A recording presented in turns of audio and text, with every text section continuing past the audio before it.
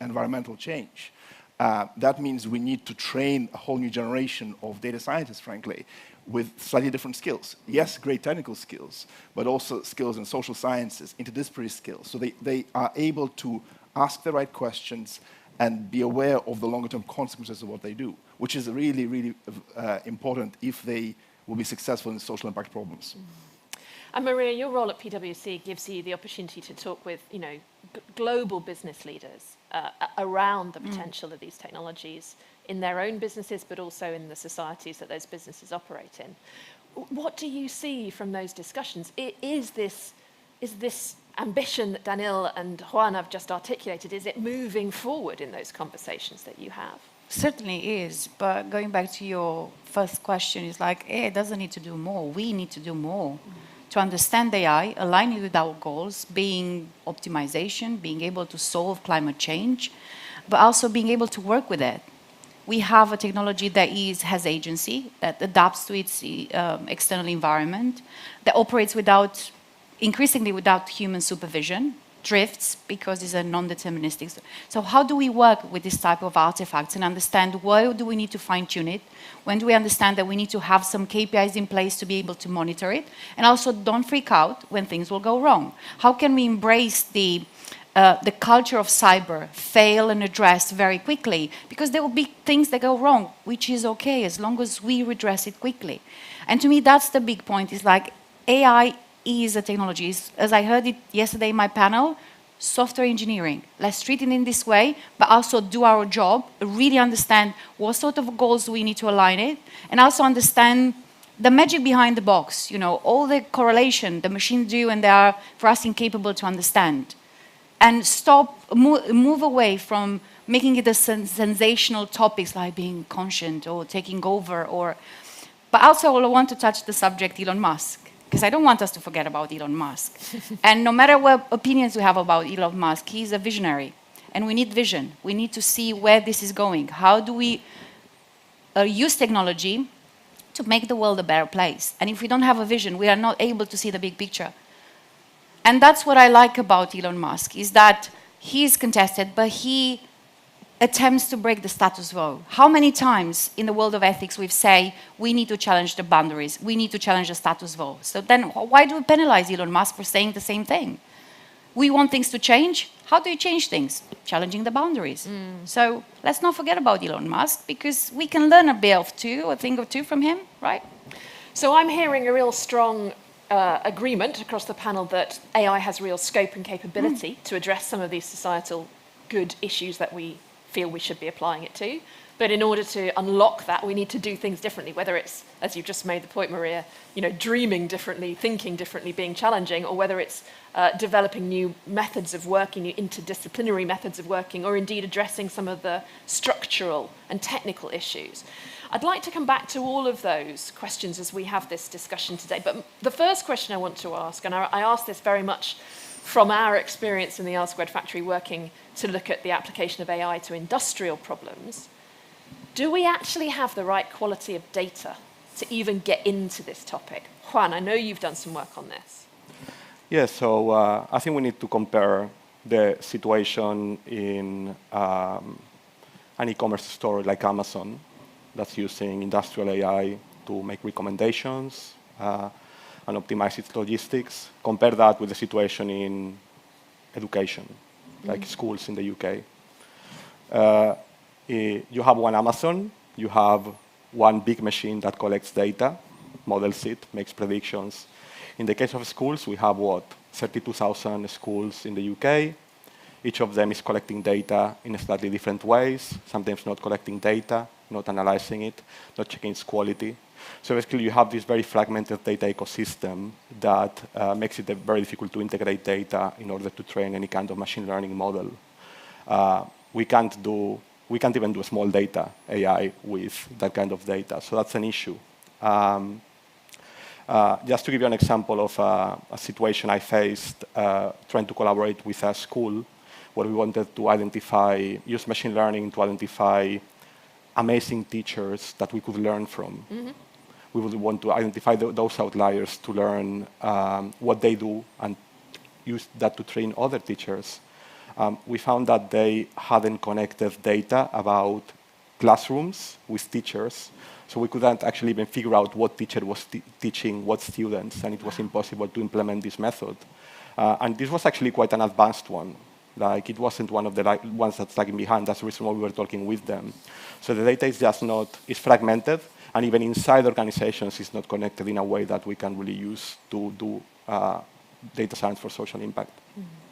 And Daniel, I know that data.org has done a lot of work looking at how to pull together the sorts of data collaborations that can underpin some of this activity. I'm really interested in something one of your colleagues wrote around the challenges facing us from the need to decolonize data, which I thought was a really interesting idea. Could you explain a little bit about what that means and maybe how that shows up in your work? Sure, absolutely. So Rhonda Green wrote an excellent blog about it. One of the issues we have is that a lot of the analysis, the innovation, the creation of tools, the generation of demand around data happens in the global north. Unfortunately, what it means is we're not investing in capacity building in low and middle income countries, but often we also extract data from low and middle income countries in a way which doesn't give value back to those countries. So we're not investing, number one, and we're extracting, number two. That's where the issue of colonialism comes across. It happens in data like 200 years ago, it happened in other resources extraction. So that is a very big problem, because what it does is undermines trust around those communities, because they don't see the value going back to them in the way that would encourage their own local economies, local skills growth. Mm-hmm. So I think the problem of data colonialism and how uneven the spread of investment is across the world is a really big one. It hurts us massively. So, for example, during the pandemic, what we needed to do in the scientific community is share data around the emergence of new variants as fast as possible. But of course, data sharing is very hard if as soon as you give your data away, the value doesn't come back. Data sharing is also very hard where you're punished for sharing it. So when South Africa, for example, famously, and we should be all hugely grateful to them, have analyzed and saw the rise of Omicron variant, the first thing that happened is all countries closed their borders to South African travel. So we actually punished the country for putting the investment in building the data infrastructure to be able to analyze and detect a variant. So those kind of things are really, really destructive and harm trust. And Maria, help us understand, what the risks are if we don't get, this right, if we don't think more clearly about how we work on developing artificial intelligences for these social programs of work with the right good in mind. I know that in your work for PwC around AI ethics, that's been fundamental to thinking about both the context and the technical delivery of ethical AI. Obviously, we need to have a taxonomy of risk and really understand it. There are many industries that wouldn't have a mature risk management because they didn't have to. And I would say that I'm quite concerned that looking at an application of AI, especially in public sector, they wouldn't have a discipline called risk management. And I was working with ICO, and they produced the AI in data risk management toolkit. And one of the concerns I highlighted is that we need to build capacity of understanding and managing risk, which is more compliance. So really understanding that AI needs to have a layer of compliance attached to it. But in order to really understand the risk, we need to take a step back and understand the consequences, both positive and unintended and intended, but also positive and negatives, and start from there at each context. Yes, you can categorize risk into risk that have to do with the application, risk to do that application will augment the risk existing with an organization and societal risk. But really, it's really good to have a clear taxonomy so that we know exactly who addresses them. Some of the risk, like risk of bias or explainability, the black box, can be addressed by technical experts. But when we talk about risk of job displacement, for example, or risk of reputational risk that's attached with misuse of technology by companies, that's not something that the data scientist could do. It's an unfair to tag that risk or the risk mitigation to them when this is more assigned to those who own the technology or business leaders. I think that we need to be thinking what are the risks, but also think about building an ecosystem to address the risk, I would say, in a more organic manner. Sometimes, keep on saying the best way to mitigate the risk in AI, it's consider ethics from the start. The best mitigation of risk of AI, it's really think about ethics. Because if you are looking into debiasing, the best thing you can do is actually start early and say, what sort of fairness would I aspire to have in the outcome I produce with my models? Thank you, Maria. And I'd really like to just lean a little bit more into that question about how we mitigate some of those risks that you've called out there. One of the things that I found very interesting in some of the writing of yours that I was reading was this challenge that you raise around whether we're really using the right ML techniques in these contexts with these types of data to start with. So talk to us a little bit about, how some of the kind of the big AI techniques, the complex and opaque AI techniques may not really be risk appropriate for the use cases that we're describing when we're talking about social and health use cases. Help us understand that a bit. Yes, I guess the way I think about it is as a data scientist, I guess I have a toolkit, and I have different tools in that toolkit, and one of those tools is big language models and things like that, and actually I can use them for some things. Like, for example, we use them a lot when we are trying to map a domain where there's a lot of unstructured data.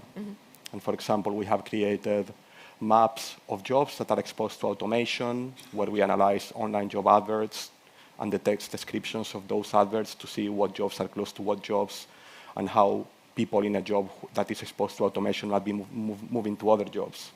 We're doing something similar now, mapping food to identify opportunities for reformulation of different foods in a way that makes them healthier. Deep learning, great for that. However, if you're in a situation where you want to put in place an intervention, like for example, for a child in the care system, identify children at risk, or in the criminal justice system, people who might jump bail. Actually, in that context, you need to not just be able to predict, you need to be able to explain the situation so that we are able to understand why the model is making a recommendation.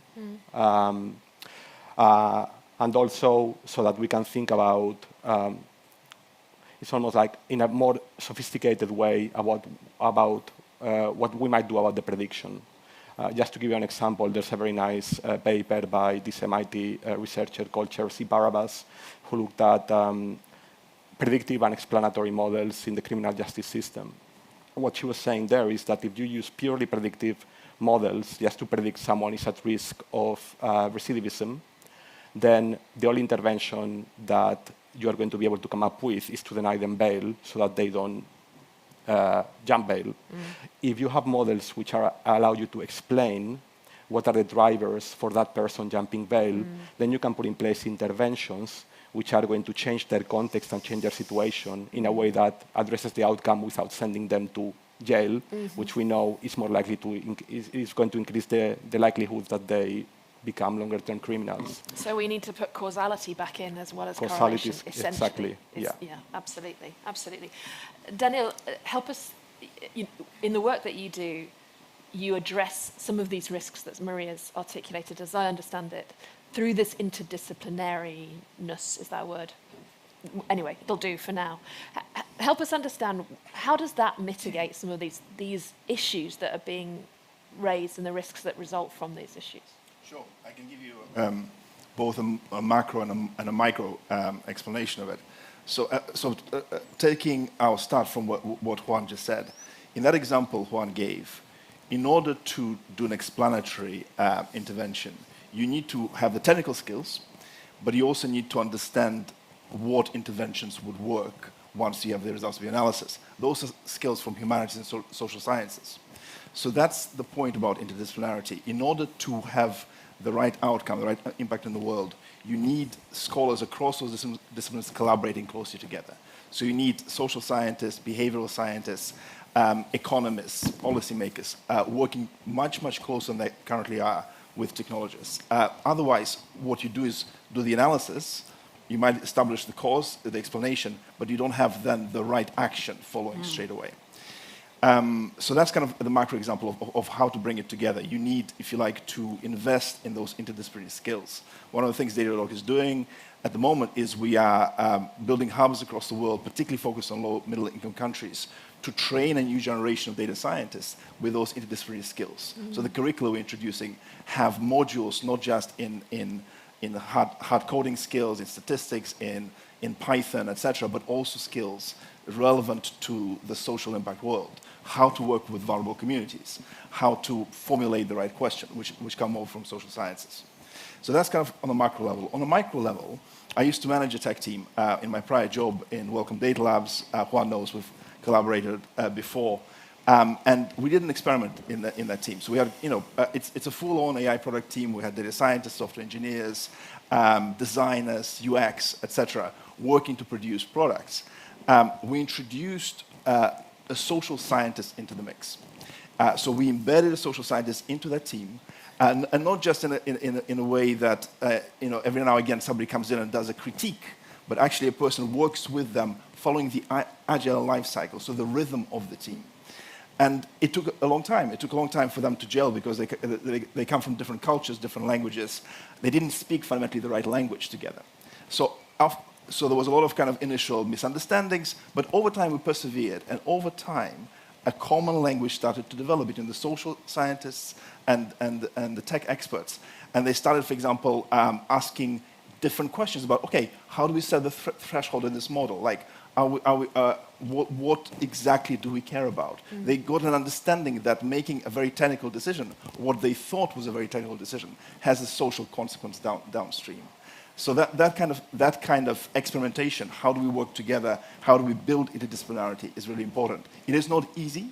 It took us a lot of effort and time, but it bears positive results. I think that's fascinating, although I had a vision in my mind of a white rat, kind of, like having been dropped into your experimentation phase. I'm not sure that's not what you were doing at all. Maria, forgive me, this data is a little bit old, and please feel free to correct me if you have much fresher data, because this is what I was able to find. But in 2019, the PwC did a responsible AI diagnostic survey. And at that point, a couple of years ago, 3 years ago, the level of understanding and application of responsible and ethical AI practices was really quite immature. How have you seen that progress? How have you seen that improve since then? Is there still more ground to cover? Because the kinds of mitigating strategies that Daniel and Juan are talking about here ultimately will need to be bought off, right, by decision makers inside the organizations that are paying for this work or commissioning this work. So I'm interested, how well does that group understand the challenge that they're potentially facing?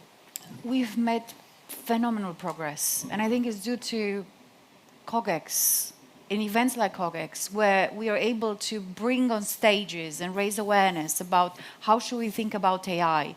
And I think what Daniel was saying about bringing social sciences, but also a different type of expertise into the mix is critical. But in order to do this, we need to reframe AI a little bit. I think for far too long, AI was labeled a GPT, general purpose technology. But in fact, for a while, we've been saying AI is a socio-technical system. And if you frame it in this way, naturally, you will need social scientists. So you don't have to fight to bring the social scientists into place, because that would be their role to work together with technologies. And I think we're not there yet in the business to have this definition, but since someone like NIST in the US, the standard institution, have said it out loud that we should think about AI in these terms, I'm hoping the trend will change. But I've seen conversation with our clients and the way it's being framed, that they understand we need to be thinking about collaboration. And in a way, we had these pockets of good practice, especially in innovation, but we don't know how to do it right other than a one-off, a product level. So how do we transform the culture so it becomes natural to engage with different experts? As you've pointed out, the experience in R², is like, it's all about collaboration. Ethics is all about engaging with different audiences. It's about challenging the assumption or the hypothesis a scientist makes about a specific problems. And if you look at all the misuses of technology, at least the ones that have been in the media, the ones that someone like Cathy O'Neill has audited, the problem was neither with the data or the algorithms, or how the hypotheses were made, how you made the abstraction or complex social structure into a mathematical model is where things go massively wrong. So this is where the businesses are at the moment. It's understanding there's much more to AI that we considered before. There's a need to rethink how we approach AI being used not just as a transformative tool, but a disruptive tool. And how do you manage this transformation? But I think they are more prepared to it because they start to see the benefit. AI is delivering on the promise with boring application of AI. But that gives confidence to business leaders that we are on the right track. More needs to be done, but I'm very excited to see that companies are picking up. One area where I wish them to be a bit more bold is to actually allocate budget for ethicists. I want to see more job position in a lot of companies that says AI ethicist or technology ethicist. I can't stress how important it is to have a person that is able to work with the technical team, with the social scientists, aggregate all those different views, but also being able to advise the business leaders on those issues. Now that really brings me on to the next question I wanted to ask, which is, in these contexts, when we're dealing with these kinds of societal questions, who gets to say when the ethically required standards have actually been met? Who has the authority to say, yes, that meets the standards we want as a society? But what is ethics? Well, quite. That's it. Yes, we have to start with that question. The fact that ethics is subjective, is linked with values, and we have so many different value set, and it's contextual. What is fair in one context, it will not be fair in another context. I think we have to be very precise what we want to measure and how we want to measure, and to be very precise what sort of a guardrails we want to set up and for what, guardrails for what. I think if we have that precision and framing and definition, that we'll be able to measure. And keep in mind, ethics is a qualitative layer we apply. How do we quantify benefits of an AI application? That's hard. So we have to, in order to quantify, we also have to have quantitative measures. And how we establish that, that's probably a biggest challenge of all, especially a fairness, right? I mean, I'm thinking back, sorry, Daniel, go ahead. If that's okay, I'll just entirely agree with Maria was saying, and to add a bit of extra to it. So who gets to decide is fundamentally possibly one of the hardest questions and most important questions. It's partly to do with power. There's power dynamics and asymmetry of power around decision making. We currently kind of centralize decision making in, frankly, a few companies in one tiny part of the world, or maybe two parts of the world, west coast of USA and east coast of China. That is not the right model. For entirely right, a socio-technical global system of systems. There are multiple socio-technical systems which make up what we discuss as AI. We need to begin to decentralize. We need to change the power dynamic. We need to introduce participatory design. So when we talk about creating new products, the people who should be part of the process are the people who will be affected by that product. So if you're building a tool, an application of some sort that will be used, let's say, I come a lot from the health data domain, let's say to analyze a disease that's prevalent in Latin America, for lack of a better example. Don't design that system in Seattle or San Francisco. Design that system in Colombia. Yeah. Design a system with the people who are affected. Have participatory design. So as an example, in data.org, we are building a set of open source tools for pandemic prevention called Epiverse program. We have worked with universities in Colombia, Universidad Javeriana and Los Andes, with great scholars who are building the software there and working with the communities affected there to design it better. It's not only more equitable, it's also more effective as products. I'm wondering if we need something, and we may already have this, and if so, please tell me, but I'm wondering if we need something the equivalent of the Hippocratic Oath, but for AI development. Do we need a first do no harm statement? Is that what we require? It's been such a conversation for a long time in the data science field, and I think there was some attempt to draft that. I know of an attempt of that. It's called Munich-Oxford Code of Conduct for Data Scientists, so check it out. It's quite interesting. I think we might be able to have different governance instruments we might use. And thinking about this dynamic between global and local, one instrument that has been in the shade, didn't have a lot of attention, are standards. I've been working with ISO and BSI, also with IEEE. The standards are very good instrument to standardize and create clear metrics for everyone in different types of contexts, standards and certifications.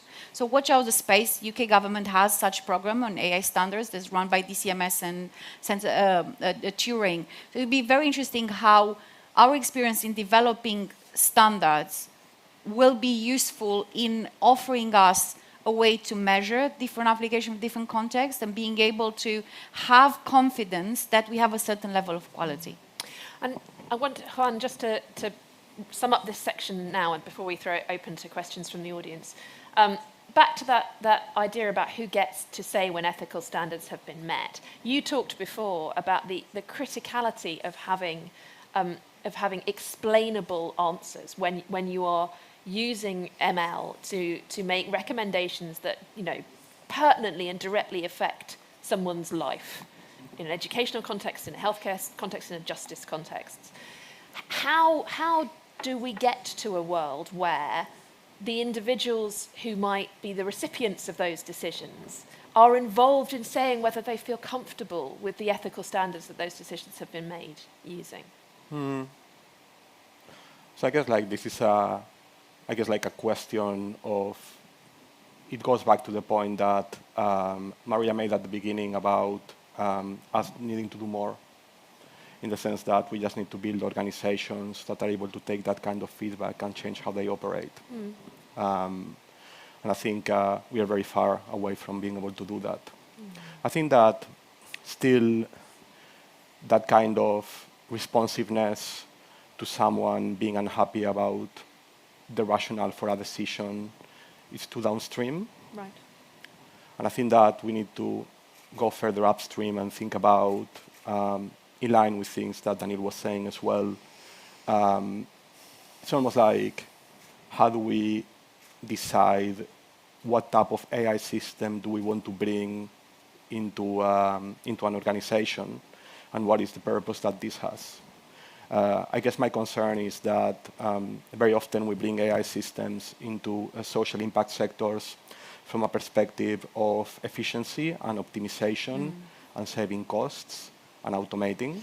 And then within that, we could have explainable models and we could have fairness, but that isn't going to make the systems just and actually addressing the needs of the communities that are part of that sector, who are often the most vulnerable. So it's almost like, how do we start to think about how we use AI and bring AI into organizations, not just to do that optimization, but to do innovation, and in some cases transform these organizations rather than try in making them more efficient. And again, that's going to take a lot of humility from those organizations and their data scientists, and a lot of participation in bringing those communities into the conversation right from the beginning. Yeah, there's a lot of work ahead. That's hugely thought-provoking. I mean, I understand that as saying, how do we build AIs for a societal outcome first, as opposed to a process optimization outcome first, which is a really thought-provoking question. At that point, I'd like to see if there are any questions from the audience. Yes, I can see a hand up there, a couple of hands, the lady at the back there too. Please do go ahead. If you could let us know who you are, that would be great. Hi, I'm Louise Marston. I work for Resolution Ventures, an impact investor. Are there some areas where AI should just steer clear? What are the characteristics of the problems where AI is not ready to be applied, where we should just be walking away from them right now because the capabilities aren't there? I can throw out one great question. I'm really nervous about surveillance of different types and applying AI in those spaces. We are not, as a society, have not had enough time to work through the hard questions. I was born in a totalitarian country. I am terrified by the prospect of a country, it was Soviet Union in my case, becoming really efficient and knowing what I'm doing every second of my life. One of the great benefits of the USSR was it was rubbish at bureaucracy and rubbish at internal surveillance. So citizens had some abilities to have private space. If you add AI surveillance at scale, efficient, effective, on top of that, that's a horrific dystopia. So I'm really worried about it. There's also issues around racial biases, particularly, for example, in the US context, a great amount of work done in that space. So surveillance for me is a real, it causes me to be really nervous. I think Maria wants to add something. Yes, Quickly, I found a very interesting concept. I'm stealing from one of my clients, so it's not mine. But they describe something in relation to how they use AI in their processes, moments that matter. And those moments that matters are interaction between humans that should never be delegated to the machine. Using AI in recruitment, or using to develop chatbots to interact with their employees and picking up whenever they are in distress or have mental problems. Those are the moments that we should capture or should lock as never touched by the machine. I think we've had this conversation. When do we use AI? To replace human or to augment humans, to automate? I think we need to have a little bit of a more honest conversation about what do we expect for those machines to do for us. And if we find areas that machines should never touch, don't do it. For example, I'm a big fan of classical music, and I was very excited that they use AI to finish Beethoven 10th Symphony. I listened to it. Nothing. Sounded like Beethoven, but nothing. So why should we allow AI to create music that don't go there? Music is an activity that's so human. It's not just about sounds. It's about helping us connect with the environment, connect with each other. So I think it's important for us to be honest. Where do we want the machines to do for us? And when do we allow the machine to come into what's supposed to be human-led? Juan, you wanted to make a comment too, I think. Yeah, such a great question, Luis. And I guess leaving aside almost use cases for AI, which are frankly ethical no-nos, like emotion recognition. Obviously, we have heard a lot about weapons and military systems. And moving towards almost fussier areas, for example, areas where we know that it's very difficult to make good predictions about outcomes because they are so complex. For example, what's going to happen in the life of a child based on their current situation. There was a very interesting project by sociologists working with data scientists in Princeton, the Fragile Families Challenge, where they collected a lot of data and they tried to see whether they could predict children's outcomes using that data, and they found, no, you can't predict because it's such a complex outcome.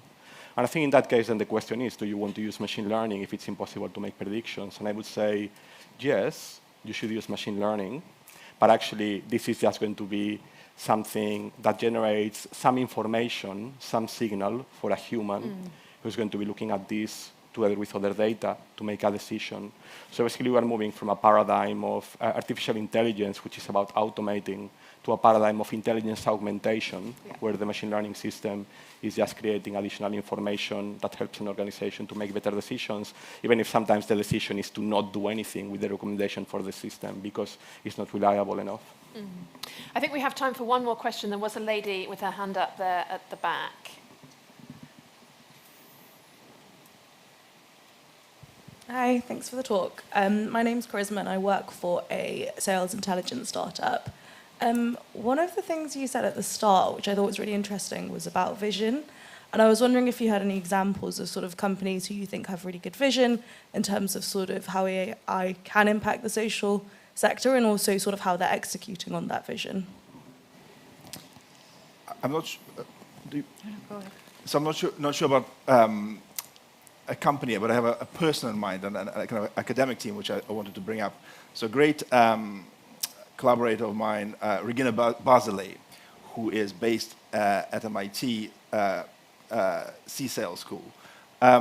So great example of somebody who is an amazing innovator in terms of AI, technical skills, but is applying those skills in areas of social impact. So one of the things, she was part of the team that discovered Halicin, one of the antibiotics, using ML approaches. Like, that is an amazing, we have too few antibiotics left in our arsenal to fight diseases as we get more resistance. That application is exactly the kind of things we should be doing. It is looking at structure of molecules, it is helping to speed up the process of discovery, and it's looking and targeting an area of life all of us will be affected by as diseases unfortunately continue and become more resistant in the future. At the same time, she in a different project, and this shows her versatility, she was using AI to decode an ancient Greek language. So it's just, creativity, amazing application in areas of real social need, great technical skills. So there are great people, great leaders in the space, and I'm sure there are also in companies as well as in academia, in the social impact sector, that we can all uplift. Mary?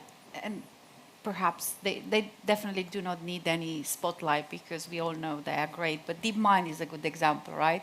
Their vision is to solve intelligence, and look at AlphaFold, right? So the applications and having open source. I was on attended a panel yesterday, and just made me realize that how much they have opened, the sea of possibilities they have opened by doing this research, making it accessible, especially for countries that do not have technology capabilities. Like, for example, diseases that are very specific to a part of the world, and you will have specialists in the field, and they wouldn't have the resources, and suddenly you have AlphaFold that offers you a lot for you to solve your problem. So I would say DeepMind. Mm-hmm. And Juan, is there anyone you'd like to call out?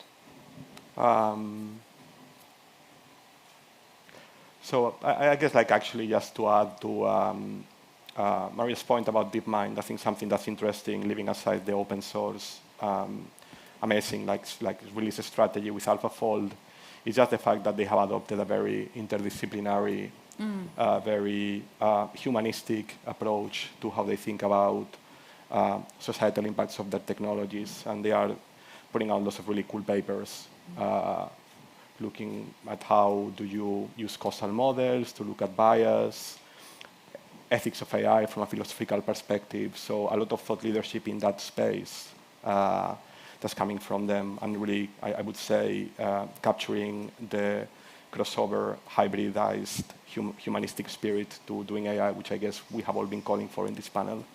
Absolutely. I have a couple of candidates, and I think we'll close on those if we don't mind. But my couple of candidates, one would be Plan A. Ludmila Jordanova runs Plan A, which is a startup looking at using AI to help organizations address their carbon emissions, which I think is a really interesting program of work. And they've just now launched in the UK, set up, I think, in Germany originally. And then my second is an oldie and a goodie, Mitchell Baker, who was the founder of Mozilla. And many of you in the room will remember Mozilla, the original Creative Commons of the internet.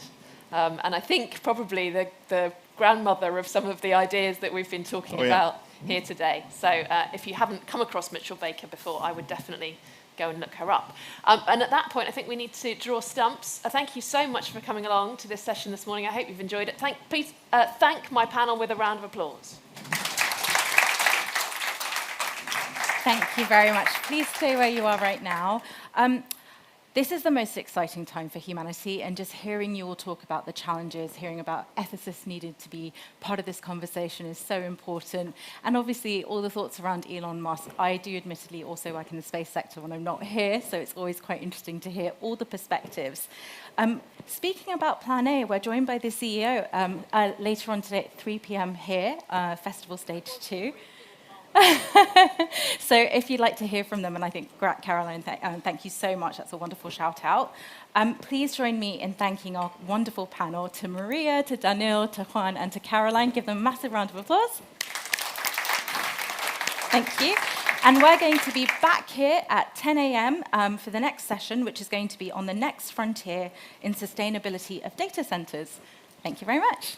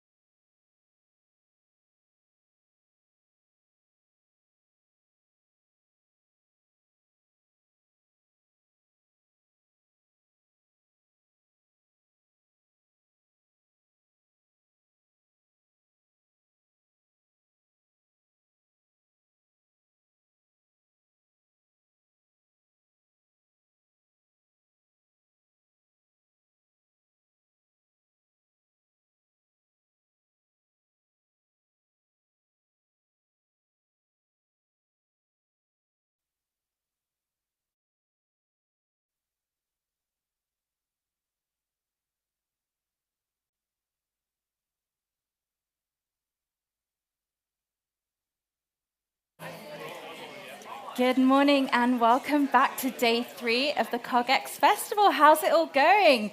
Is there anyone who's just joined us today at CogX? Is this your first time here? Raise your hand. If you've been here for 2 days at CogX, raise your hand. And golden tickets for anyone who's been here for the last 3 days of CogX. Awesome, thank you so much. It's great to meet you.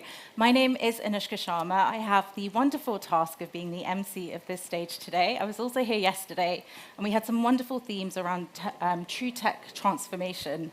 The overarching theme for CogX is really how do we get the next 10 years right? And I think we've just kicked off with a wonderful conversation, and we really want to dive now into a new topic. So I'm delighted to introduce Suki Fuller, who's an advisor and fellow of Mirrabure, and she's at the Council of Competitive Intelligence, which is going to be about data centers. So Suki, can we give her a massive round of applause and welcome her onto stage? Thank you. So the title of this session is going to be The Next Frontier in Sustainability of Data Centers. Suki, welcome back. And we're twinning today like we were yesterday, so I'll see you tomorrow and we'll not coordinate and let's see what we manifest. Thank you. Definitely. Thank you, Nush. Yes, I call her Nush because I know her. She's my friend. But what we're going to do first and foremost is invite my panelists. So I have Guy Gerritz. Like ferrets. Sorry, I had to say it, because that's how I pronounce his name. And Guy is the Director of Energy and Infrastructures for EMEA at NVIDIA. And next we have Ryan Carver. Dun, dun, dun, dun. Ryan is the Senior Director of DC Infrastructure, Innovation, and Sustainability at Microsoft. And finally, we have Shores van der Wright, I got it right, woo, who is the General Manager of Tech Sector, Renewables and Energy Solutions at Shell. Everybody's got really long titles. It's quite a mouthful. Well, good morning, everybody, and welcome to our session on the next frontier of sustainability of data centers. And good morning to my panelists. Everybody, thank you very much for being here.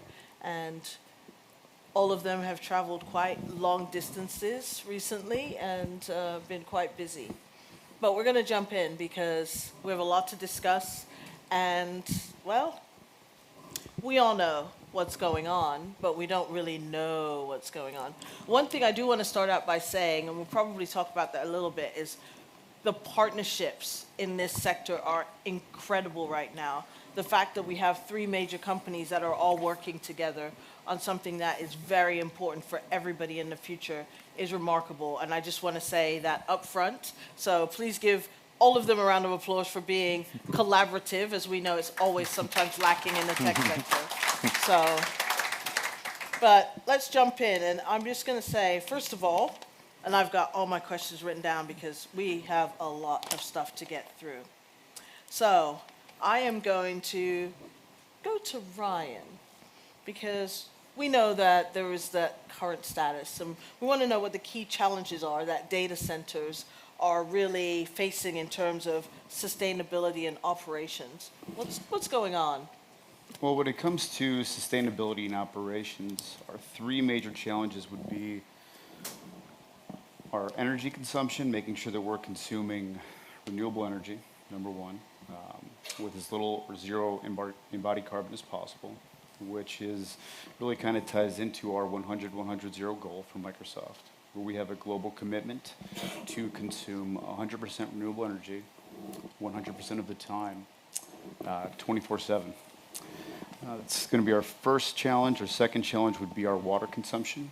And right now we're actively pursuing different ways to reduce our water consumption through different kinds of media filtration, recycling water, making sure that we're not consuming potable water.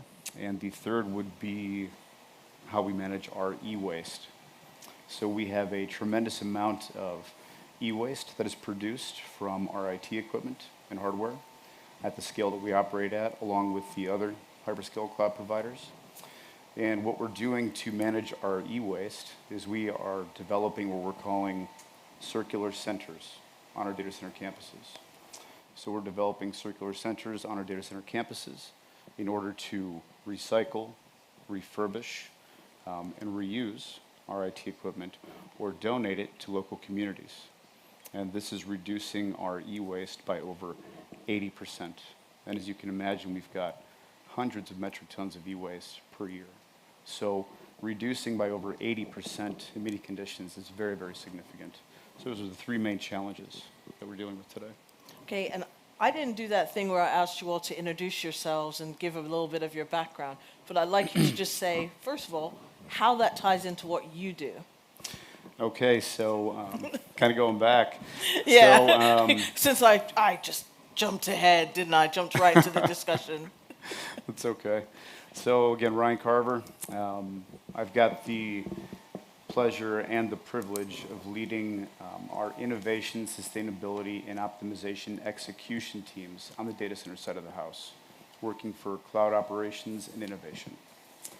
And what my team does is a couple of different things. So first of all, we work with multiple different brilliant teams across Microsoft that perform data center advanced development with one of my peers, Christian Bellotti, work with our energy team, General Manager Brian Janis, as well as our partners in the software side of the house, from Azure, Office, Xbox, Bing, so on and so forth.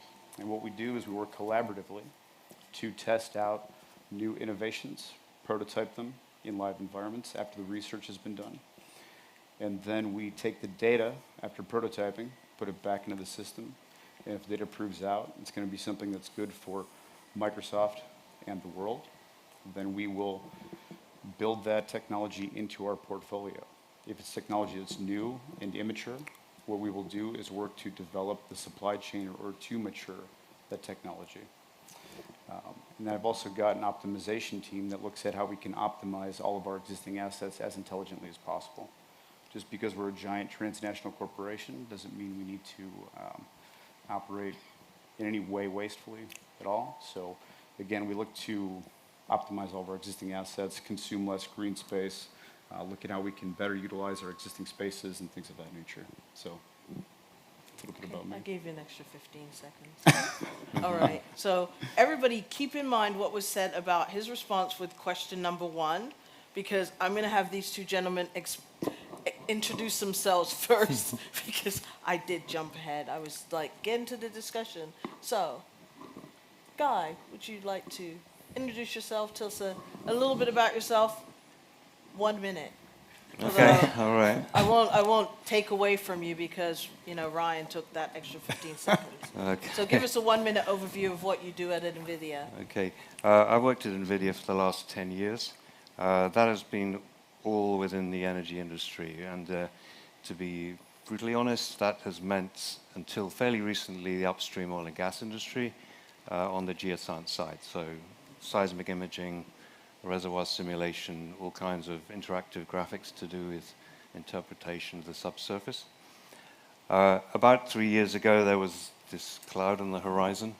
Well, there were two clouds. There was the advent of AI, maybe a little bit earlier than that, but there was another cloud on the horizon, which was the energy transition.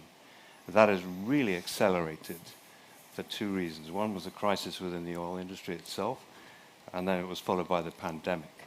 And that has changed a lot of how we're even working, how we're traveling, what we're doing. And it's broadened out the whole question of the energy industry, what it does, and how that ties in with AI and IT. So from an NVIDIA point of view, AI was something that we were really involved with at an early stage, about 10 years ago, but it was fairly hush-hush until about 2015 or so.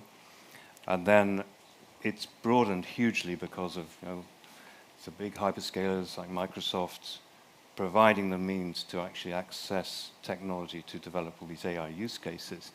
So from our point of view, what we're trying to do is three things. We're trying to accelerate all kinds of applications and use cases with the GPU platform. We're trying to help facilitate access to those resources wherever you are, remotely, through VDI, through virtualization. And the third is how do we build this whole AI use case, value propositions, and ecosystem to bring this forward, particularly in the energy industry, which is, for me, a fundamental one. It underpins national, international infrastructures, and it also underpins all industries. So that's kind of where we are at NVIDIA. Do you like how he tied in the response to question number 1 within that? That was nice. I like So, that. Thank you very much, Guy. Shores, like Yeah. as in seashores. Should I try and do the same and tie in my... If you want to. I will. Yes, of course. I will. Thank you. So, Jos van der Rijt, I'm what we call the GM for the tech sector in Shell. Basically, some of you heard Daniel speak about how Shell looks at decarbonization of different sectors, and we've really sort of aligned ourselves around what are the problems of individual industries in terms of how can they become more sustainable, use energy more efficiently, use less energy, and sort of be in line with the goals of Paris. So my role and my team's role is specifically to look at different companies in this sector, part of which we're discussing today here, right? Data centers. So that's what I'm responsible for, and includes partnerships again with such as Microsoft and NVIDIA. How do we work together on the problems of this industry as a role of an energy provider, but also really being a thought partner and a partner on the journey of decarbonization. Now, what makes this particular sector so interesting is that, of course, it's a two-way street. It's almost a three-way street. There's an element of what can we as an energy provider do to help this sector, but really this sector is also helping us through AI, through having a more efficient cloud. They're also helping us as an energy sector decarbonize, as Guy was already referring to. And then thirdly, and not necessarily unimportant either, is how do we work together to decarbonize other industries or the energy system, right? Because, and Suki, you notice, and a lot of you will notice, the energy system itself is really changing as well, right? It's no longer one central, power plant pushing power down, and everybody uses it. That whole system of power is changing, and power is only part of the energy system, right? That's the other thing to keep in mind. So there's a lot of really interesting challenges. If I look particularly, and if you'll allow me to build a little bit on Ryan's points earlier. Yes. I think, yes, you said it, Ryan, really well, like, efficiency, the usage of energy. But there's two different points to that, right? There's the PUE type, how far can we drive that down? And that really works if you're using carbon-intensive energy. If you're already 100% green, which is a rare case, right? But still, then there's still a point in doing it, but it comes from a cost perspective and other perspectives, right? So that's definitely, I think those two are related but separate. From my perspective, it's really important to work on both, as you were saying, to get to that 100, 100, 0. Then there's the footprint of data centers, right? And it's the footprint of how big are they, so how can you make them potentially smaller and more efficient and effective? And then the footprint of where are they and how much is this growing? Because we are doing more compute, not just because we take bigger pictures and make more movies, but because of AI. So also the need for data center growth will continue, and hence the challenge we have now will just grow in a way. So it's it's really interesting. We're going against the current. Thank you, and thank you for building on that. So now we can just hop to the next question. So one of the things that really is quite big is the role of innovation.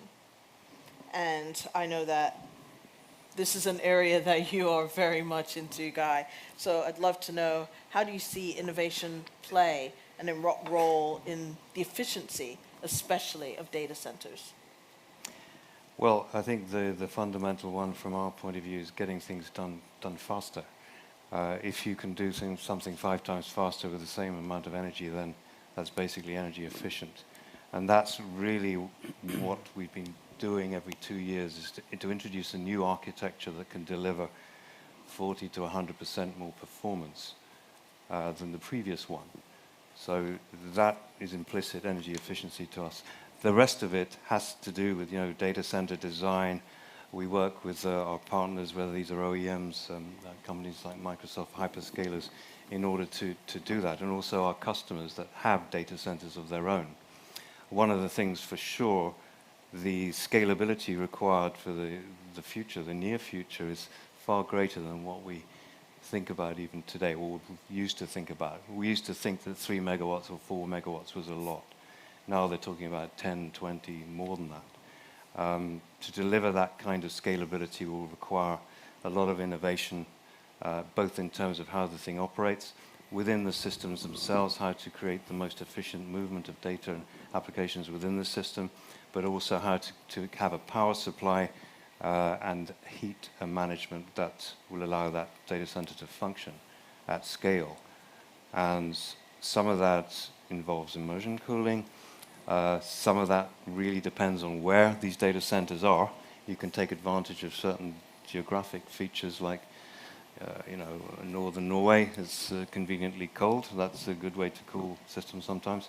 There are other ways, but I think a lot of things that have to do with optimization. There are other things which will have to be transformational to deliver the kind of data centers of the future, which will be able to run the AI use cases that we have in mind, because AI is not a light use case. Computationally, it needs a lot of power. That will be expected, and it will have to be done efficiently and within certain cost constraints. So innovation is really the key thing here. And I'll be honest, we are aligning with the energy industry. We don't know the answers necessarily. I don't think anybody does. But this is the point of the partnership. We're going to go along this journey with our respective areas of competence, and hopefully some of the things which are really big challenges will be solved over the time span we're talking about to 2050. Definitely. And as you were mentioning about immersion cooling, I know that Ryan, you have very much to add on the Microsoft stance on that. So if you would please expand for the audience. Yeah, absolutely.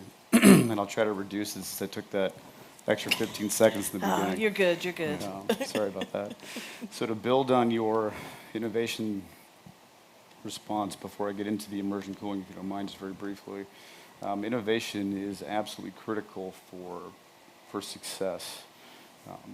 And it's not only critical for success, but if you do not continue to innovate and look forward, you will cease to exist. If you do not evolve, you're not looking forward continuously. And now with some of the, not some of it, but there's a massive sustainability push, more in certain parts of the world than others, such as certain parts of Western Europe, United States, and other countries around the globe. There's starting to become sort of an inextricable linkage between sustainability and innovation as they operate together collectively. And that's something that we're beginning to see with immersion cooling. And you just asked about immersion cooling, Sukis, and I'll jump into that briefly. Right now we're experimenting with multiple different types of immersion cooling, multiple different types of fluid, single-phase fluids, two-phase fluids, cold plate, which isn't exactly immersion, but cold plate cooling. And we're looking at the different types of cooling, how the fluids respond, what the thermal exchange looks like, how much enhanced computing performance that you get at the chip, which you just mentioned also. Okay. Some of the density and sustainability benefits that come with that. The reduced embodied carbon because of your density opportunities that you've got when it comes to immersion cooling. So yeah, right now we're looking at single-phase, two-phase, cold plate cooling, looking at how different workloads respond in each of those fluids, evaluating the data that's being produced out of that, and making determinations as to how we're going to continue to move forward in that space. So. Impressive. George, do you have anything you'd like to add? Yeah, absolutely. Thank you. I think, as we said before, we all have a role to play in this ecosystem, right? You talked about the partnerships, and I think in our partnerships, it is so incredibly important to continue to work closely together to accelerate that innovation. So to Guy's point of it, acceleration leading to efficiency, and this is where, as Shell, we're the number one lubricants provider in the world, right? We're very good at liquids and coolants. And you know what? This is also something that you can roll out quickly. I mean, you can talk about hydrogen and CCS and direct air capture, which are all super important and part of the future. And we talk about those things as well, right, between ourselves. Absolutely. But it's also important to think about what can we do today and tomorrow in order to get on that journey and accelerate it. And immersion cooling is definitely one of those things. We're very excited about it. A lot of people in the industry are very excited about it. But as Ryan is saying, you gotta test. You gotta make sure it works, right? Because ultimately, for a data center, and we run data centers, right? We have our own high-performance compute data centers, which need a lot of cooling, because those GPUs, guys, gonna correct me here, run up to like 38 kilowatts and higher or something. At which point, air cooling isn't even enough, right? So, close enough. All right. So,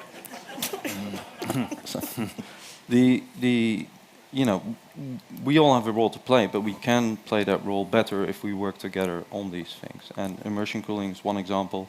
AI is another one. Again, as I said earlier on in the introduction, AI and cloud and the development of both those things, by companies like NVIDIA and Microsoft, have also really helped Shell to become more efficient in the parts of our business that are the more traditional parts of our business. All the sensors that we have on all of the equipment allow us to operate more efficiently, and more sustainably ultimately, as well. So, that'd be my build. And actually, just taking up your point on AI, because there is really the big AI component. I mean, we're at CogX, really in enhancing the cleaning function of data centers. I got this long question here. I apologize. It's like, can you share your view on how AI is contributing to the energy transition and the role of GPU, accelerated computing platforms, in driving HPC and AI use cases to achieve a higher and a greater scalability and performance in data centers? I mean, basically at lower levels of footprint, cost, and power consumption, because we know that they are somewhat. So that was a long question. I'm going to go. Okay. Guys, like, I fell asleep during that. All right, Guy, I'm going to go to you first. As far as the energy transition is concerned, well, you probably know the energy mix already. It's like 80% fossil fuels still. In the UK, I think it's only 10% is renewables. So that's the situation today, and that has to change. Within the oil industry, they themselves know that carbon capture and sequestration is going to be very important to the future of the industry. So they're gearing up for that, and they're using high-performance computing techniques previously used for the subsurface to find and extract oil and gas, to actually put CO2 back into formations that can contain the CO2 and won't leak. And to do that, they'll have to use the same monitoring, modeling techniques as they do today for exploration and production. The other areas which are also extremely important is how do you combine dispersed teams without them traveling and moving around, burning carbon fuels? How do you manage, monitor, and create digital twins out of the assets to make them more efficient and more energy efficient? And then the other things are to do with how on earth are you going to manage an entire energy system which combines different sources, different fluctuations in source. How do you kick in something that's seamless so that you assure continuity of supply across one particular region, but how do you then share energy across entire regions such as Europe, Middle East and Africa, where you have huge disparities between what kind of energy is available. Some people have surpluses, maybe for a day or two, that they can share with other countries. So there's a trading and sharing function that has to be built, and all of this would have to be automated. It's far too complex to have people, pulling levers and shouting into telephones. It will have to be done to a large extent in an automated fashion, and this is all areas of AI that we foresee being necessary to create the energy transition. So Brian's like, and I want to say something now. No. Oh no, go ahead. When it comes to AI and energy transformation, just to kind of build on what you were saying, Guy. When you look at how the data centers operate, even bigger than the data center, if you look at, I'm going to kind of build off of what you said earlier around PPAs and then what you're talking about when it comes to AI. I don't want to discredit PPAs at all. But what Microsoft is focusing on is really the rapid decarbonization of the entire grid. Yep. And how we're doing that right now is through the purchase of renewable energy from wind and solar, and really demonstrating that we can alter and diversify the energy sources on the grid to push more renewable energy sources onto the grid. And our largest tool to do that, again, is through renewable PPAs. But the larger question is, how do we do that from a larger system-wide approach, which is really going to be the challenge over the next 10 years. How do we develop, monitor, manage, and maintain a resilient grid in a responsible way? And one of the tools that at least I see, or one of the only ways we're going to be able to do that, is going to be through utilization of AI. So that's it for me. Yeah. You wanted to add something? Yeah, no, absolutely. I mean, I think Ryan's absolutely right. The system is the important element, because ultimately we can get one data center to 100, but then ultimately what have we done for the entire system, right? There's no point in us, for lack of a better word, sucking energy away from other sources that need it to optimize one asset. We're going to have to solve this problem at a macro level, and AI plays a massive role in this. I also want to mention the cloud, because the cloud also plays an enormous role in us, as a society, be able to leverage all of that AI.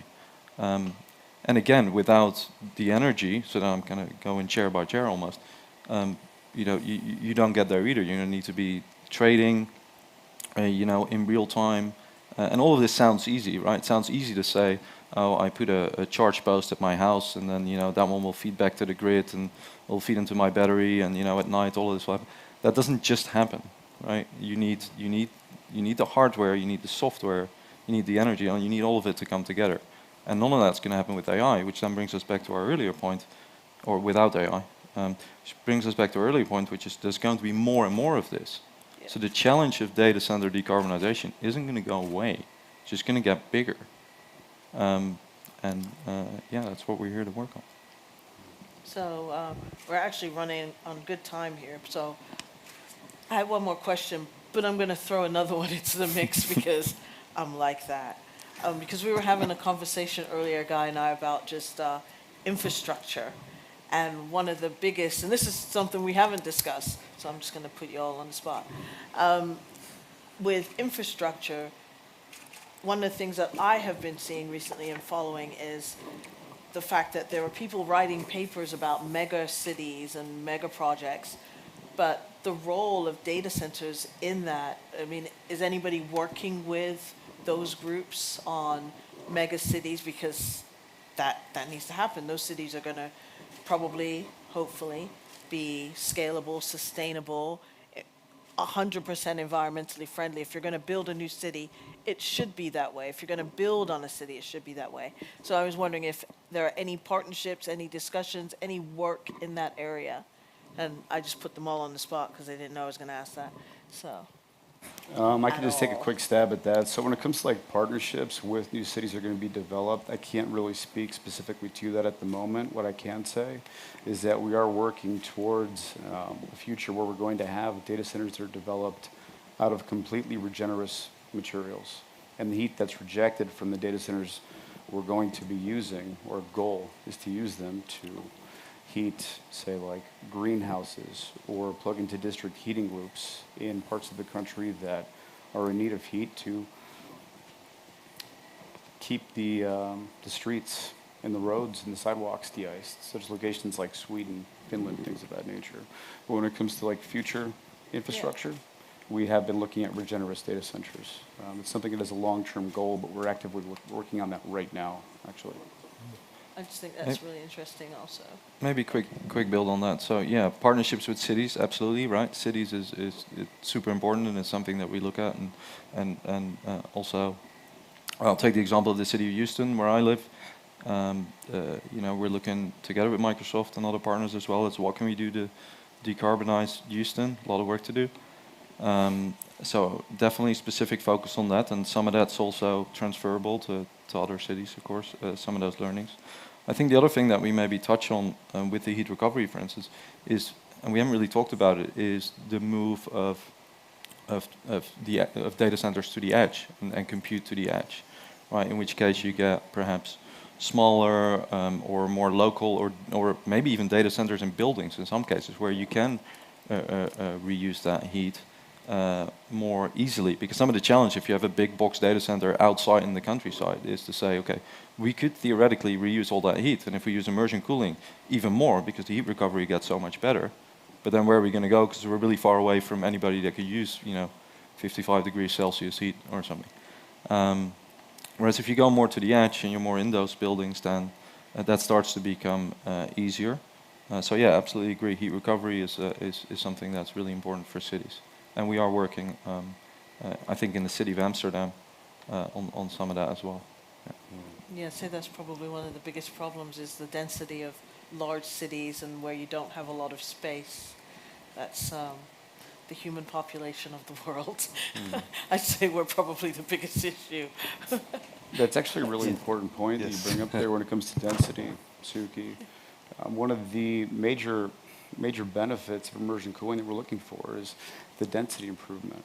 When you can improve the density of your data center by, say, up to 2/3, you're reducing your footprint by up to 2/3, and you can, obviously you're going to take up less green space. You can develop more edge computing, edge sites in denser cities where real estate is at a premium. You've got enhanced energy utilization, you've got a better PUE, density benefits, and then the higher grade quality of heat, you've got a higher delta T, or you've got the usable heat as well. So, yeah. Okay, last true question is,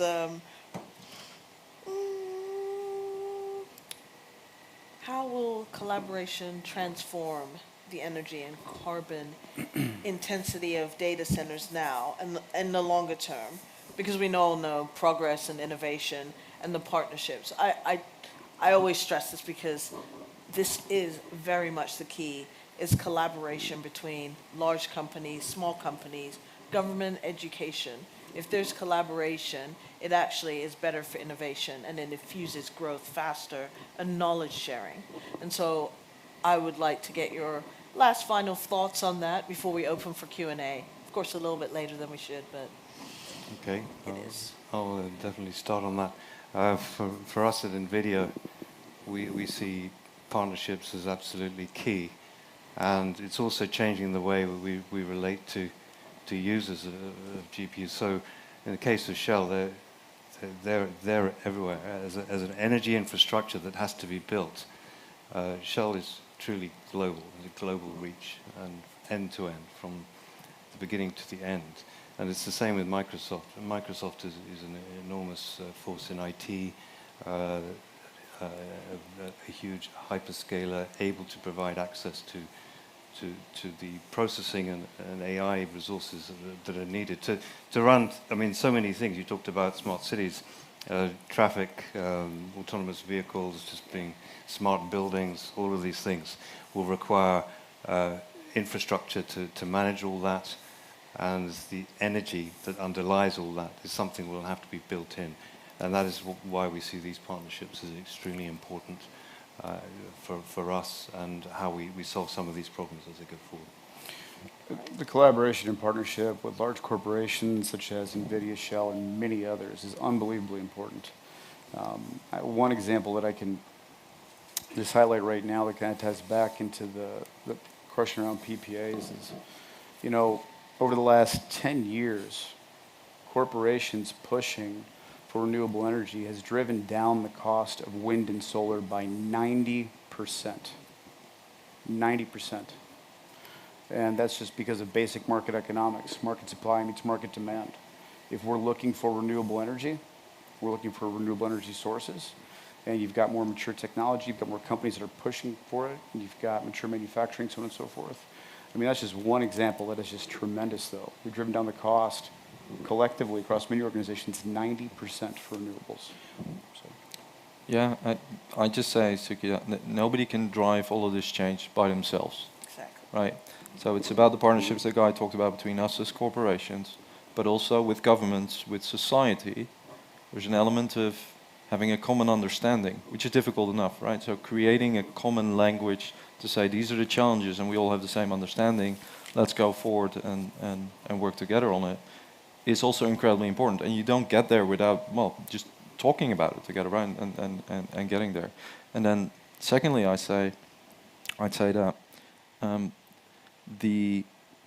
you got to showcase that it can work. So you do have to sit together, and it sounds, corny, but you got to sit together in a room and say, if we're going to do immersion cooling, right? How does that work for the chips? How does that work for the data center? What are the important things? How does that work for the liquids? Do you need single phase, dual phase? What's finally the best solution? And you got to test, and all of that is in an environment of trust. And you got to create that between us and then society and the government bodies in order to move it forward. So yeah, it's the most important thing. Yeah, I would like to close on that because I think a lot of people, when we have discussions about technology, we do sometimes forget about society. We have these very high-level discussions where we're talking about a technology, but we forget about the average person who doesn't, one, understand what AI is, two, doesn't understand what the term tech is very broad. But then when you get into subjects like data centers and actual terms like immersion cooling, they don't understand what that actually means for them in their everyday life, in their house, how we're running a fan and the electricity. They don't understand that. So I think one of the things we have to do is really make the language a little bit more easy for the average person to understand, and also to remember to include them in the discussions that we have going forward. And I will open for questions because we're late on that, but I really wanted to get those final points in. So, questions? And I knew there would be many. Okay, mic person, let's start up front here on the left. And then we're going to go to this gentleman here and then this lady over here. Hi, my name is Ala Lessa, and actually it's interesting to hear your perspective from the data center and technology, but as previously mentioned, and I think following on your last question, without energy, a lot of these concepts and technologies will not be viable. We're in an era with a massive shortage in energy globally, but more importantly, the development of new energy project infrastructure, and with energy transition being a bottleneck, there needs to be an integration. So my question is, how are you working with the energy sector specifically to build new power plants, and how do you finance them? But more importantly also, how do you see that in the transition itself from a traditional energy source of gas-fired power plants where you need a base load to stabilize the grid, and adding renewable energy? Renewable energy in the current grid would not be sustainable without base load. So how do you address that question? Thank you. I guess I can start with that. So that's where innovation plays a key role. And something like long-duration energy storage, for example, where you can then store the renewable energy. So you can use the renewable energy that's created from wind and solar off-peak hours. So if the sun's not shining, obviously at night, you can store that energy. So really, I mean, fundamentally, you can transport energy in two different ways, right? Through space and through time. So through space, from one location to another, via transmission, and through time, in storage. Say you can use long-duration energy storage, for example. So, I mean, that's my response to your question. So right now, that is something that we're actively pursuing. I actually sit on a board for long-duration energy storage, along with a lot of different industry peers and colleagues to pursue innovations such as that. So we can look at decarbonizing the grid at a larger scale, at a system-wide scale. I'm not sure if that answered your question. It's an expensive solution for now. It is. But again, back to the wind and solar energy production, that was 90% more expensive 10 years ago than it is today. So collectively, collaboratively, with the right partnerships, with governments and companies, we hope to drive that down. I'm not saying that's the only solution. That's just an example of where innovation comes into play and renewable storage. So. All right, I'm cutting you off, Ryan. Yeah. 'cause I Am don't I allowed like- to like a 2-second? Yes, you Bill, can do a Suki? 2-second. I also want to give credit to the tech industry for driving that change. Okay, not just Microsoft and Nvidia, but also lots of other companies really being at the forefront of saying we're going to need to make this change and we're willing to invest in it. And yes, some of it is more tomorrow, but a lot of it's already today as well. So it's the long duration batteries. There's also the usage of renewable diesel for backup. That's being looked into. There's and yes, you're right. I mean, the 24/7 or 100/100/0 or around-the-clock energy goal is hard to attain. In the meantime, though, if you are able to finance through long-term offtake agreements the build of new, let's say, offshore wind facilities, for instance, as an example, that will actually really help the grid.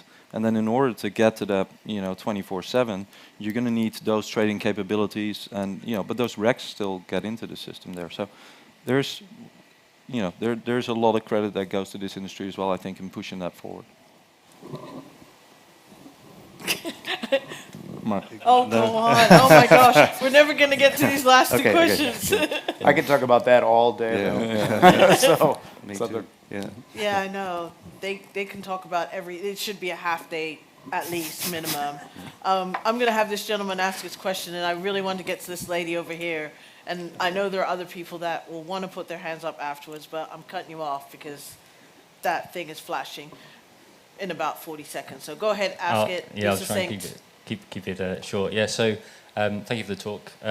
My question was, in the same way that I guess in your businesses you have financial budgets for different parts of the business and P&L and structures and that kind of thing, have you explored or are considering carbon budgets or GHG for different parts of the business? So this is the amount of carbon you can emit in a particular kind of time period, or I guess, yeah, that kind of thing. Who wants to do it? It's a broad question. I can talk about it. So yes is, I guess, the answer. We definitely, you asked the question, have you considered it, and is it part of the discussion, and etc. Yes. You got to look at the abatement curve of every different sort of business and see, what's reasonable. But I mean, at Shell, I'd say we have, it's linked to top executive pay now as well, and we have our targets for Scope 1 and 2 which are out there, right, for 2030 and we've got our 2050 and net zero. So absolutely, you're not going to get there if you don't then make it real by putting targets on there. So yeah, that's in our case. And I'm going to have this lady ask her question. Sure. Ulrike Weising, SVP Energy Transition at Valorec. Shores, and first of all, thank you for a great discussion. Shores, you mentioned biodiesel for backup generation, and one of the things you haven't really touched is backup generation and the fact that you use diesel today for that. What do you see in the future? Is it battery storage? Is it hydrogen? Is it biodiesel? Are you exploring all of it? What do you see? We're exploring all of it right now. We've actually got a program right now where we're transitioning all of our diesel generators globally from petroleum-based diesel to renewable diesel. And we've already transitioned over 400 megawatts just this fiscal year alone. And in the next 2 years, we'll be 100% renewable diesel. And we are experimenting with a hybrid type solution set, like you just mentioned, with really there is not going to be one specific silver bullet. So you're going to have to look at hybrid solution sets, like you just mentioned, renewable diesel, hydrogen, natural gas, battery energy storage solutions, long duration energy storage solutions. So yes, we're looking at all of those things right now. Okay, all right. Yeah, we all see the red flashing zeros in front of us. But I do want to say thank you very much to my wonderful panelists, Shores, Ryan, Guy, and thank you very much to the audience for asking wonderful questions. I know there were more. I'm sorry. You can catch them in the hallway, ambush. Please give my panelists a wonderful round of applause. Thank you very much. Thank you so much. Gosh, you're absolutely right. We could do a whole day conversation just about this. And my key points, it's actually really interesting. I coordinate a national high-performance computing facility for academia. So we help theoretical physicists and astronomers run their large-scale compute. And one of the things, or some of the things that keep me up at night are looking at, as we move towards cloud, which in academia we call pre-exascale, I'm thinking about metadata, I'm thinking about data curation, and I'm thinking about hardware innovation. So what you were talking about, the blend and the co-design that you're demonstrating today has been wonderful to hear. So please do join me in thanking our wonderful panel once more, Suki, Guy, Georges, and Ryan. Thank you very much. To our beautiful audience, we're going to have a lovely long extended coffee break. We'll be back here at 11:30 for a session that's been brought to life by Tech Nation, and it's going to be bridging the digital skills gap. So please do meet your community here at CogX, grab a coffee, grab some fresh air, grab a water. There's a beautiful meditation gallery just across the atrium, and we'll see you back at 11:30. Thank you very much.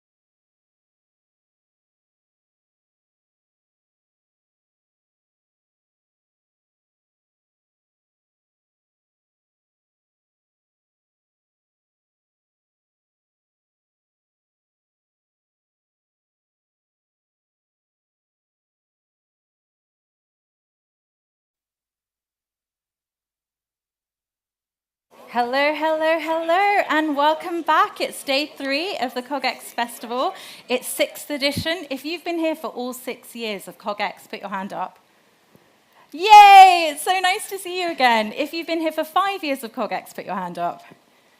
That's me. Yeah, that was Tobacco Doc, year 2. If you were here for the 4th year, which was the year it rained here, it rained in June, believe it or not, and we had a canal stage set up that was moved to the beautiful rainbow tunnel between King's Cross and here.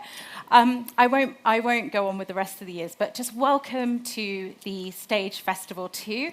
If you are sitting next to someone and there's a space or a seat behind next to you that's spare, would you please mind shuffling up into the middle so that we can keep the aisle seats free, because there's people that would love to get into the room and we want to get them a lovely seat. Thank you so much. Beautifully done.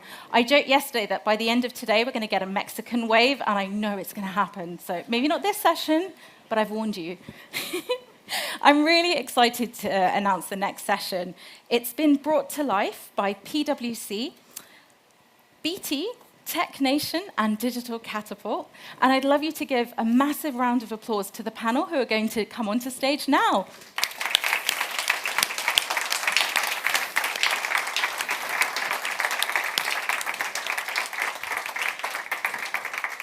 So this session is called Bridging the Digital Skills Gap, and I'm going to introduce Hepsi Pemberton, who is the CEO of the Equality Group, and over to Hepsi. Thank you. Thank you. Hi, everyone. Great to be with you here today, looking at this extremely important subject, one of the foremost business challenges in the UK, and I have a fantastic panel here to tackle this topic and look at some of the solutions, really practical solutions around this.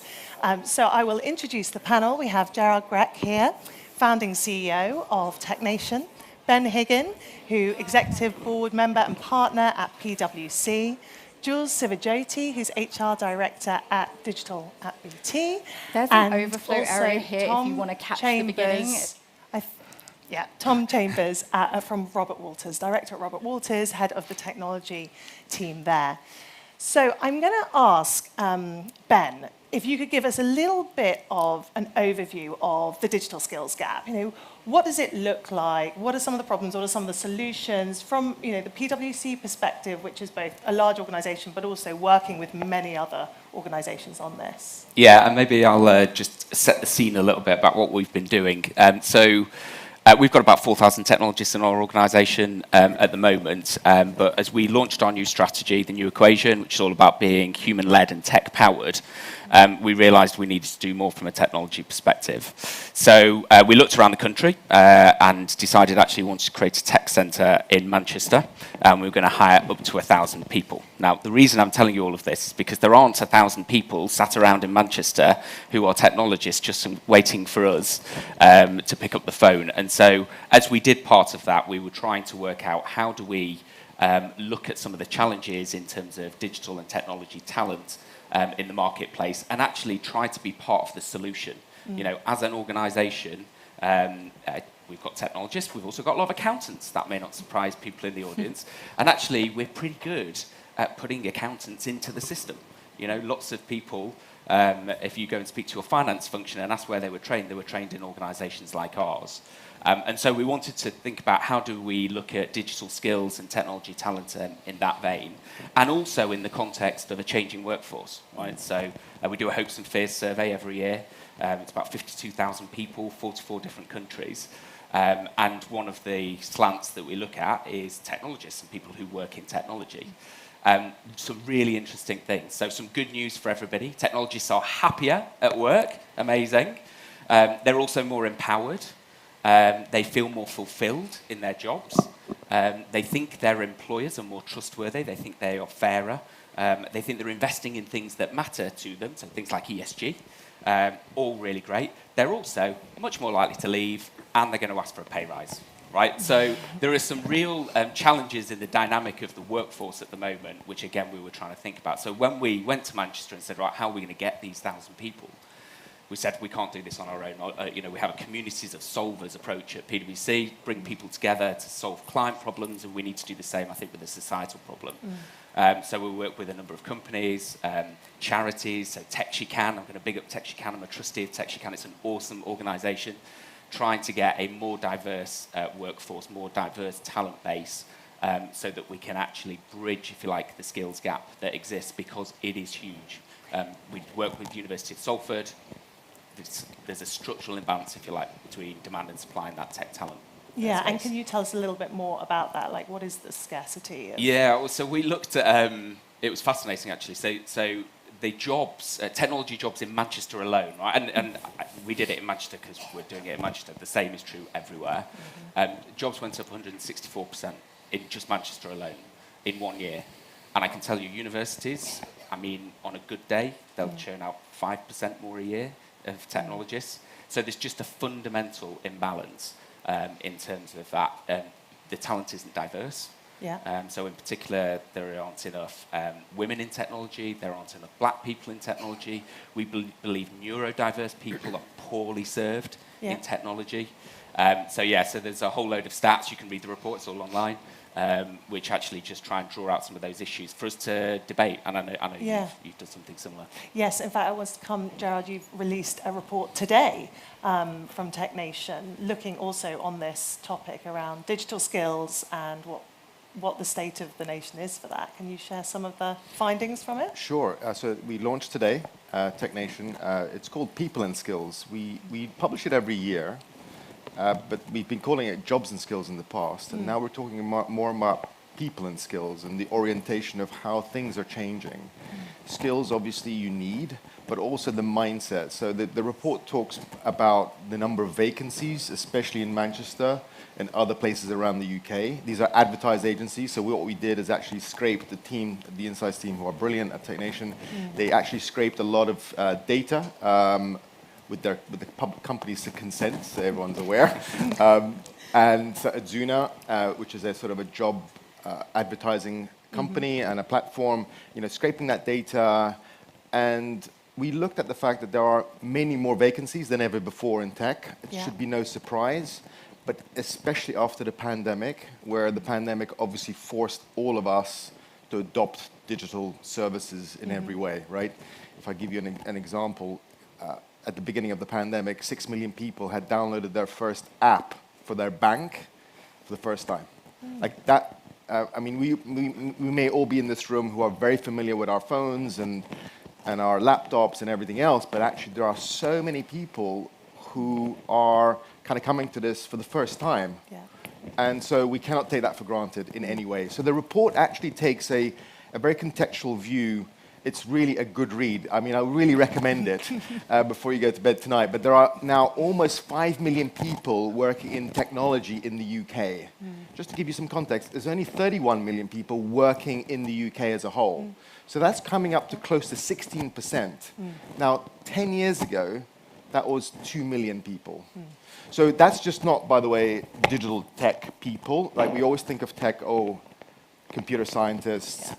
We all know that it's so much more than that. I mean, I started my career in the music business. Nothing to do with technology. And so it just goes to show how we need to take a very inclusive but also broad view of the fact that technology doesn't just mean technology. Obviously, technology is now having a pervasive impact on our social behavior. And so you need psychologists, you need designers, but also you need IT specialists as well, like algorithm engineers, business analysts. And the report also looks at where have these people come from that are in these roles. So colleges of further education are great places to find apprentices and internships. We're just taking on interns at Tech Nation from a very different type of school. So it's how we're trying to encourage employers as much as possible to think about the fact that it's not about tech, it's about diversity and inclusion. So we've actually also published a pledge and a toolkit to help founders at the very early stage to be thinking about how to make sure that their workforce is diverse, which would mean that you're more innovative. May not necessarily go faster, because there is research to show that. Yes. But you will be more innovative in the long run. So yes, definitely. We launched today, and it's a great read. as I said, but I'm happy to talk more about it. Definitely, and it's easier to do if you actually build that into your DNA up front Yes. as a founder, and that just It spirals pays dividend later on, compound interest. Yeah, that's how it works. That's how it works. Maybe we can come to that employment perspective, Jules, because you're probably facing this day to day as well, building out digital at BT. What are you seeing around actually how you're solving for that gap? And you could maybe talk to us also about reskilling and upskilling of the workforce as well. Yeah, so it's hard. It's really, really hard. We're facing the challenges every day, both in the UK and, you know, we've got presence in India, and it's super challenging. And we're thinking through what are the different things that we can do, and there are so many. There is, you know, there's the apprenticeship option, and actually at BT we have 15,000 apprentices in BT across the whole organisation. It's just less than 20% of our whole UK organisation, and they don't leave as quickly as other people leave. So there's a real opportunity there. And in digital, we're thinking through, you know, what is that opportunity and how do we grow? I think last year we were committing to 400. You know, how do we grow that? How do we extend that and do more? Reskilling as well. Reskilling is massive. It's not going to solve the problem completely because you need people who want to reskill, and that's a real challenge. But where we've got that drive, that desire, we are really pushing for reskilling programs, opportunities into digital roles. We've had some good success with Scrum Masters, data and AI roles, taking people from shop floors that, you know, in the future we're not going to need as many of, and reskilling them into these roles. And that's showing some really great success. We've also just launched our digital campus. It's an MVP, so it's not, you know, it's not perfect yet, but our digital campus is our one-stop shop to give people in BT the access to learning, to, you know, the visibility of the career paths and the progression that they can have through moving into a digital role, an organisation, and that hasn't been there before, and that's really, you know, that only launched 2 or 3 weeks ago. We've already had over 500 hours of learning in that 3 weeks, which is, you know, that's a significant amount of learning, and that's just in the digital part of the organisation. We want to extend that to the whole of BT, and then look at how do we take that and use it for, you know, how we give people access outside of the organisation. And I think the other piece is our responsibility to help people who, you know, not just our employees and not just future talents, but also those small organisations, those startups, those SMEs. How do we give them access, one, to the technology, which as BT we can do, but also to the, you know, the digital skills that will help make them more effective. And we've got Digital Marketing Hub, which is something where we, you know, it's packaging up all the things that you need to get yourself started, but then giving them the education as well, so that they can be independent. They can, you know, they're empowered to run that business in an effective, digital savvy way.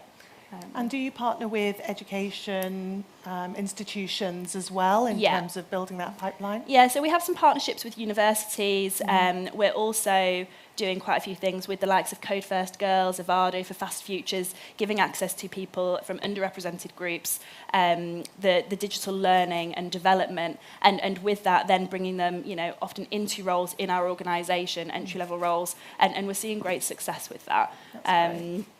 We're looking at how we do some stuff with India colleagues as well, and India universities, because we haven't got as much presence there, but we've got a huge growth agenda there. And so we need to look at how we better that presence and that partnership.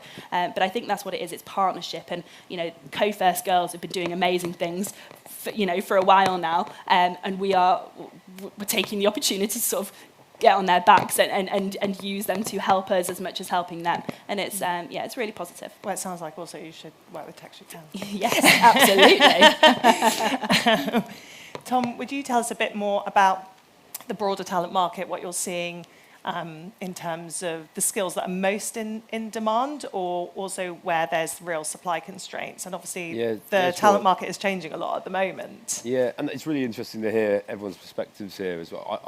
I'm lucky enough from a recruitment perspective to, you know, have a really holistic view around what is the wider market looking like, and senior to entry level up to senior hires. If I look at the wider market, I do think it's shifting a lot. I think if I look at from late 2020 to earlier this year, I think it was very tough for enterprises to hire talent in general, and that was, if, you know, from 2 years upwards, really. And the reason behind that really was there was a lot of scaling businesses with a lot of funding, and they effectively have overhired.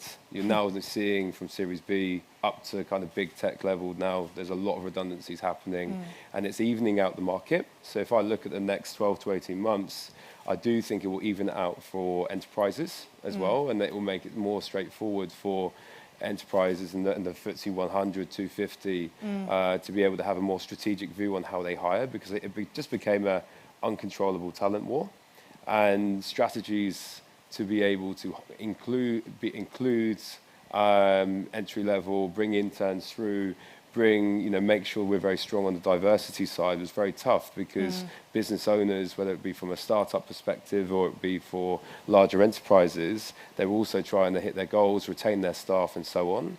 If I look at retention as well, I think a lot of the time, business owners or founders or business heads within enterprises will automatically assume that it's all about pay.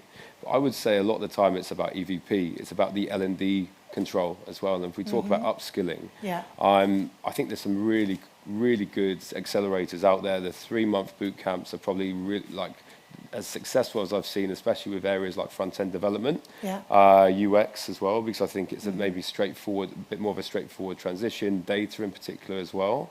But for that, you need L&D to have enough budget and strategic advice in order to implement that properly. So I think, my advice really would be for larger enterprises in particular to have a good L&D budget with a really strategic angle in terms of how you can transition people from marketing into a data role where they know the domain, and then they can effectively bridge that gap because they know the gaps they're trying to solve. It could be people who are really interested to get into information security that might work in risk at the moment, or they may just be gamers and hack games in their spare time, but they want to make that shift. And I think it's about setting up a structure from the top down in terms of how we can actually transition people there, recognize the opportunities. If I look at, taking an analogy, if I look at why Australia was so successful in their own games 2000s, they went all the way to the schooling system, and they were able to look at what people will be good at based on competencies. So they would be like, you will be good at rowing based on X, Y, Z. You could be really good at team sports because of these angles. That's kind of what we need to be doing from school level. We need really good role models who maybe are really effective in their field. Don't think it matters on seniority. It would be great if you have leaders, but I think if you have great female leaders or great female data scientists actually going into schools as well, and really, from 10 years old onwards, really trying to look long term. And I think that's where, going back to your original question, I think this evening out in the market where scaling businesses with far too much funding to know what to do with, now that's going to level out. You're going to have a situation where there will be more room for enterprises to be able to implement this. So you've got to get to a point where, so one of the big problems for enterprises, and I think for everybody, is choice. There is so much choice in the market in terms of what is a good boot camp. And I think boot camps are brilliant. They've got a role to play in the whole sector. Actually, one of the things we're looking at doing is how do you talent scout a boot camp rather than looking at people's qualifications, right? Because actually, a lot of what you do with apprenticeships, it tends to give, honestly, the same kids more options, right? Do you want to go to university? No. Well, you have a choice. It's like, well, actually, I want to expand the circle so that there's just more people have options. And so, but as part of that, I do think you have to help people navigate that system. We looked at bootcamp providers. There are 26 bootcamp providers registered in Manchester alone, not including the national ones. So you can multiply that up. And of course, if you're sat there as a school leaver or somebody actually who has been out of the workforce and wants to retrain for whatever reason, it's really confusing. And you don't know what the good ones are. You don't know what the right topics are. Some of them aren't brilliant at getting people into jobs afterwards. So I think there's a real role for large organisations to kind of lead on that and say, right, well, actually, we're going to back a couple of these, and we're going to say they're really good. We're going to work with them to make them work for employers, and actually then help people get into technology roles in a really sort of simple and easy way. Yeah, and really put sort of the sponsorship and create the pathways. And Can I just say though? Yeah, please. I mean, 26 boot camps in Manchester alone is really impressive. Yeah, yeah. I mean, Do you know how many there are in, say, London? Well, no, but I think the skills gap is a problem in Toronto, in Bangalore. It's everywhere because it's a global problem. But honestly, we have one of the richest ecosystems in the UK. And look, by the way, I'm not defending it at all. I'm just saying, I know that the government leaned in quite heavily into boot camps about 2 years ago because they clearly started to understand that it's not about going to university. And it's not about going to colleges of further education. What constitutes learning for an individual is so different. We all learn in so many different ways. And actually, that's what's great to see is that there's recognition from the top that people learn in different ways. And the systems that we've built that have been over 150 years old are not perhaps so applicable to the technology industry. Maybe if you want to be a dentist, you should. I didn't go to university. Well, exactly. So I started work at 18 years old, Exactly. and actually I loved it. I liked working. So and that's right? So the mindset. And you're obviously pretty good. So and he well today. So how do you invest in example. mindset? How do you invest in mindset? How do you invest in ambition and an entrepreneurial culture? An entrepreneurial culture does not mean qualifications. It means what can you do? So I think, and we've noticed recruiters are now leaning more and more like, well, what have you done? What have you been able to do with so little? And that just shows character.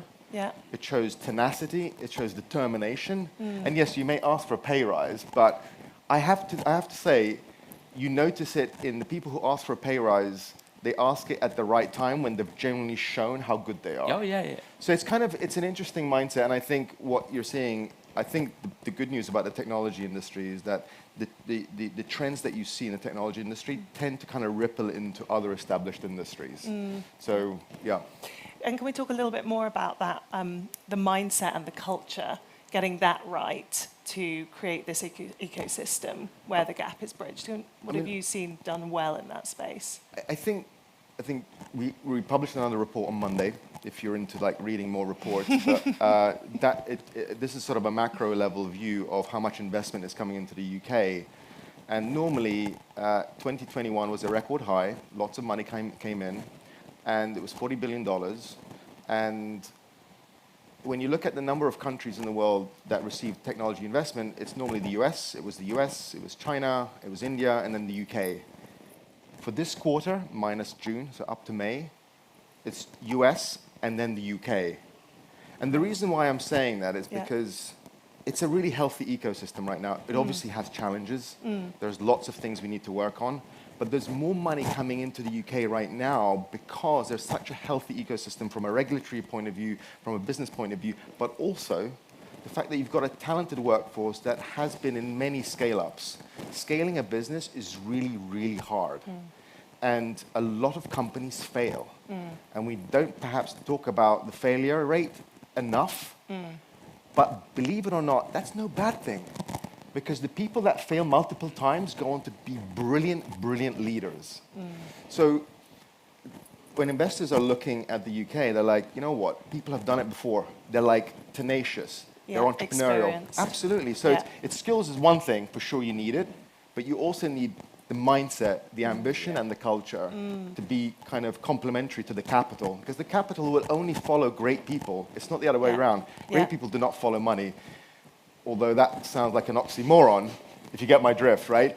But honestly, great capital goes after great people. So you would argue that in terms of, from a global perspective, the UK is very, very well positioned and actually doing quite well on this, even though if we looked at it from, say, an educational perspective, maybe we aren't as good at equipping our young people there's more recognition. With the harder technology skills as other nations are. I mean, I think I'll say one thing. I think the last 10 years you've seen sort of the leveraging of technology to make businesses more, efficient, practical, more customer service oriented. I think the next decade you're going to see a lot more companies coming from breakthrough scientific research. And so that's why so the UK is well known for fintechs. The UK is second in the world for fintech investment. but my God, artificial intelligence, which is going to be powering a lot of businesses that we all work with, is moving up the rankings. And that's why universities and colleges of further education are investing into how do you create an entrepreneurial ecosystem around the physical and virtual entity. And so the government right now is investing more and more into AI research because a lot more people are spinning off businesses from these centers of excellence. So unicorns or high-valued businesses, let's say, are going to come in more and more from scientific breakthrough in net zero, in artificial intelligence, in healthcare, and also rippling into other established industries. Yeah, interesting. Any predictions for the next 10 years on this topic? Ben, Jules, Tom, and In terms of how teams are structured, it will change. I think at the moment it's job titles. So you will be a data scientist, you will be a software engineer, you'll be a product manager. I think what will happen is it will become more skills focused. And if you're building squads then, rather than just hierarchical teams around job titles, I think it will allow people to transition into roles and work to their strengths. So you will still be like a software engineer, but you will work on virtualization or visualization, for example, or API development, and you will link in much more with product managers. So I think the future in the next 5 but that will take time, and there will be leaders who will implement that earlier, but I feel that there will be a knock-on effect. So the way we see it, and the way I see it from a recruitment perspective, it won't be job title led anymore. It will be more on the skills side, and that will change the structure of teams. And I think that will be potentially a solution in terms of how you can then get the role models, how you can retain better, how you can train better and work on more interesting projects, working to people's strengths. Jules, do you see BT doing that, moving away from role titles? I definitely can see that happening. I think that I think it will be more skills focused, and I think it will also need to be, a bit back to your mindset question, it needs to be more mindset focused, because if you don't have, things are going to change. It's just going to be quicker and quicker and quicker that these things change. And so you need to be able to adapt, be flexible, be willing to learn quickly, to fail fast, and they are mindset pieces that you need to be recruiting for and finding in. It sort of doesn't matter what degree you've done, or if you haven't done a degree, or you've done one in natural history. I don't know. It doesn't matter if you've got the mindset, you've got the curiosity, you want to learn, and you're willing to be collaborative, agile, and flex up and down. I think, that's going to be as important. It's going to be hard though, right? Because for employers like us, right, we look for some sort of badge that says, I've got somebody else saying this person can do something. And it's really hard. When we started doing these talent scouting, it's like you have to completely override your recruitment process. Because to your point, I'm not looking for the badge anymore. I'm looking for the characteristics that you just described, as saying, actually, I see something in that person, and I think there's a way that I can take them and help them grow into what we're going to need from them from an organisation perspective. They will often want the badges, actually, along the way. And to your point of when do they ask for the pay rise, it's when they've got the badge, right? It's when I've got this certification, or I can now do this, and they can kind of show it. And they're like, what we find is people like to be able to show that. That, by the way, for us is, again, massive challenge, right? We send people out and they train and they get a qualification after 3 years. It's like, so that's not going to work. I'm not interested in 3 years. Most people, actually, if you look at the Manchester tech scene, 2 years is the real pinch point for talent moving. So you've got to find a way to keep people, keep them interested, develop those skills much broader, creativity, innovation. How do you measure that? How do you show that? My prediction is there's going to be a lot of change as part of this. And actually, I think organisations are going to find it really, really hard to navigate it. I think just in terms of retention as well, it really is about how we see it. 90% of the time is, can people make an impact on the role that they're doing? Do they really look back after 2 years, like you said, that probably is on average the time they will move on. But the reason they would stay is they've managed to make this business impact, or they can really see they feel fulfilled in the work they're doing. And that's no different to a lot of other areas of, whether it be finance, whether it be marketing, HR. And I think it's also looking at technologists and making sure that there's a platform when people hire them, when businesses hire them, to make sure there is tangible impact. And those in tech are leading the way, right? We shouldn't, this is not a negative thing, right? We should be super optimistic. There's a whole load of young people. If you look at the demographic of the UK and 18-year-olds who are going to be looking for work, looking for opportunities, it's going up, right? So, and we're in a sector where people are happier, right? It's like we should be selling that. We should be saying, actually, Absolutely. you can More be people more should know about fulfilled that. in this sort of work. But you have to make interventions, right? You know, so Text You Can, they started in school. Yeah. Because actually, the intervention needed is girls don't think technology is a career for them. Right? If you look at certain ethnic minority groups, actually, they're studying STEM subjects at school. Yeah. And the intervention is, don't go and be a doctor, come be a technologist. It's this super cool place where you can be creative and be yourself, by the way. That's, you know, high up there in the hopes and fears. Pay's number one, I will admit it. 79% of people look for pay. 69% of people look for fulfillment. 60%, they can be themselves at work. And actually, the tech world is further ahead than anybody in that space. And the more we promote it, the more we sell it and say, actually, come join us, it's awesome. I mean, it can be progressive, and many organisations that aren't. I think there's still a lot more that can be done around really creating an inclusive culture and obviously just representation at a baseline level as well. Before we turn over to our wonderful audience, who I'm sure have lots of questions, maybe you could give some just very practical advice. What could each of us do to bridge this skills gap, take further digital skills into our organisations? What could we do? I mean, you've mentioned some great organisations as well, but what would your one piece of advice be, sort of call to action? I think to start, if you don't mind, I think there's a massive challenge as well with secondary schooling education around how do they actually recognise how you bridge to technology and to employers. So I think that's where it has to, that's how we can improve that. Now, the solution is mentoring and having good role models or mentors that are coming from the ecosystem and working on, you know, from high school onwards or even into primary school to make people want to take that jump and rather than become doctors, go into technology. Yes. So my advice to the crowd here is, you know, be role models for the next generation coming through, right? This is not a short-term solution, and that is part of the problem because we always are short to mid-term. And actually, if we are going to look at the next 10 years, that would be my advice for you as an audience. And there's a higher number of 18-year-olds in 10 years' time than there is now. I think it's going to be 20% higher. So actually, there is a real need there for educating and equipping and role modelling for the technology roles and to bridge the gap. That's great.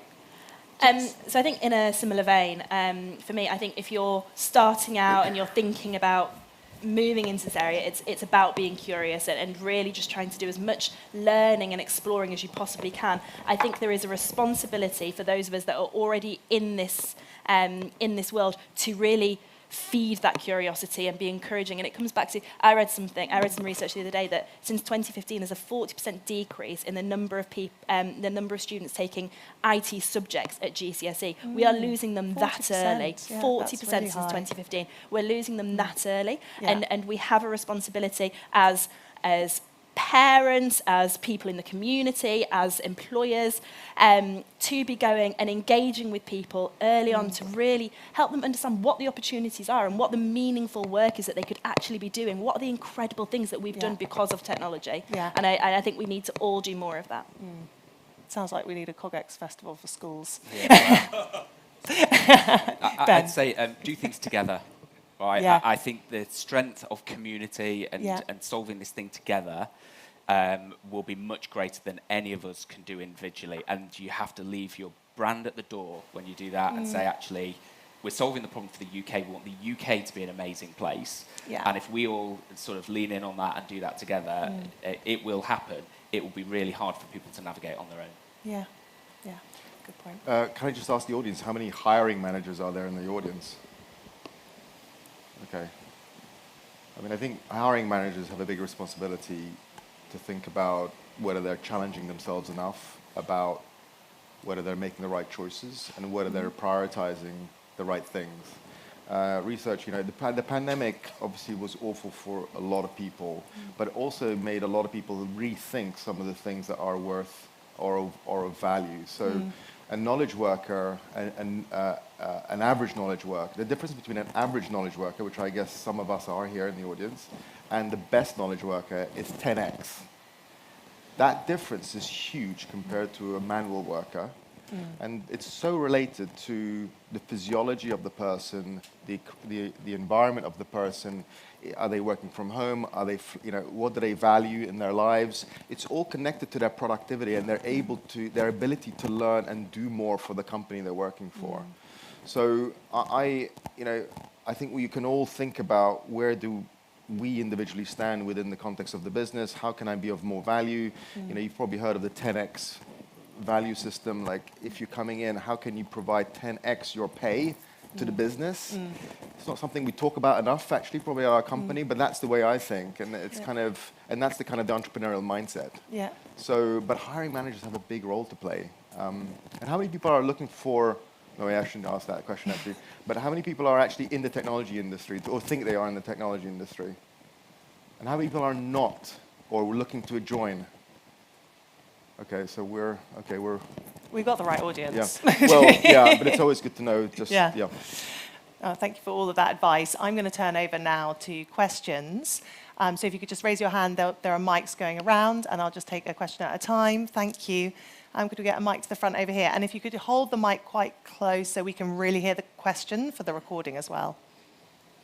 Good morning. Thank you for a very inspiring conversation. I have a question about how would you approach to rescaling the refugees communities? Because we're living right now, and there is a full-scale war going on in Ukraine. It's over 8 million refugees. Some of them are also joining us in the UK here. So what would you be advice and programs about rescaling refugees? Thank you. Yeah.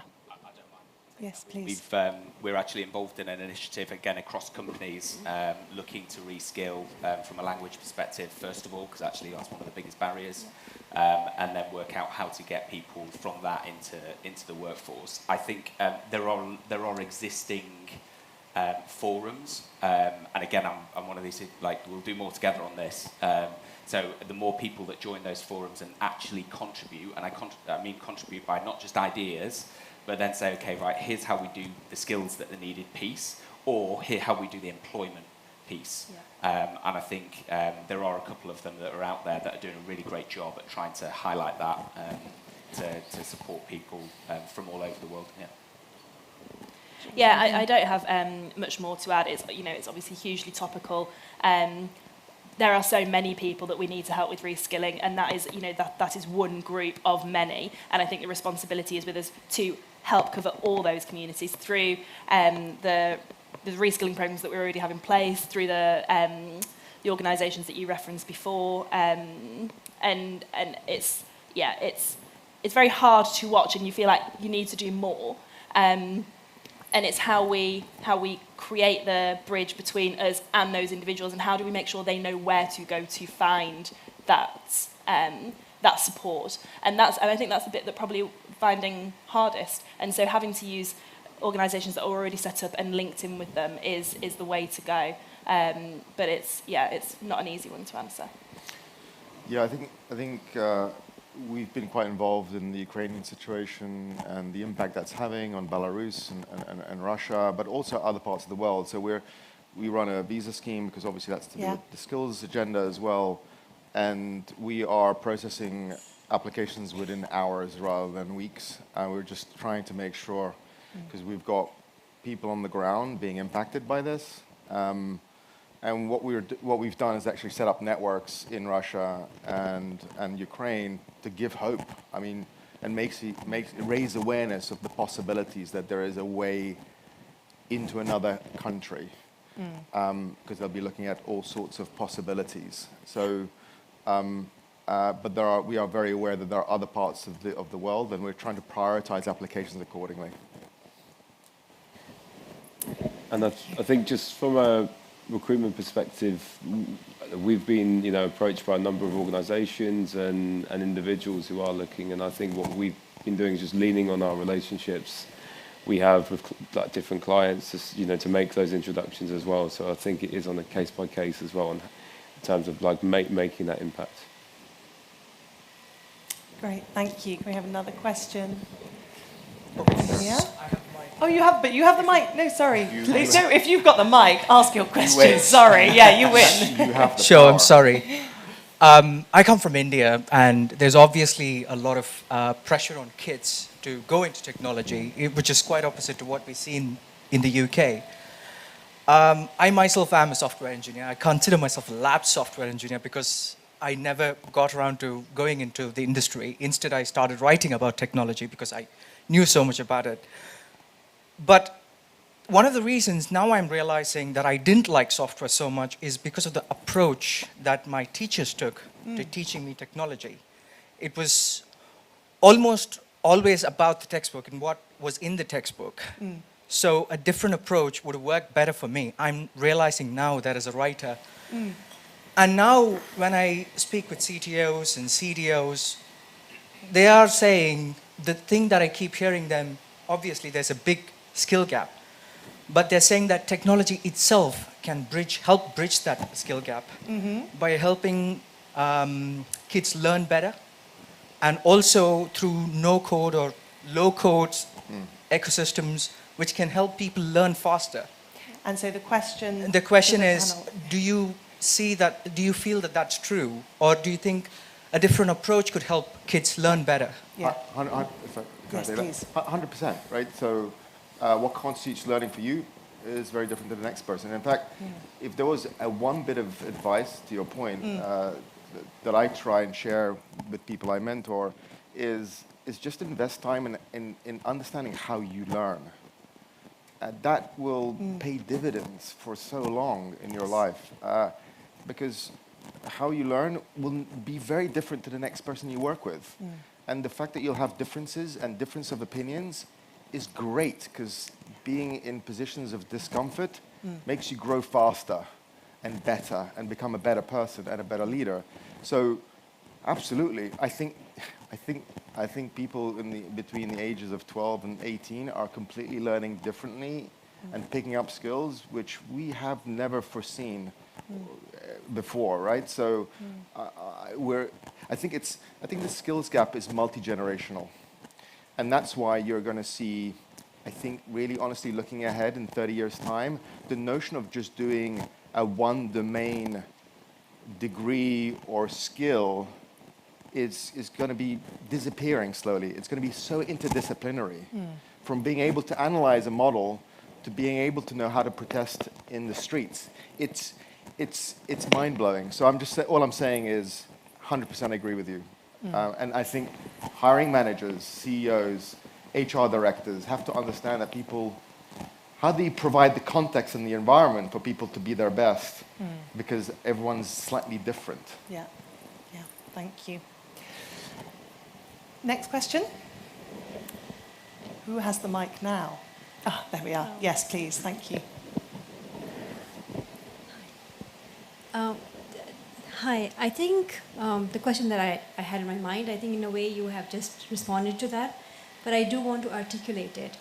I think there were twice somebody said that we don't, about medical doctors, that rather than being a medical doctor, think about this option as well, going into IT. And I'm reminded of a story which recently came about where I'm sure this happens, this is something which is very much part of the medical industry is just that because we're slightly limited on time, can I quickly ask for the question? It is, yes, but great. It will come. Okay. So a doctor, a surgeon who is on vacation in India can now remotely do an operation somewhere else in the world. So I think, like you said, it is going to be interdisciplinary. If you could just shed some more light on that we don't choose just the tech industry, but making tech very much a part of other industries as well. Okay, how do we make it more interdisciplinary? I think we're seeing that. I mean, certainly that's what our clients talk to us about, right? They're in every sector, in every industry. And by the way, I think sector and industry's got a big role to play as well in this, in terms of the future of just technology and skills. But that's exactly what they're doing. They're all having to transform themselves. The pandemic actually has forced a lot of them to start thinking about that, because they kind of had to. They just had to operate differently. They had to deal with their customers differently. So I think that is naturally happening quite fast.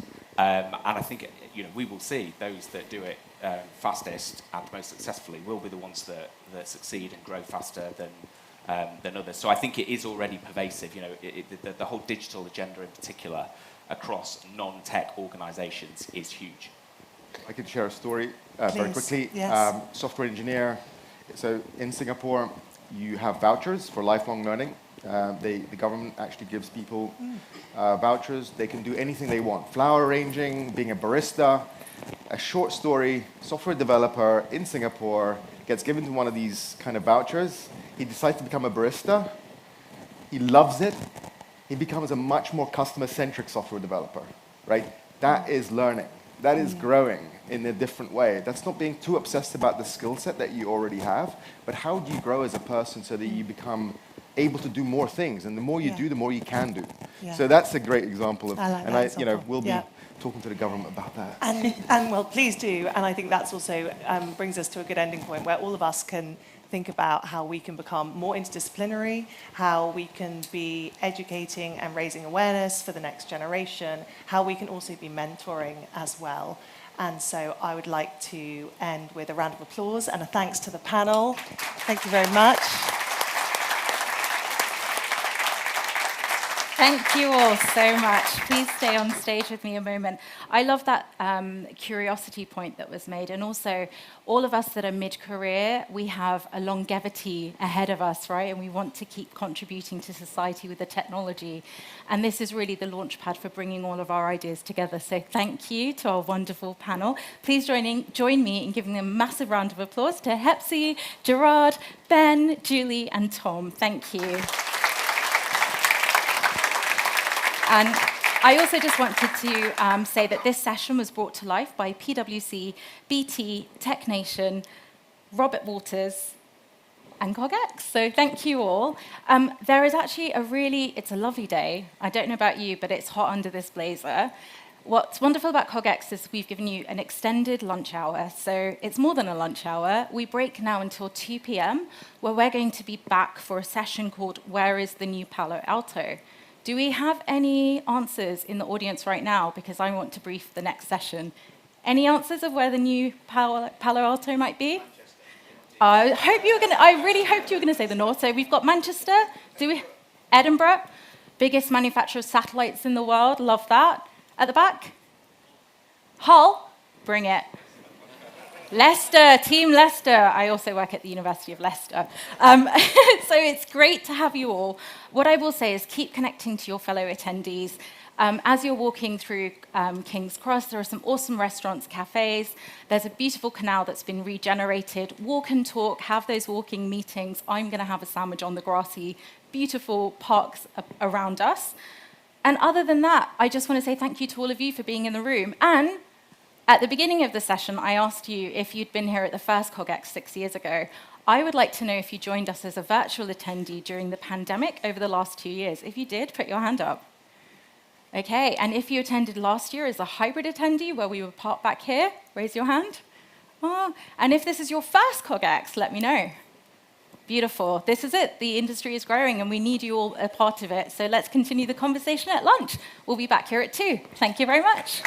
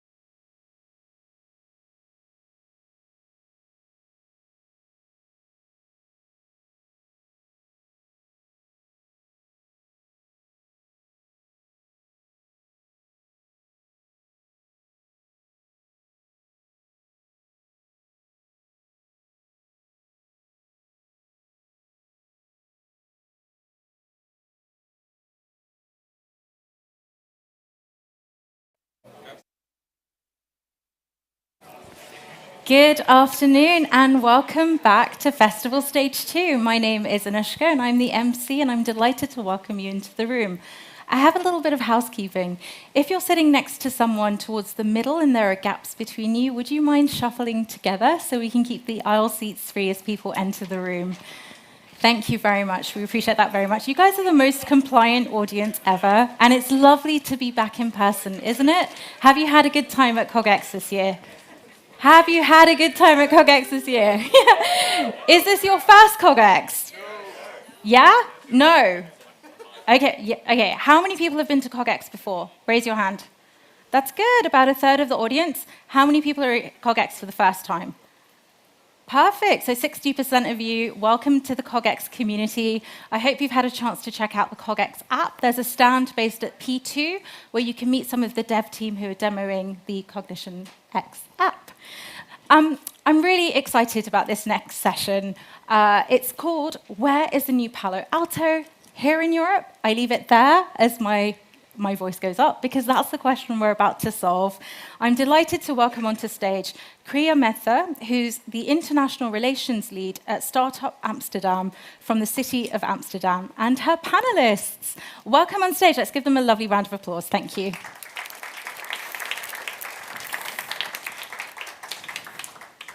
Kriya, welcome. Oh, I'll hand over to you. Thank you.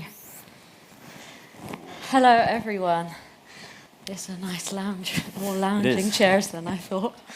Yeah. Thank you, everyone who chose to sit in this room today, whilst there are so many other amazing talks going on around the city.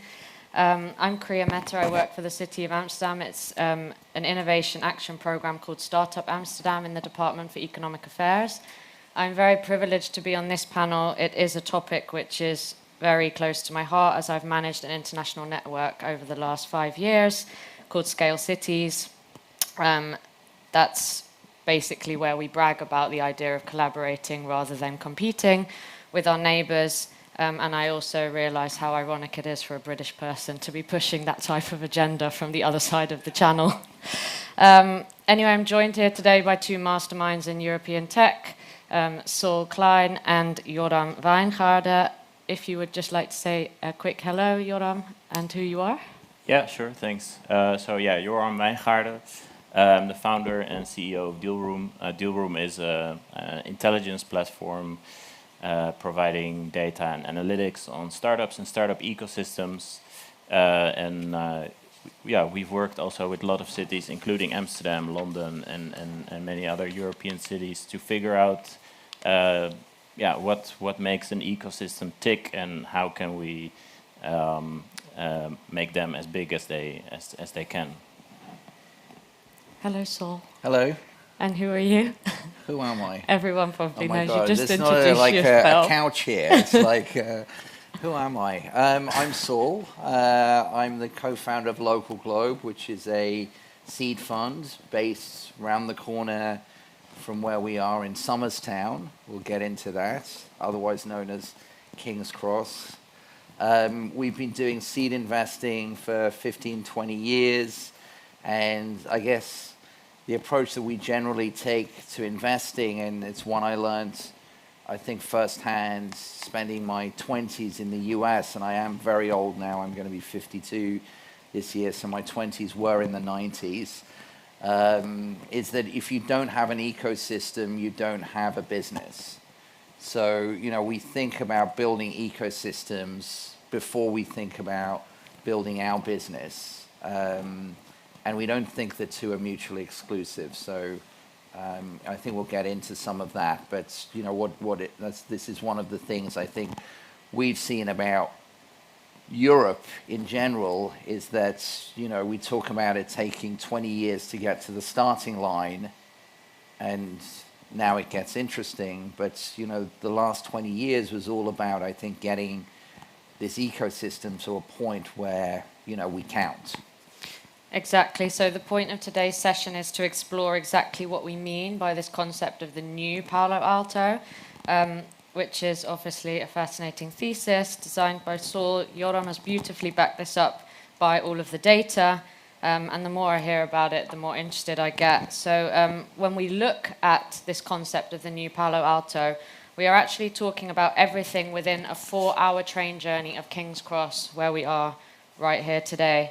They jointly account for almost a third of the entire European startup ecosystem, and this power hub have produced 44% of the continent's unicorns and are home to 59% of Europe's VCs.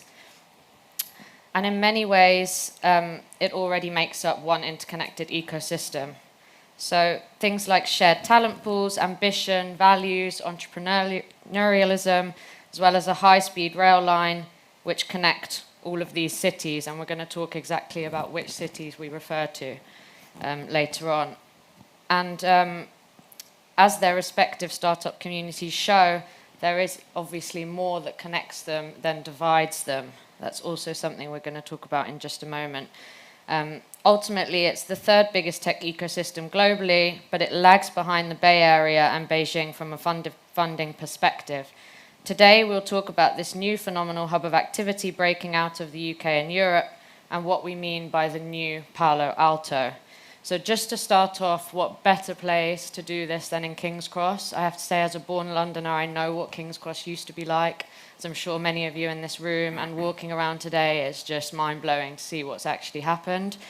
I would actually just like to ask Saul quite quickly to briefly explain why you chose King's Cross as Local Globe's office location, why it's so relevant in its location from an investment perspective. Sure, I'm going to be slightly pedantic. Somers Town.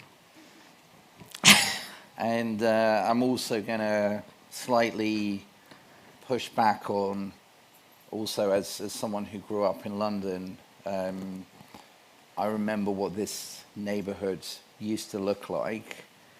But on the other side of the tracks, still in the same ward of Somers Town, this neighborhood still looks like what it's looked like for 150, 200 years. And what do I mean by that is on the other side of the tracks in Somers Town, because Somers Town is the ward in which King's Cross Station sits, and which St Pancras Station sits, and which Euston Station abuts.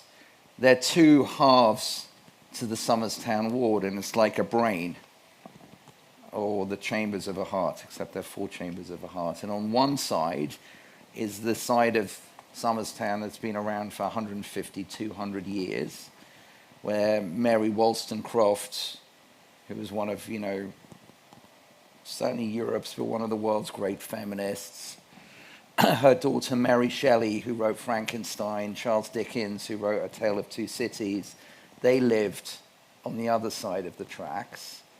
And for 150 to 200 years, the other side of the tracks was slums and tenements, was London's Mumbai and Lagos.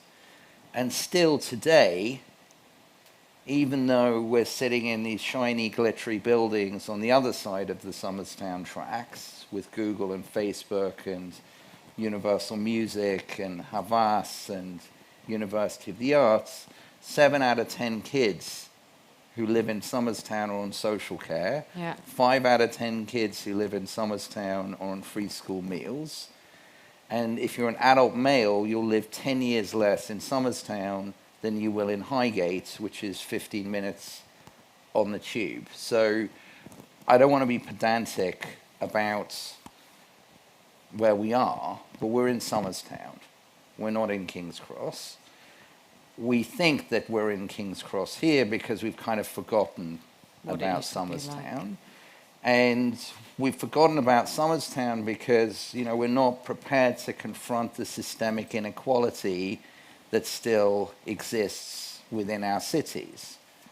And, why do we talk about a new Palo Alto? We've got all of the innovation capabilities of Palo Alto, a 4-hour train ride from here. In London, Paris, Amsterdam, Leuven, Manchester, Bristol, Leeds, etc., Oxford, Cambridge. 7 out of the 30 best universities in the world are here. We've got the human capital, we've now got the venture capital, we've got the talent, etc., etc. But if we just did this the same way that they do it in Palo Alto, we're not addressing what is literally in our backyard. So the new Palo Alto is a different Palo Alto, and it's a Palo Alto or an innovation ecosystem. Maybe we'll lose the framing of Palo Alto in the future as an innovation ecosystem based on values. And one of the core values is equity, otherwise known as fairness. So sorry for that premature rant, but... That's exactly what I wanted you to say. Okay. Mission accomplished. If the last 2 years have taught us anything, let's get into the discussion now. It's hard to be efficient online. However, when raising capital and investing, it's quite clear that meeting up in the flesh is still super valuable. Now, Yoram, I heard you say something yesterday at Local Globe when you were presenting Dilrum's data, which I think would resonate with most people in this room, which was about the necessity of still being able to meet up face-to-face, particularly when it comes to investment. Could you just repeat that for this audience and then say what that means in practice? Yeah, I think I was referring to an interview I saw with Ken Griffin, who is the founder of Citadel, which is like one of the biggest hedge funds in the world. And he was saying that the interviewer asked him what was for Citadel the biggest impact of the pandemic.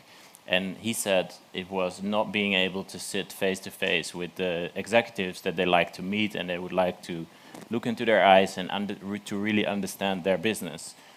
And that was like a striking comment to me. And so imagine if that's what a hedge fund investor says. Imagine what that means if you're a seed stage or Series A investor, where you work much more intensely with the founders you are backing. So, yeah, thank you. And then Saul, can you just back this up by elaborating a bit more on the investment thesis of a 4-hour train journey? Why, from this investment perspective, is location and proximity so crucial? Yeah, no, I think 4 hours is, you can think of it as arbitrary and why is it not 5 hours? The reason it's 4 hours is because, having been a founder myself and then having been an investor for 15, 20 years now, I know that, if you are an active investor, and I distinguish between active investing and passive investing like ETFs. So there are two theories of investing. Just buy an ETF, sit back, and let the index beat the market. And you can do that. And that's a pretty good way of investing. And then there is active investing. And active investing implies not just spending time doing research and sitting at your desk and crunching through numbers, all of which is super valuable, but actually, as Ken Griffith said, spending time with human beings and understanding, their context, who they work with, where they live, where they've decided to put their office, meeting the people who work with them, or sometimes just, having a walk or having a coffee and talking through something that, we all know is easier to do in person than remotely. So to me, the 4 hours is how long, if you had to get back and forth to somewhere in a day, or only I've got 3 kids. I want to be at home at night and I want to be at home in the mornings. Yeah. And if I'm traveling, I want to travel maybe for a day, unless it's a holiday. So 4 hours to me, especially, and we're very lucky, our office is literally a 3-minute walk from St. Pancras. I can be in Amsterdam in 4 hours, and maybe it's less tiring to kind of stay the night and come back the next morning, but I can. If Yoram or Avonart or, one of the portfolio companies we work with in Amsterdam or in Paris says, hey, I'm having problems with my co-founder, or, I'm thinking about opening a new geography, or, whatever the challenge is, or, someone's offering us $50 million in a new financing round, or I'm going to have to fire 20% of my staff on Monday, you want to see them. So to me, the 4 hours was a sort of a natural extremity to, if you dropped your kid off in the morning at school and you wanted to more or less be home, at night, that's a 4-hour train ride. And the trains mean that you don't have to go to an airport, which is outside of a city center. You don't have to, yes, obviously, if you're on the Eurostar, you have to go through some border control and some security. But I mean, we all know it's just a lot nicer to travel by train than it is to fly. Yeah. Never mind the climate impact. Yeah, and it's also, of course, relevant for all of those investors that come, for instance, from the US or Asia, China, I wanted to say. For instance, this week we have VivaTech going on in Paris. It's not coincidence that that happens at the same time as London Tech Week. This is so that investors coming from abroad can make the most of their time in Europe by traveling as quickly as possible to have their meetings, essentially, in the different cities. In other words, I guess what I'm also alluding to is this concept that London and Paris, which are, by the way, only 2 hours away, depend on each other in order to grow, rather than compete against each other. That's not a statement I'm making. It's purely it's a belief, I guess. Data produced by Dealroom exemplifies this phenomenon and why a giant connected hub makes sense. Oh. What do you think? I'm going to start with you, Joran. What do you think the risks would be if these two cities, if we take London and Paris, competed rather than collaborated? Yeah.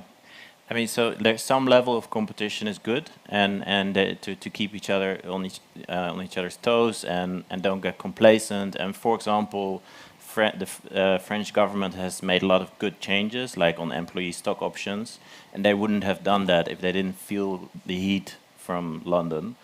So you do want that competition in the background, but at the same time, imagine what you can accomplish if you start thinking of it as one ecosystem, and that's already happening. Like our data showed that virtually every scale up in Paris has hired a ton of people out of London, even who have relocated, and vice versa. So they're tapping into each other's talent pools. I lived in London for a long time, and I know it's full of French people. Yeah. So it's and South Africans and Lebanese and everybody. But it is really a melting pot, which is great. But and 2 hours, like it's. There are almost no big ecosystems in the world that are only 2 hours apart, actually. And that's the striking thing. That's also a nice piece from Dealroom report that I read, was a comparison against all the other major cities and how London and Paris is still close connected. Yeah. New York and Boston, for instance. Exactly, and then the further you go from Paris, for example, just so it's another 2 hours or whatever to Amsterdam. You have Eindhoven, which is like the home of ASML, which is the biggest tech company in Europe that builds these machines that are used to build the smallest semiconductors. I think a lot of people would think of Eindhoven and Bristol as like two totally different ecosystems, but imagine where you could get if you think of them as one. Plus you have like Oxford in between, Cambridge and Oxford, where a lot of the innovation is coming from. So it's just such a powerful cluster, let's say. And everybody says more collaboration is a good thing, especially in deep tech. So I think there's a lot of untapped potential, actually, and we have to change our mindset a bit there. Yeah, there's definitely a mind shift change.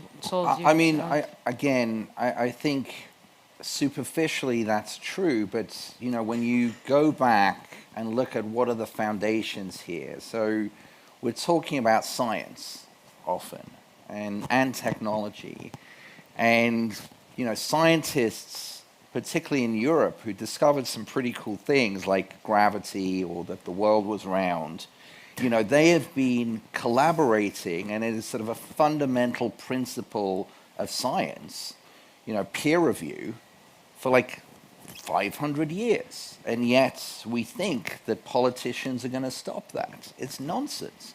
You know, we've been trading with France for 1,000 years, and Holland, and Brussels for 1,000 years. You know, Brexit's not going to stop that. And, you know, we're living in an ecosystem where we're talking about scientists, technologists, and entrepreneurs. So policy can be an enabler, or it can just watch and see what's happened for centuries, not years or decades, just happen. So, you know, the opportunity, I think, in this ecosystem is that policy can be an enabler, but it's going to happen with or without policy. And I think, you know, we can talk about cities competing. Mayors can compete. That's their job. They have to win votes. But the founders are collaborating. The investors are collaborating. The talent is moving, you know, and the infrastructure, either the train lines or the sort of the most fundamental infrastructure of the 21st century, TCP/IP, you know, that is geographic independent. So, you know, I think we forget that some of these behaviors are so endemic that they're like not even weeks or, you know, they're like literally centuries old. I mean, Newton was nothing without his peers in Europe. Galileo was nothing without, you know, Kepler. I mean, we're talking, you know, this is whether... This for me is music to my ears because of what I've been building for the last 5 to 6 years. But as a Brit living on the continent and have been over there, by the way, for eight years living on mainland Europe and have seen all the shifts take place from Brexit, there are ideological, should I say psychological hostilities that you just can't explain that do now exist. So just on that topic, I wanted to ask, I'm very curious about what the general perception is, the general tech industry perception is internationally of Europe. And maybe a bad question, but does the international community view the UK as Europe? So what does Silicon Valley and the Bay Area, or the old Palo Alto, or the Palo Alto, how do they see us over here? Are we accepted that we're more than just a collection of museums and some nice places to go? Yoram? Yeah, no, I think we're long past this perception of Europe being the museum of the world. No, I think we left that behind a couple of years ago already, and it's well known that U.S. investors have been extremely interested in the last few years, and they do see the UK as part of Europe. They don't care about Brexit, actually, I think. They do see Israel sometimes as a separate ecosystem where you could debate that and also try to see it more as one. Yeah, no, I think they see it as one, and overall, like your other question was, what's the perception? Yeah. I mean, they would always count the UK in that bracket. Yeah, they would. But they still see, I think, Europe also as kind of, as an emerging ecosystem. That's also what they find attractive about it. And yesterday we heard kind of two opposing views on that. Like, I think one investor was a US investor who was saying, there should be a bit more concentration. In the US, you have Silicon Valley. It's like everybody is kind of lumped together in one place. It's very convenient. To which another US investor said, that's true, but after 2 weeks in Palo Alto, you get a bit tired of everybody's only talking about startups. So it's a bit of a monoculture, and I think that can be actually a differentiator for Europe, where we do have like different values, kind of more embedded in the ecosystem. It's more diverse. It is a bit more spread out. That's also can be a strength. Saul, do you have anything to add? Look, I think there are two distinctions I would make, I would say, and we heard this yesterday, is that there is Palo Alto and there's not Palo Alto. Or there's the US and there's not the US.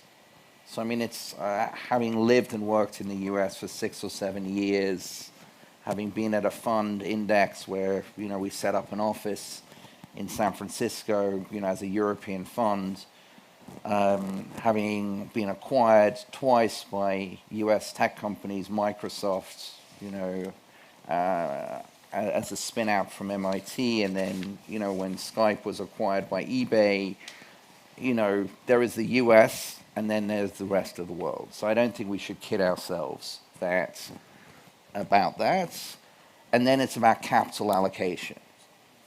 So from a value system, it's America and the rest. You know, if we want to adopt American values, we're welcome. If we don't want to adopt American values, we're the rest.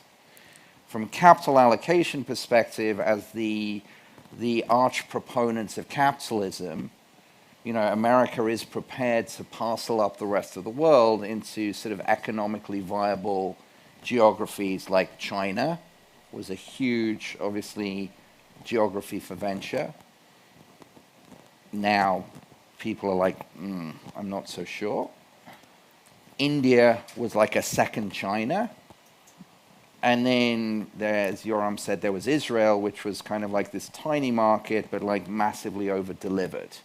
And then there was Europe, which was like this frontier market, not an emerging market, like a frontier market.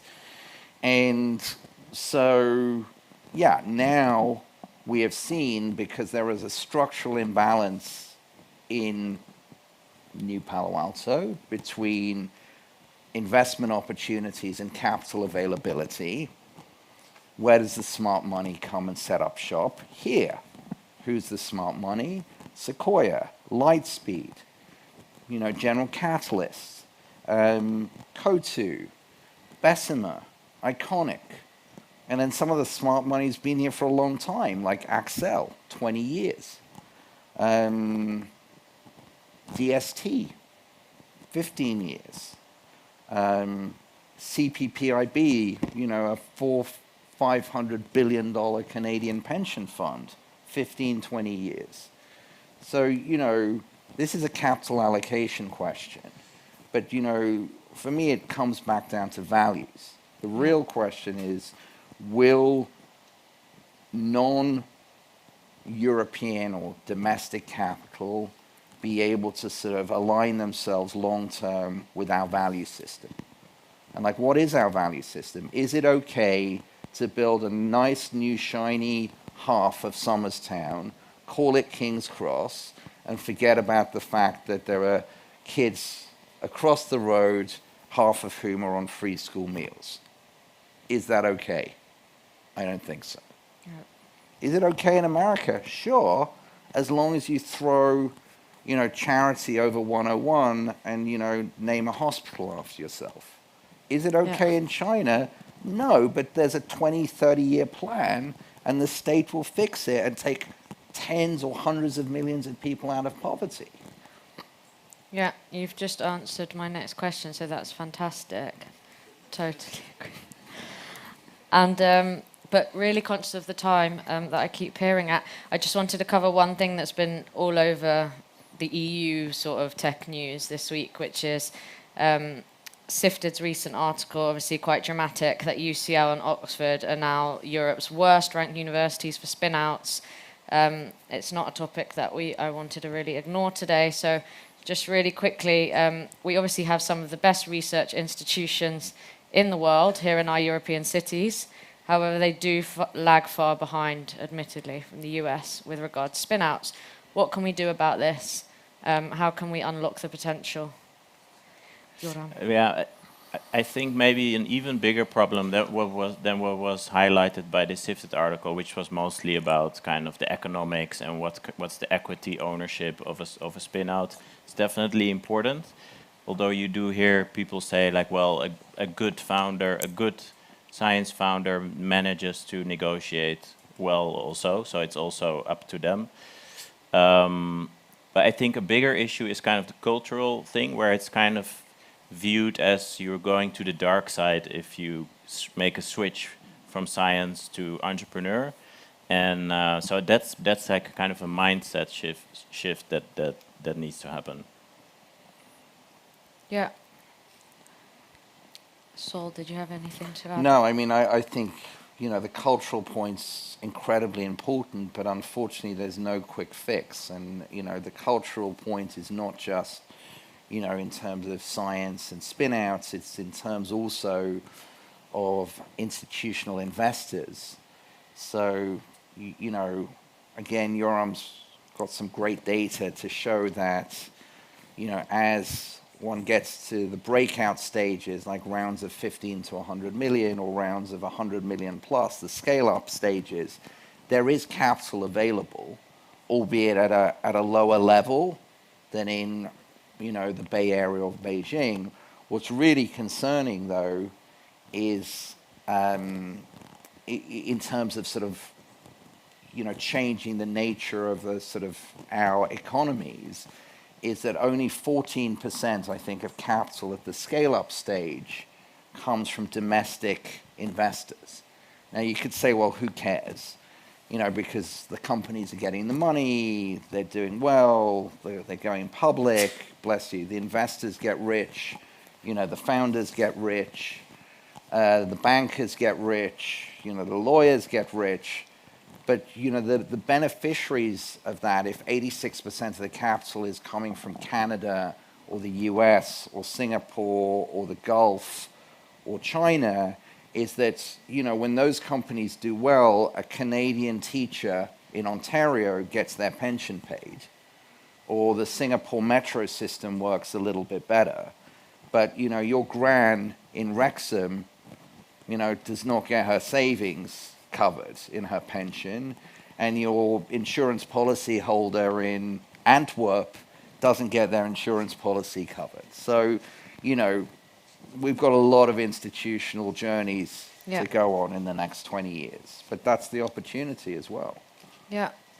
I think it's not gone down too well, that article. It's also a nice subtitle within the article that said UK unis are just greedy for equity.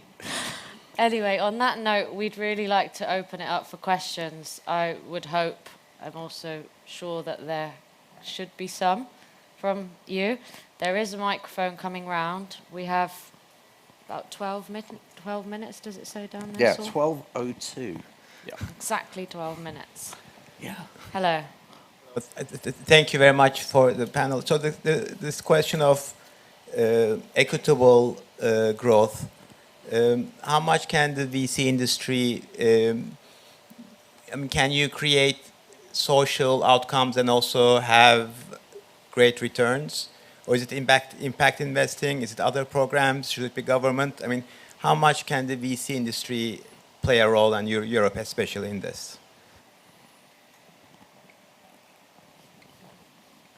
You just shoot straight in. Okay, I mean, look, one of the founding principles of our fund, and will be proven right or wrong, is that making great returns and having a positive impact are not mutually exclusive. And I think, you know, when we were all 20 years ago investing in discretionary technologies like shopping or media, you know, Facebook or Amazon, you know, it was hard really to make an impact. Nowadays, the kind of technologies, the science, the innovation is, you know, directed towards non-discretionary sectors of the economy like health, education, transport, energy, security, food, clothing. So, you know, if the economy is going to become equitable, and that's a different question, do we want equitable economies? That's the real question, I think, is, you know, asset allocators like venture, but not just venture, but PE, hedge funds, BlackRock, etc., need to be directing their capital towards sectors where what is being impacted? Health, education, climate, inequality, for a start. Now, if you address any of those issues, you will make enormous amounts of returns, especially if you're doing it from the seed stage. But you'll be doing something good. And the way we kind of bake that into our business model is that we have allocated 10% of profits in our management company and 2% of carry in every one of our funds to our foundation, which we call Phoenix Court Works. So the better we do as a business, the more capital goes into our foundation. So we put money into our foundation through profit share quarterly. What is the first beneficiary of our foundation? Somerstown. Not this side of Somerstown, because it's doing quite well. The other side of Somerstown.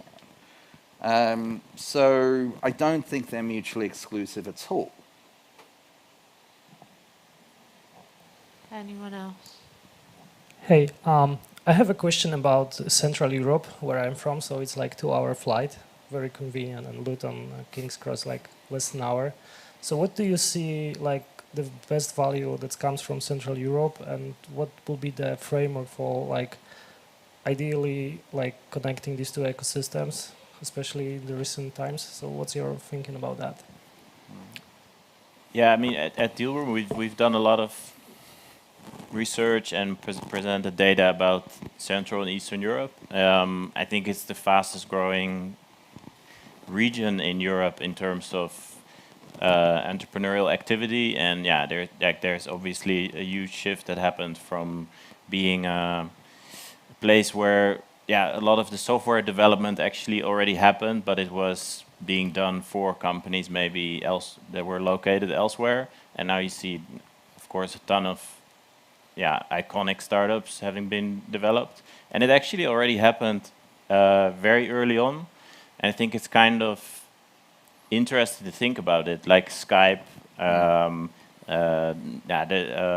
Avast, AVG, like actually the first big software companies, most of them came from Eastern Europe, and then somehow I think the success of that didn't really stay there in some way, like, so it kind of, there was like a quiet period, and now it came back completely in a big way, but in a different way, where you see that the successes are kind of like you have this feedback loop where it's kind of feeding back into the ecosystem, and I think the report we presented yesterday indeed highlights that it's just a 2-hour flight or 3 hours depending where you're going. It's also really part of the broader European ecosystem. I mean, I would just add to that, having been, part of the team at Skype, and then at Seed Camp, very early on at Seed Camp, we were holding, Seed Camp events in Warsaw, in Ljubljana, etc. Is that, I mean, the light bulb for me at Skype was obviously innovation can happen anywhere because the core technology was developed in Estonia. When Reshma said to me, someone from this fund I've not heard of, Credo, has asked if I can be, on their advisory board, and 3 years later, Seed Camp got an investment in the seed round of UiPath. So, there is no question innovation can happen everywhere, and for me, the discipline of the 4-hour train rides, I mean, I'm just talking about the one that's near me, you go to Munich and you look at a 4-hour train ride from Munich, that's a different cluster. And so, I think the way you can think about ecosystems going forward, especially when you think about transportation as part of the infrastructure and time zones as part of the infrastructure, is very different. And the way we should think about ecosystems is not bound by geopolitical maps, which we all know are like fiction. Humans operate in a very different way, and the infrastructure really helps navigate their operation. So, I think there will be other logical clusters that come out of of other places. And I mean, I think one of the great beneficiaries of the breakup of the Soviet Union, because I mean, obviously this is what I learned, that, why was Estonia so good at technology innovation? Because within the Soviet Union, it was one of the centers of excellence for computer science. So, there is incredible computer science and engineering talent there. And, I think, this is another reason why there's so much opportunity here. But, at least from our perspective, we're just sticking to our knitting in terms of the train rides and the time zones. Go for it. Oh. Thank you. This is about climate finance, arguably the biggest resource allocation in history, between 100 to 150 trillion by 2050 to make the net zero, right? And obviously everybody is getting to it, everybody is slowly, because it's difficult in institutional investors, in banks, but I would presume they maybe could be quicker, in the venture capital, knowing that as well is huge opportunity from a clean tech perspective. We need to invest in hydrogen, in carbon capture, in energy storage, all of this incipient, and the EU and the UK arguably are spearheading the wall on that. They're putting a lot of public money into many of these projects.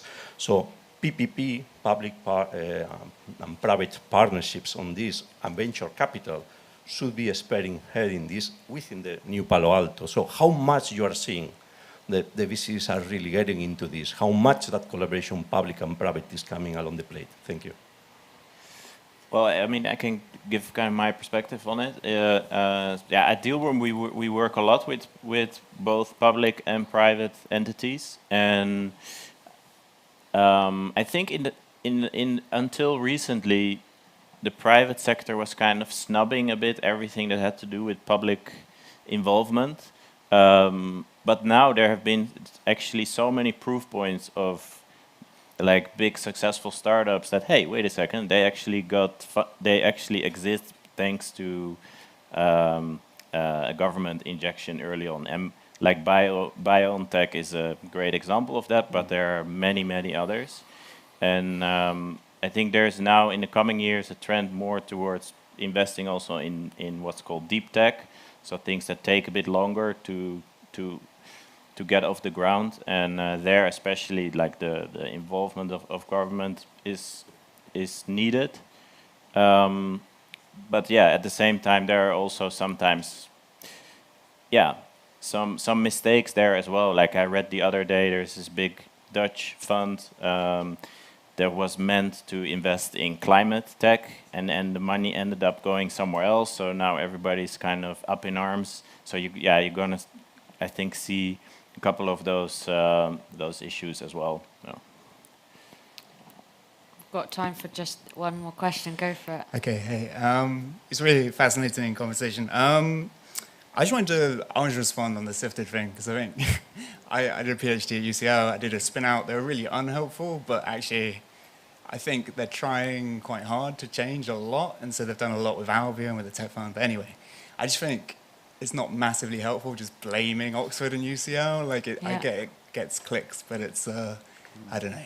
I'd love to know, so that alludes to my question, from Saul and the others, sort of, if you had the ear of the provost at UCL or at Oxford, sort of what are the one or two things that you'd ask them to do? Because, I think there's so much that Stanford has. We had a startup that, it wasn't a massive exit, sold to Salesforce, but Stanford owned 10% of it, so Stanford 5x to their 250K.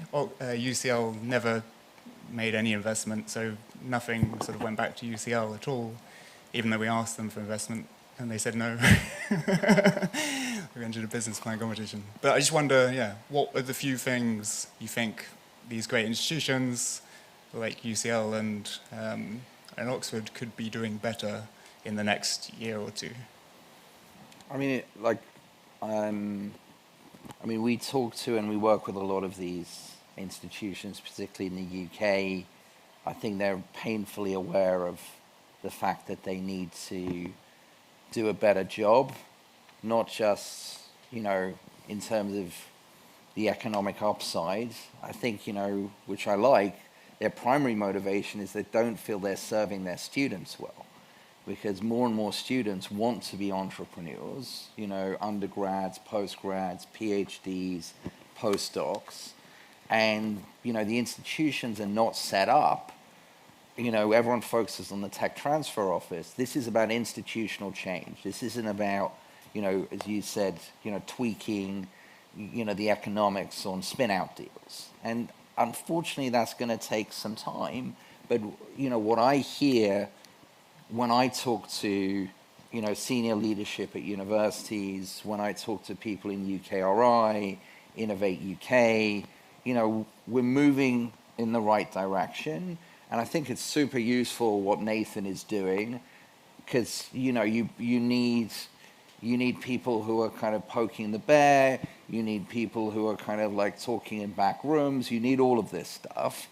I'm actually really positive on the direction of travel, but, you know, let's be honest, you know, Stanford's been doing this really well for 50, 60 years. We're not going to like get to Stanford or even MIT levels of sophistication overnight. But I think there is like real unity in terms of what is the right direction of travel. And most importantly, it's been driven by like what is right for the students. Like, what are we not doing that the students want? And students, more and more students want to be entrepreneurs, more and more students want to join startups, scale-ups, etc. So, you know, that's, I think, the most positive thing to me is like, you know, the vice chancellors, the provosts, the whoever's are basically saying, you know, we will not have a student body 20 years from now if we don't figure this out. And an output may be better terms or better economics. But I think they're actually trying to solve the big problem, which is like, you know, my customers, what do they want? Thank you, guys. That wraps up today. Thanks, everyone, for joining us. Doing your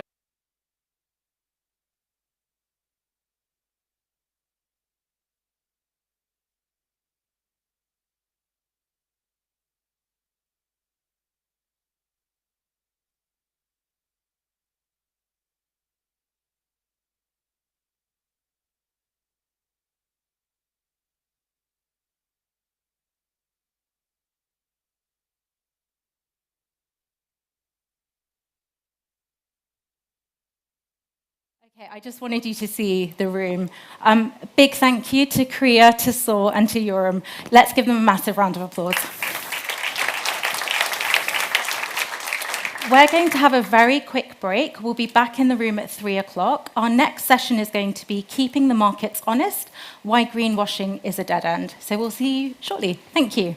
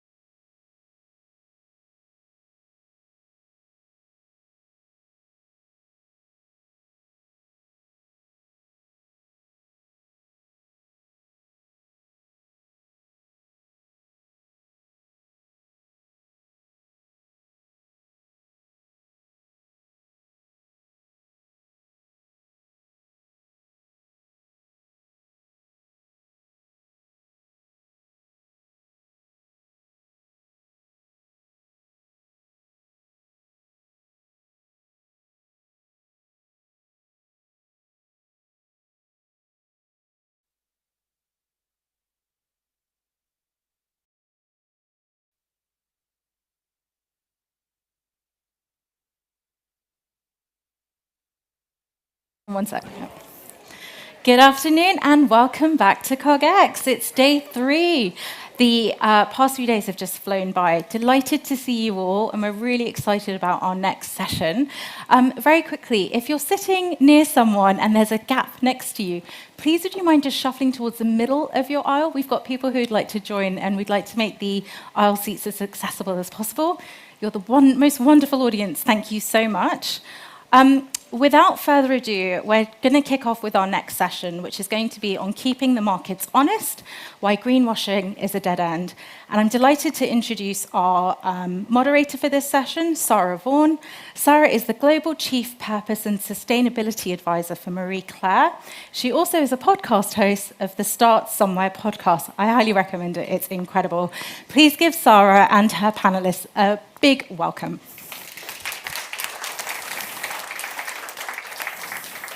Everyone. Good to see you all on this rather hot afternoon, global warming at its finest. So welcome to my lovely panel, Mark, Christian and Liver Miller. And I'd love you to say a couple of words about yourself, what you do and which company you come from. Sure. So, hi everybody. So I am Mark Fisher. I work for EY and I work in their sustainability team based in London normally. So we have about 2,500 people globally. Not long to go now. Focused on helping our clients to navigate sustainability issues. So we're focused on helping them to improve the way in which they both manage issues, but also how they disclose on that. And so you can imagine a particular focus of ours is to keep them honest and to make sure that when they are talking publicly about their sustainability performance, that it is based up in substance. Quite a challenge sometimes. Christian. So the way I usually present what I do is that I do the two things that scare people the most and bore people the most. So if you want a sense of intense cognitive dissonance, come and talk to me afterwards. You know, being scared and bored at the same time is a unique experience. But more concretely, what I do is that I work on climate change, the scary part, and then accounting. So we provide software to large businesses to account for their full carbon footprint, both in their own operations, but quite crucially in their value chain as well, because for a typical business, 90% of their overall emissions are located in the value chain. So we help them, give them actionable insights so they can take the right action to go towards net zero emissions. Awesome stuff. And he's just been with Arnie. He's just jetted in from being with Arnie in Vienna, so you can ask him about that later. Liver Miller. Hi, my name is Liver Miller. I'm the CEO and co-founder of a company called Plan A. We have a software as a service platform for decarbonization and ESG improvement. So we enable businesses to track against the targets that they've set and also the assessment that they've made, how they can actually become better and contribute significantly to the transformation of our economy. Also, 2 years ago, I set up an NGO called the Green Tech Alliance. So what we do there, which is kind of a business that I don't spend much time on, but we have a team that is working on that. We support businesses that are working on climate-related challenges to have access to visibility, capital, and expertise. We have now more than 2,000 businesses and also 500 advisors. I'm really excited for the discussion, and I'll stop here. No, it's brilliant to have you all. Before we start with the actual questions, I just wanted to kind of read a few words of reflection. Exxon is rated top 10 best in the world for environment, social and governance, ESG by S&P 500, while Tesla didn't make the list. ESG is a scam. It has been weaponized by phony social justice warriors, so says Elon Musk. And as an aside, or not, the 2021 Carbon Majors GHG report, published in 2021, put Exxon as the 4th most carbon-emitting company in the world. And by the way, BP and Shell are ranked 6th and 7th, respectively. Doesn't this smack of greenwashing? I mean, how can this be? I mean, where is the current system of reporting going wrong? Mark? Nice, easy question to start with. And Elon Musk sometimes talks sense. He's got a point there, but it's a very complicated landscape. Perhaps part of the challenge is just the sheer volume of information that companies are being asked to report on. So those of you who've heard of the GRI and SDGs, I think both of those frameworks for reporting on sustainability performance contain about 200 different indicators that you could report against. So it's very easy for a company to pick and choose the areas where they can demonstrate their best selves. You know, we all do that. If you were on a dating app, you would demonstrate your best self, wouldn't you? If you're a company, you want to be able to demonstrate your best self, and so you can pick and choose your performance to some extent. For companies, it's a challenge to know sort of which one of these initiatives or which framework that they should follow. You know, people talk about there being 600 different sustainability frameworks that you can respond to. So it becomes easier to sort of decide, well, we're going to head in a direction that makes us look good. So I think that's one part of the challenge. Is it's easy to pick and choose what you report on in a way in which you cannot do so easily for financial reporting. The other is just the quality of the underlying information. So it's you know it can be sketchy, and I'm sure the others will talk a little bit to this. There's a lot of there's a lot of estimation within that. And companies are getting, senior leaders within companies are getting increasingly nervous about the information that they are putting into the public domain. Just to give you one example, a oil and gas company that we have done some work with, within its CDP disclosures, had 4 different risks that it had highlighted, each of which they valued at 10 times the exposure than the market cap of that company. I mean, that cannot logically be true, that in order to respond to a risk, it's going to cost them 10 times more than the business is worth. and the problem there is who has put that data into the public domain. It's the lack of control. Somebody who was adding an extra zero. It's somebody who can see they'll get a better score from CDP if they just put more and more information into that platform, without really having the sort of governance within the organisation to check that what they're saying is sensible. So it's a sort of well-intentioned environmental quasi-specialist that might have done that, but it doesn't always lead to the best outcome. Clearly. Christian. So, I mean, to give some more flavor to what you said, I think for climate change in particular, there is a huge risk, and I think the stakes around greenwashing are huge. I'm worried that in 10 years, we might have all major companies claiming to be carbon neutral, but we will still see global emissions go up. And at least my explanation to that would be that we're combining good intentions with bad mathematics. So what that means more concretely is that I think a lot of companies want to do the right thing, but when it comes to carbon emissions in particular, they don't know how to account for their carbon emissions. They don't know what carbon offsets or credit to trust in a market that is flooded with absolutely trash carbon offsets.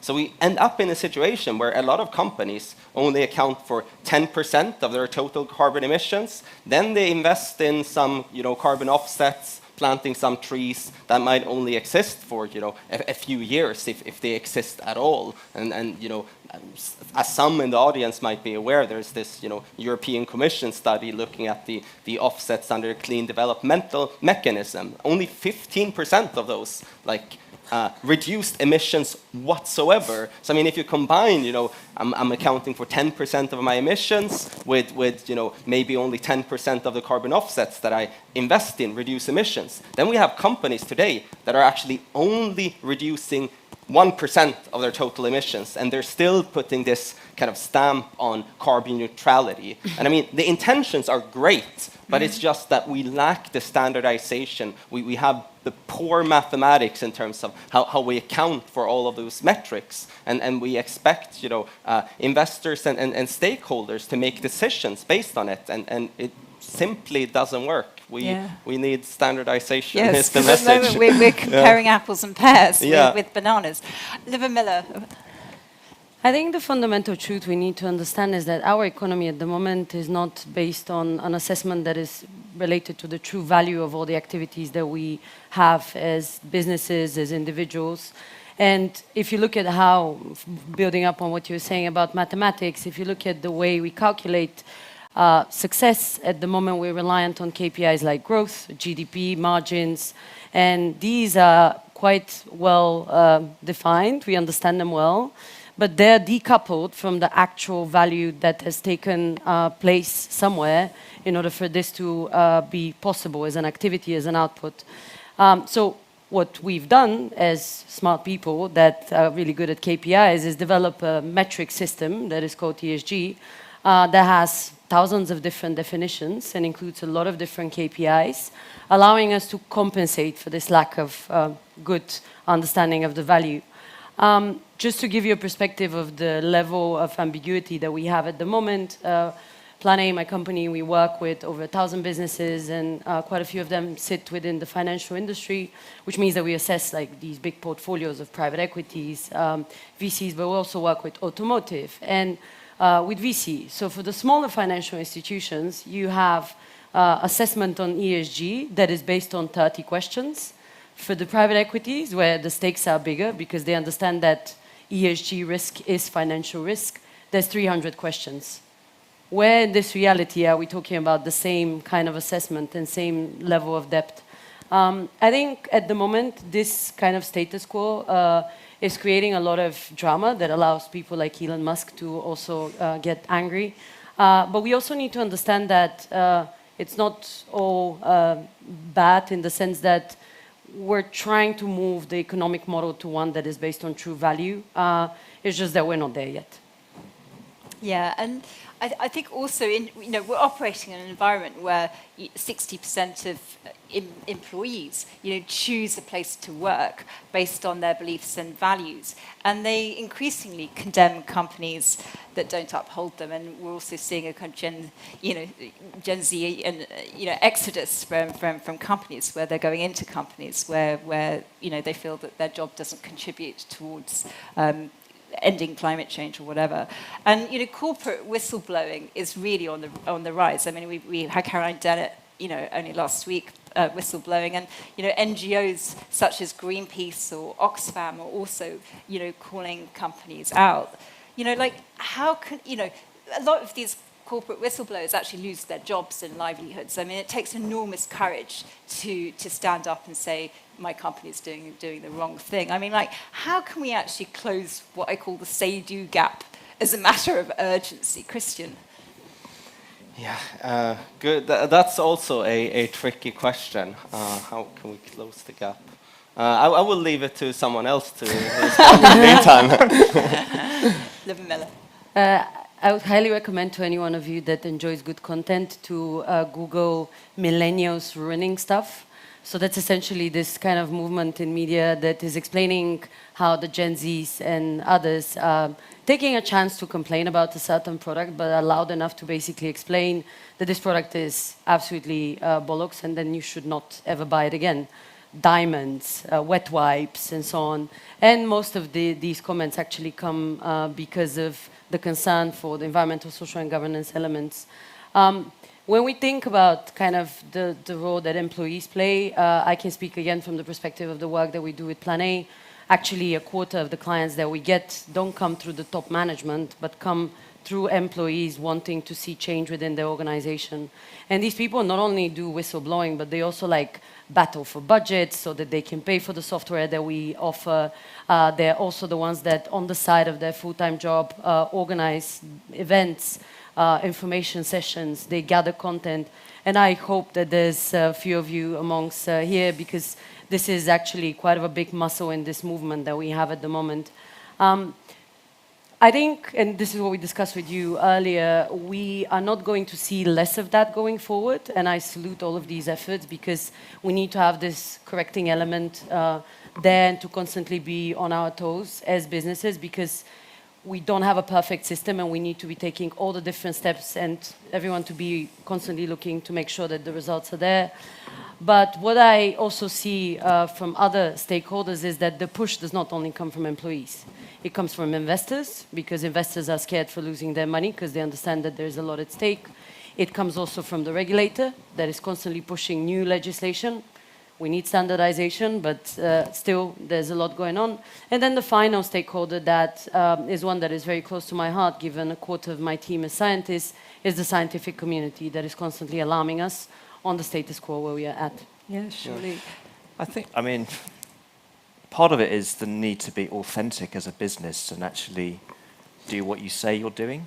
And you know, whilst there will always be people who don't want to work in a particular sector because they think that sector is a bad sector or a bad actor, there will also be people who, you know, are very willing to work within that sector, provided the company does what it says it's doing. And so if it claims that it is sustainable or green in some way, and it announces plans to drive a better future, if there's no substance that sits behind that, then as an employee, why would I want to work for that company? In the same way in which if the strategy that it was developed was built on sand, why would I want to work for that company? You want to be within an organisation that is going to be successful and is going to make you successful as an individual as being part of that. And so if it isn't authentic, then the talent moves elsewhere to a business where they can see that they can make a difference and that the organisation lives up to what it says it's going to do. I have a quick response now, and it's kind of funny. I left the World Economic Forum recently, and one thing that a lot of CEOs said is that a lot of employees write them on Slack on sustainability issues. So maybe the answer is slacktivism, but not the type of slacktivism that you associate the word with, but actually on Slack, you know, you often have, you know, your business leaders and CEOs, and as the employee of a company, you know, you can reach out to them and ask questions around, you know, how are we doing in terms of sustainability? So I think there's a lot of power to be wielded inside of an organization. And maybe, you know, all of our customers will be angry with me now for suggesting that when they will be bombarded on Slack. But yeah, no, I think that's a superb idea. Thank you. But I mean, it's not all a complete picture of doom and gloom. I mean, you know, there are some positive things happening, definitely. You know, what's positive which is happening under your leadership, in, you know, or in the wider world? What are the glimmers, the rays of hope? 2 weeks ago, I spoke at an event to 100 CMOs, and the topic that was given to me to prepare a speech on was about how there's no more license anymore to be telling good stories without action. And I'm sure that many of you would agree, there's been a lot of intended greenwashing. There's been a lot of stories that have been told by fast fashion companies. There's been stories that have been told in other domains. And what we definitely have been able to see with regards to kind of the license to not be anymore just storyteller is that businesses are understanding that A, there's a lot of money loss at stake, not only because of the whole concept climate risk is financial risk, ESG risk is financial risk, but also because of the employees that are moving to places which are aligned to their values. And if you've invested into training someone, making them better prepared to do their job, and ultimately being an advocate for what you're selling, probably it is better to keep these people rather than lose them and then find someone that has different values. And then the final bit, which I think is quite critical, and there's a lot of statistics that demonstrate this, is the consumer choice. At the moment you have, and it has been proven by fashion, but also by fast-moving goods and products, people that have a purchasing power that allows them to stand for their values are going into a shop and checking how long did this travel to get here. There's a lot of people that spend time on figuring out the kind of the material from which something is made. Guilty as charged. Like if I take the chance on buying some clothing, I take literally weeks until I'm sure that the supply chain, a bit too much maybe, but definitely, you know, this kind of investigation is not something that is only secluded to people that are professionals within the sustainability sphere. It is every one of us that has day-to-day choices that we need to make as employees, as consumers, as investors maybe, and that's something that doesn't give any more license to anyone to just be doing greenwashing. because you're going to be called out by one of those stakeholders. Surely. But do you think that goes that deep at the moment? Because whilst there are people who will take the time to investigate that, there's probably a lot of people who would still buy a product because it's got eco on the label without there being the degree of scrutiny and control that's required to support that. And the same in which you could, we've seen this massive explosion of ESG funds at the moment. So you can put your money into a product, whether that's part of a pension or more broadly, but how many people actually stop and say, what are the underlying investments that sit within that fund? And does that fund truly, when it says ESG, does it live If it? you end up doing that, then the German police comes and investigates you and takes all of your documents to make sure that you're actually compliant. So the truth is that what we see at least is an increased level of understanding and maturity of the consumers and also of the employees. Is it fully covering the whole planet? No. Is Europe leading the way? For sure. The EU and the UK are doing a fantastic job of, first of all, setting up frameworks on aligning the whole language. Second, at least what we see is this employee activism is something that is moving so fast. There's a lot of even unionization within companies around climate. Companies like Amazon, Google have been getting a lot of requests. I think we have still a long way to go, but I can definitely say that having been a professional in this industry for 6 years, I've never been more confident that we stand a chance of getting things done. Which is very hopeful. Thank you. Christian, what glimmers of hope are you seeing? I would say a glimmer of hope is that the good intentions are really there. I mean, we see more companies than ever setting, carbon neutrality or net zero targets, which is great. And we're starting to see, that pick up speed. We're starting to see some exponential slopes. But again, I think, the intentions are there. We need to sort out the, standardization and mathematics, so we make sure that, these companies are actually held accountable with their net zero targets. You are able to see a decrease of carbon emissions over time. And unless, the accounting, reporting, and standardization, like all of the boring things that I would love to talk to you about afterwards, unless all of those boring things are solved, I'm afraid that those good intentions will fizzle out to nothingness. But the intentions are there, which is the most important thing. Just to add a little bit of maybe controversy, I don't think we should call any of these activities boring, because at the moment we're reestablishing the way the economy operates, and this is so exciting.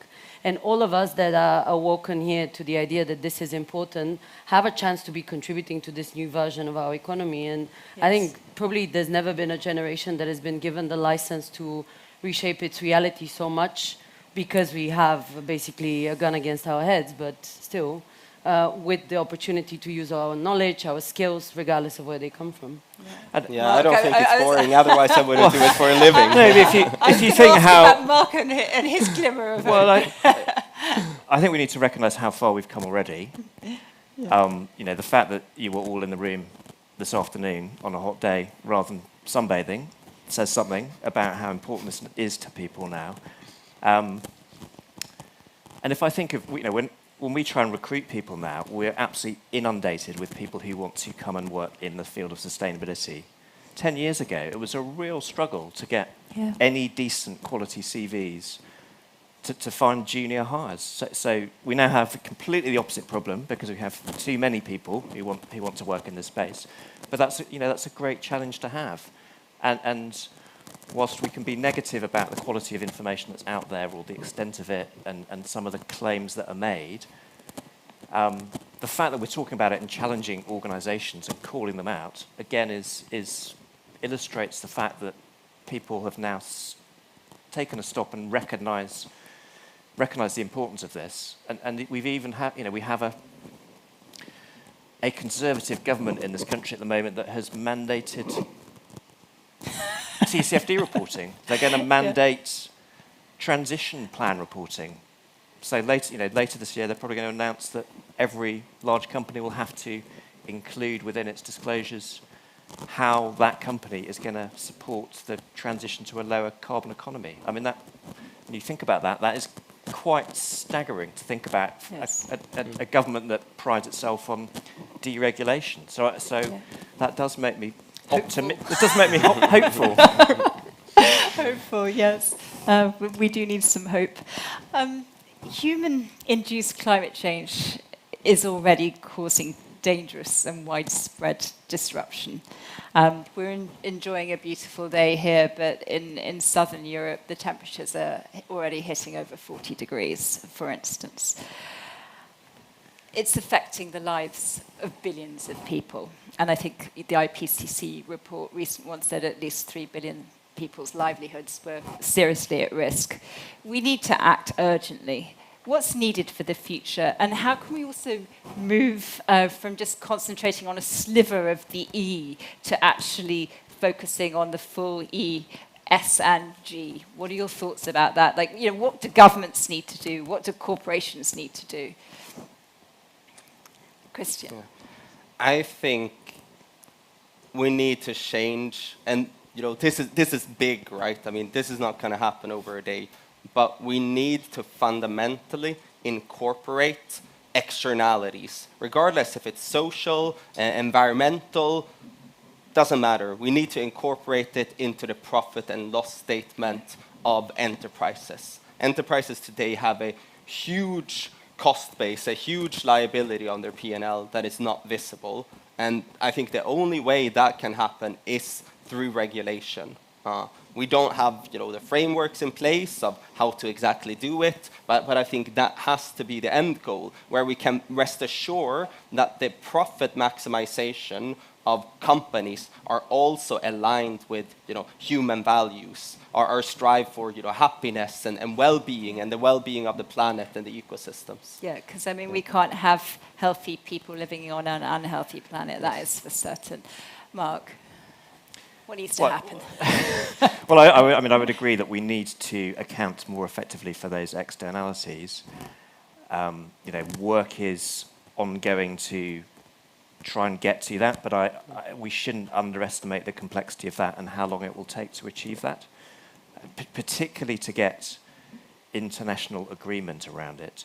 So if we think of how long it took thousands of years to have a common global approach to accounting for money. Yeah. You know, hopefully it's not going to take us as long in the sustainable hemisphere. No, we might not be around, but there is movement towards that. The difficulty is if you don't get that international agreement, then what you will see is that companies will outsource parts of their operation, or they'll move operations to parts of the world that are less stringent in terms of that accounting approach. Yes.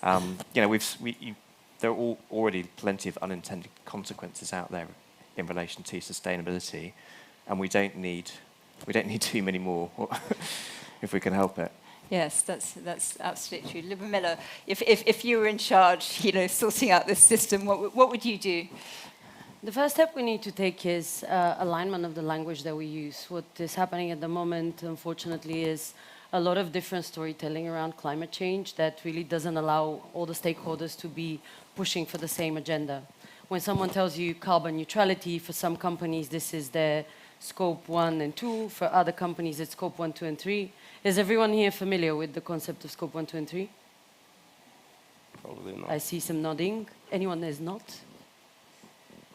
Okay, a lot of people. So there's an international framework that explains how emissions get to be calculated. And it's something that we've agreed upon, which is great, because that means that gives us kind of the first step to being able to speak this similar language.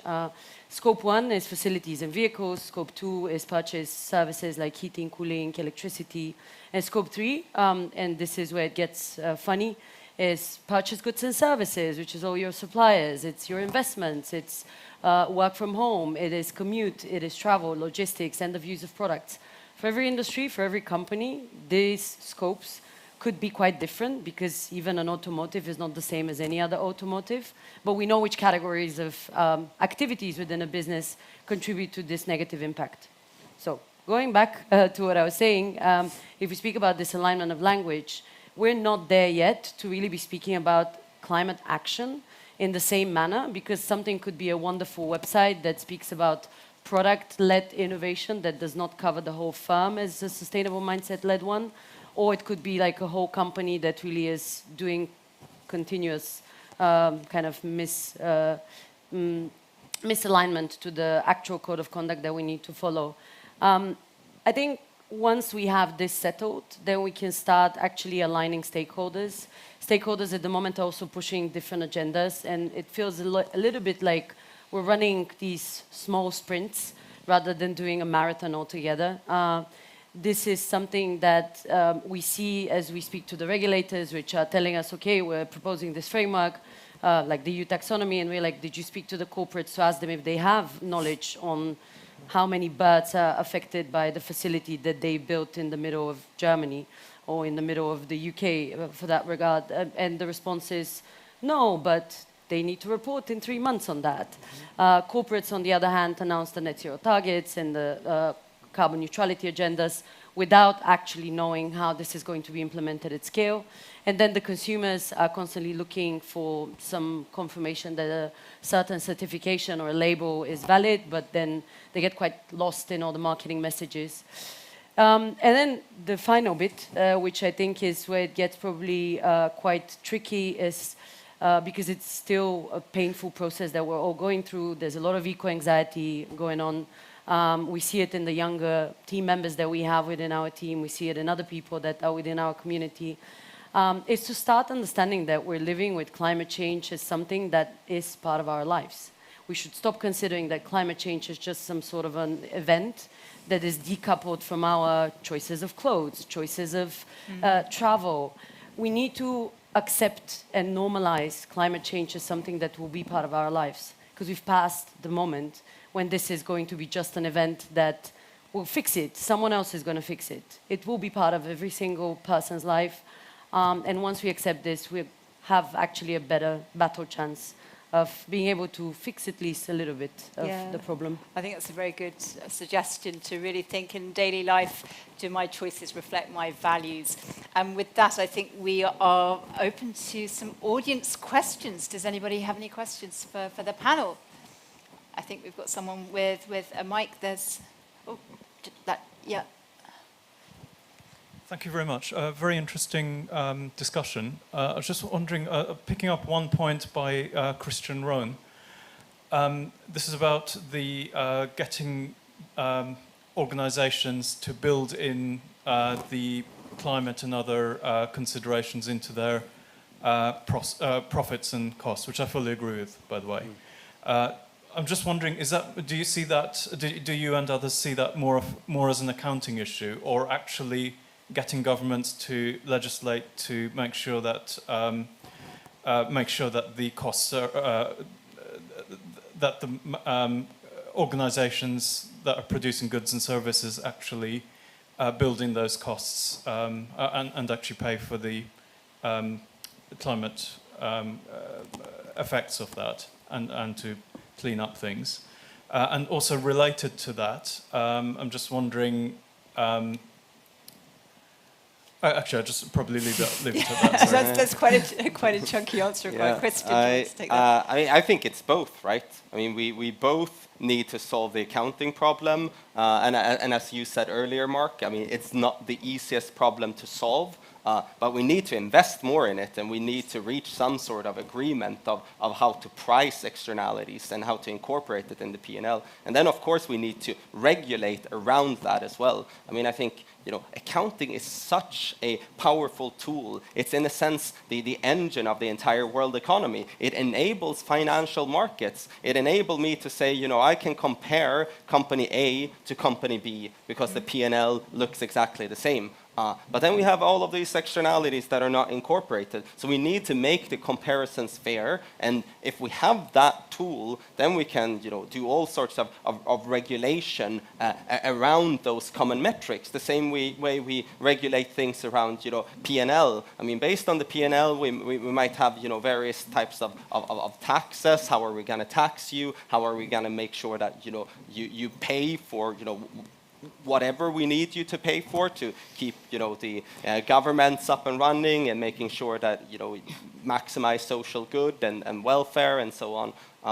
So question is, I think, undoubtedly both, but you need to start with the accounting standard and just come to some sort of agreement around it. Oh, sorry. Well, I was just going to say, in the UK, mandatory TCFD disclosure is really starting to drive that change in relation to climate change, not in relation to the wider social issues that we talked about earlier. And I work within an accounting organisation. EY is probably known by many people as an accountancy firm. So I have probably half a dozen conversations a week with my accountant colleagues who are challenging the organisations that they work with around how they account properly for their exposure to climate risk. And for some, it's not necessarily that material a risk, but for others, it is really quite stark.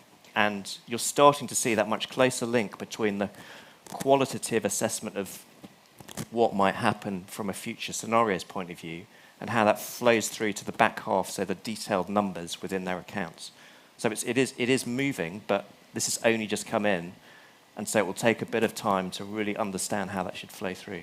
Libba Miller, you wanted to add something? I wanted to add a very concrete example of what many of our clients actually do that is an opportunity for all of you that are business leaders or can influence the decision of how your company is managed, can push for. We work with a company called Gani, which is a fashion giant in Scandinavia. And what they kicked off, but we actually have a lot of other companies I can give as an example doing the same thing, was embed an internal carbon tax. And this is where you start accounting for the externalities without being regulated, because as much as I'm optimistic, this is probably the best way to do it, where we're all speaking the same language. I don't trust there's going to be an international framework for standardization of embedding externalities anytime soon. So any company that is now with a lot of ambition for sustainability can kick this off. Some other clients that we have just did the exercise without paying the actual tax, to only find out that at the moment 40% of their assets on average are to be lost just because their infrastructure is sitting somewhere in a place that is going to be affected by climate change. So that's maybe an idea. Thank you. And I think there was a question, yes, question over there. Thank you. Hi, my name's Hannah and I work in the medical cannabis industry in the UK, which is an emerging industry. So obviously when you're creating an emerging industry, you're like, well, how are we dealing with sustainability? And they're thinking, we need to get cash. So that's something I've got to go work on. But one question I have is a lot of friends of mine who went with loads of energy into the sustainability cause are now becoming apathetic because of the wider geopolitical situation and feeling helpless with kind of like the refugee crisis and things like that. And a lot of them get tied into these new startups and scale-ups and the golden handcuffs of kind of like, you'll make loads of money from this and also be doing good. How do you keep people motivated when they're kind of going through that 6 years of like waiting for something to happen? How do you keep like the younger talent from not leaving and not seeing results quicker? I don't know if that's a question, but... Mark, how do you keep the young EY? Well, I think you have to go back to every journey starting with a single step, don't you? And sometimes the scale of the challenge, and I do see this, particularly in relation to climate change, it's almost too big, too scary for people to grapple with. And I've had client organisations that have thought about making a commitment to net zero and then have decided that's going to be too expensive for us, so we're not going to do that. But when it comes to employees, I think you need to be able to demonstrate on a regular basis that change is happening, and keeping that two-way dialogue open all the time so that you're really demonstrating that a difference has been made. And whilst we haven't got to the end of the journey yet, we said we'd do X, and actually we've already delivered that, or we're going to deliver it in 6 months' time. I know I'm as guilty of this as the rest of us, of not always communicating enough back to people within my organisation about the progress that we have made. But I have seen a real change in that recently, where we try and be more proud of what we've done already and really talk about what we've achieved already, rather than just focusing on what's next. There's two sides to the question that I think are important when you're implementing kind of some sort of strategy to engage employees on these topics. The first is that, you need to choose your battles. you listed a lot of things that can create so much drama, but let's be honest, like we live on a planet that is quite messy at the moment. Like we're coming out of a pandemic after 2 years. There's the Ukrainian war, unfortunately, continuing to rage. There's a lot of depression that didn't even get measured during COVID, and I can go on and on and on and on. Pick your battles. Like if you say that your teams are going to be engaged with sustainability, then focus on this journey, and this is also how we also explain it to our clients. Break it down into the steps that need to be taken, and then celebrate on weekly, bi-weekly basis what has been done. We kicked off, we just became a month ago a B Corp, and actually yesterday we found out that we're top 5% in the world, which is super exciting. And essentially what we did, and that brings me to the second side of the question, is we didn't give this task for the application to become a B Corp to the usual suspects. We have a quarter of our team, climate data scientists. Obviously, this is the place where you send this kind of activity because there's a lot of data you need to gather and a lot of explanation of how you're being sustainable, what kind of steps you're taking. We actually put together a team of enthusiasts plus some scientists that were behind this project, which in a practical way, what this means is advice is basically giving people the license to be in charge of something they're passionate about. If you only focus on the skill sets and kind of what they're capable of, or if you tell someone that is, eating meat that this is the one thing that they need to stop doing, like focus on the things that they can deliver on and they get excited about, and this is what keeps the momentum and the enthusiasm going, and does a good job. I just guess one tiny thing before you go in. I saw a chart turn around the other way recently that was to do with reducing climate change and the journey we're on, and it presented it as it basically turned the scale upside down. So you saw the achievements as that's interesting, rather than the problem. Yeah, that's perfect. Yeah, and positivity. Yeah, definitely, and also I think painting a vision of a hopeful future, just generally rather than a terrible one. Sorry. Christian, you were going to say. I would like to combine what Lubomila said on choosing your battles and what you said about tracking change. Yeah. So what we do is that we have a North Star metric, and we selected that North Star metric on what good do we think that we are in a unique position to do. And that is to help our clients reduce carbon emissions. So on a monthly basis, we look at how much carbon emissions is actually our clients reducing, and how many companies, and right now there are several thousands that we're helping on their net zero journey. So I would really kind of encourage finding that North Star and follow up on it on a regular basis, because you can't do everything at once. There's like thousands of topics and injustices all across the world. But if you get carried away as a business trying to solve everything, then you're going to solve nothing. So really kind of focus on what makes you unique as a business in terms of the value that you deliver to the world, and track that on a weekly, on a monthly basis. It's very exciting. No, I love that. That's great. Very sad. I thought we might have time for one more question, but actually we're being flashed red, very sadly. But I'm sure you can catch up with our panelists outside if you want to have a further chat with them or ask them on their social media accounts.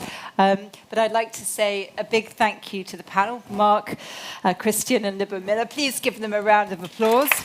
Thanks also to Anushka for moderating, to Lily and the tech team who've been amazing. Bless you. Thank you very much. Thank you very much. Please stay seated just for a moment. I just wanted to say we now have a break. Go outside, get some air, hydrate. We're going to be back here at 4:30 for the next session, which is going to be hearing about cyber predictions for 2030. Please join me one more time in saying thank you to Sarah, to Lubomila, to Mark, and to Christian. Thank you all so much. Thank you.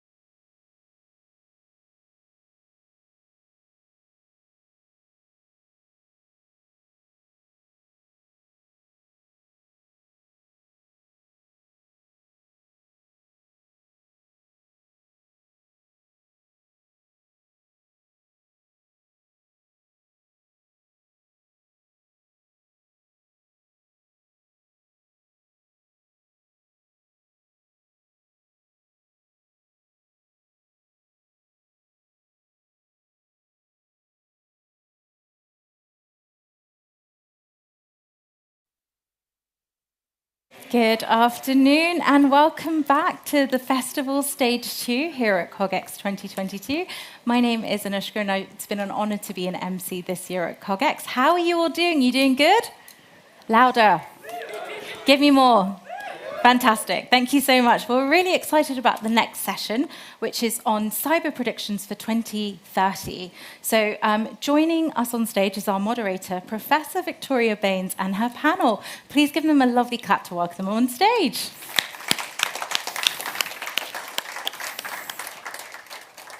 Hi, good afternoon, everybody, and welcome to the last substantive session of today's CogX.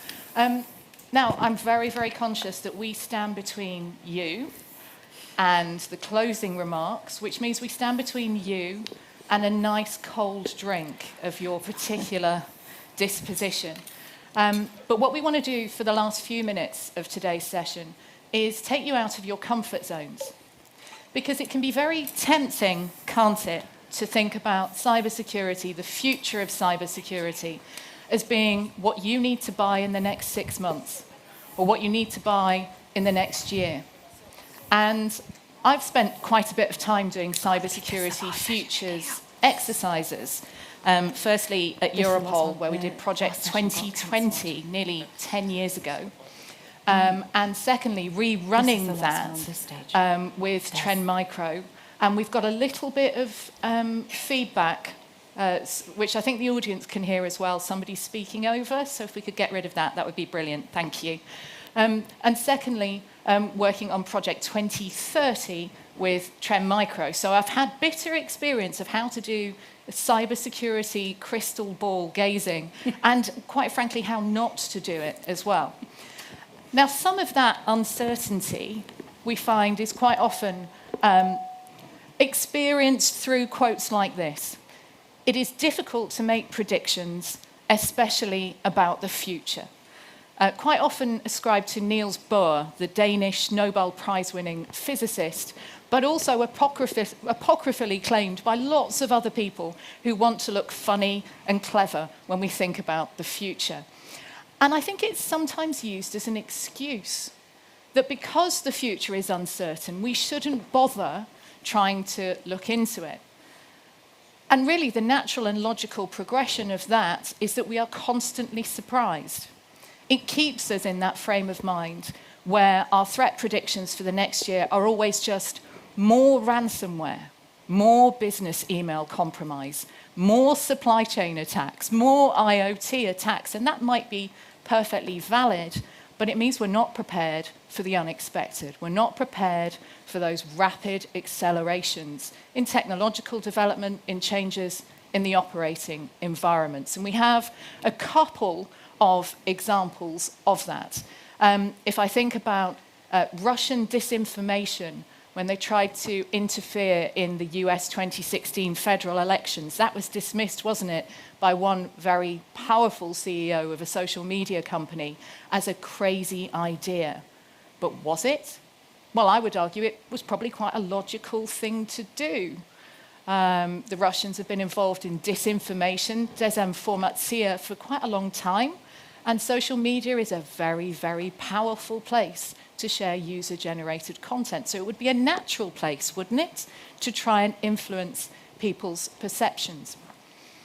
So when we're thinking about uncertainty, just because the future is uncertain doesn't mean we shouldn't look into it. And so I would like to replace this quote, disputed to Niels Bohr, with this one, which is entirely undisputed because I wrote it. Uncertainty is no excuse for failing to prepare.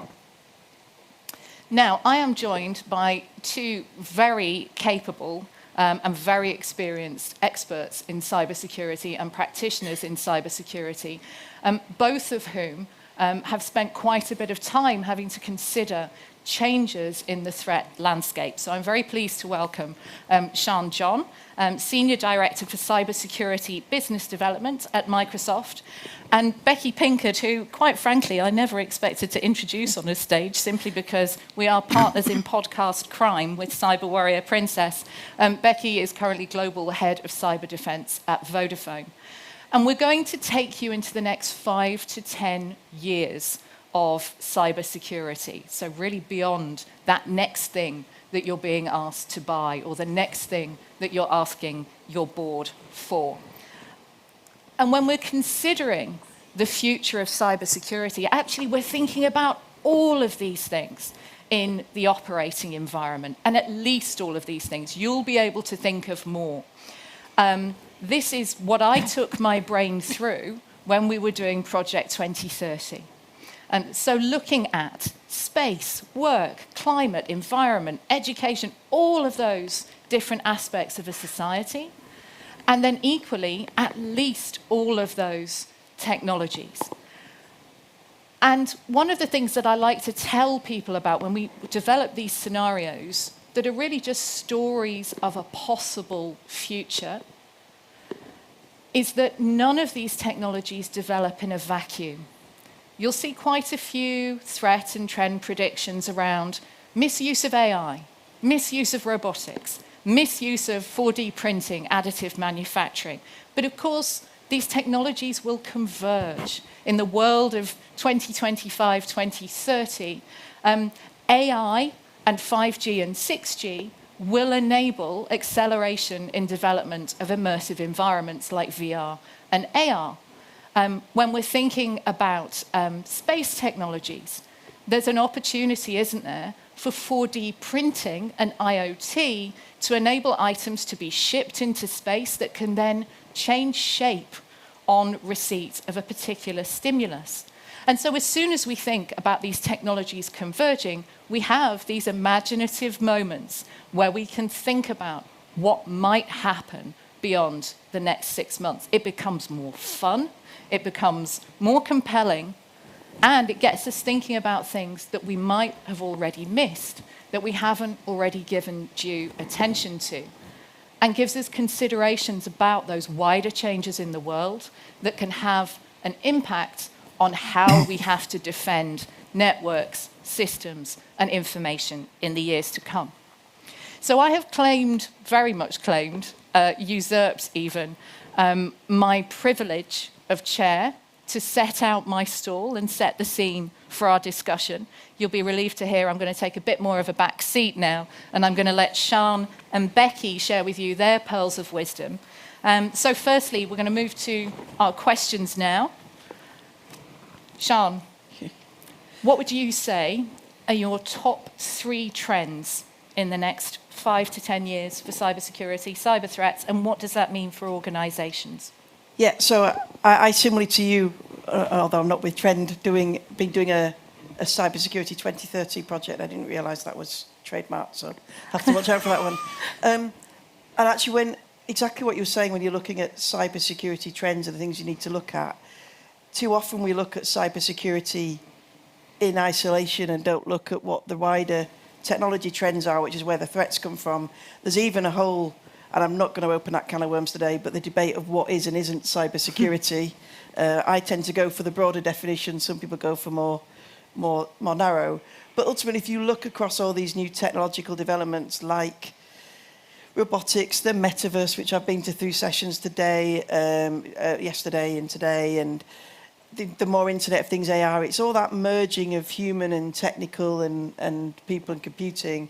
And there's some real threats that come with that. So in terms of things to worry about over the next 5 to 10 years, obviously the things we've seen with Ukraine and the use of cyber in war is absolutely that. We've been going on that journey for a few years, but it's definitely those gates are now open. So effectively, we will continue to see more of that nation-state attacks and things like that.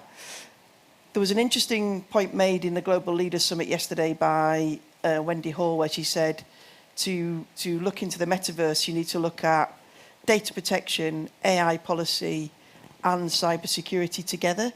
And I think that is one of those big trends, is that actually cybersecurity needs to get outside of looking at itself in terms of threats. We need to look at those socio-economic things that come as well. And really the key bit there is data protection. It's probably one of the oldest and to many people the dullest parts of what we do, but yet the most important. We've failed to get control of data really for the last 20 years. As we go into this metaverse, AI, engineered connected world, getting control of data, and particularly personal data, will become absolutely important.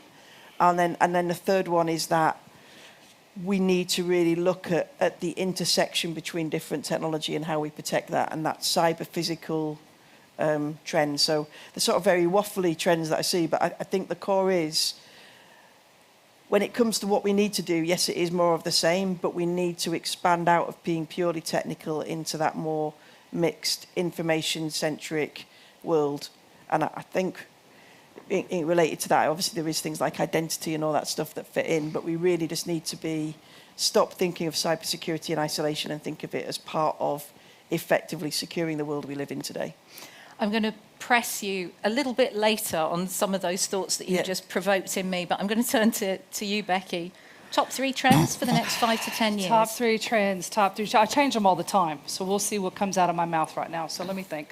I genuinely believe we're continuing to be more and more driven by software, obviously, right? Everything, software development, DevOps, SecDevOps, DevSecOps, something, second ops. Yeah, it's all converging, it's all continuing to build and grow. Networking, right? Networking is moving towards software-driven networking. Everything is becoming containerized, everything is becoming microized, right? Smaller, yet more separate, but together. So I think what we're going to continue to see is a lot of challenge as we continue to grow complexity in the way that we evolve and grow our services and our capabilities. So that's sort of the first thing, right? I think we're going to continue to see this real drive for software development, and with that a shift even further into cloud-based capabilities as well. I think that then ties into sort of almost a look backwards, something we can't lose, we're going to have to continue to drive with and take with us. And that's the ability to remember that we've got now this quite shaky foundation that we're sort of doing all this super cool new stuff on.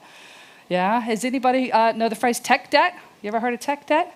I'm a huge advocate for security fan of tech debt. debt, aren't you? We got security debt as well. And I'm going to tell you right now, that security debt is accumulating and the interest is outrageous, people. And it is going to come and bite us in the you-know-what's it. So we need to really be focused on what we're accumulating, where we're accumulating, and then trying to figure out as we go through this big push towards software, right? How do we dig into that? How do we peel it back, pare it back so that we understand how are these things put together? Where are those security holes? And where are we taking them? How are they growing with us or not? Because if we don't do it, who does it for us? The threat actors, right? So that's sort of the second thing I think we've got to continue to hone in on.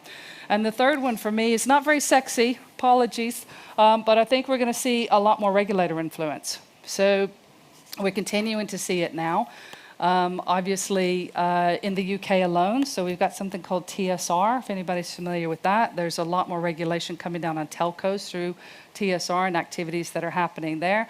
There's obviously, GDPR taking us back a few years now, but then we're continuing to see more regulation across industry in other countries as well. So there's still a piecemeal approach to it. Different countries, it's like we're all America. You can tell I'm American, right? It's like we're all America, but all over the world. So all the different states are coming up with all their little laws, and then the United States is like, crap, we got to do something at a federal level, but they never do. That's kind of where the world is right now. There's all these little countries coming up with laws and we're being driven by regulations. So when you try and operate at a global level as a company, that's hard, people.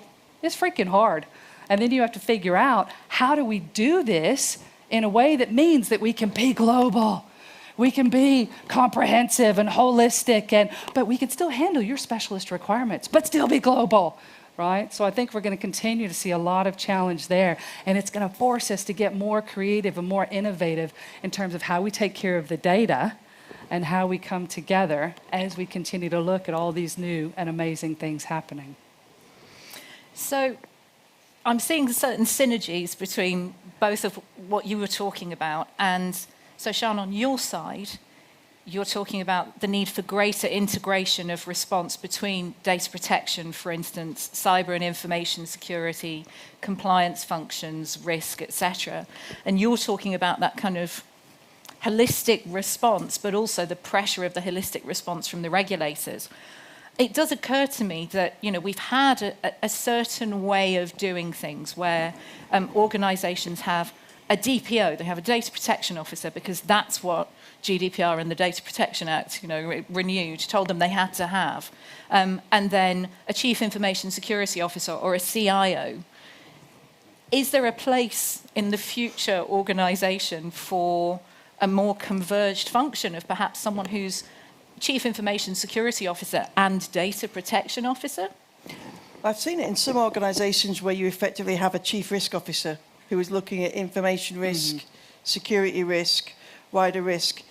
Whether you have different levels of expertise is one thing,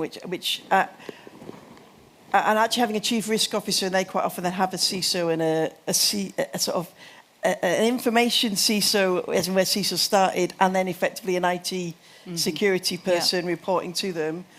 I actually think it doesn't matter how the organisation works, because you do have different levels of expertise.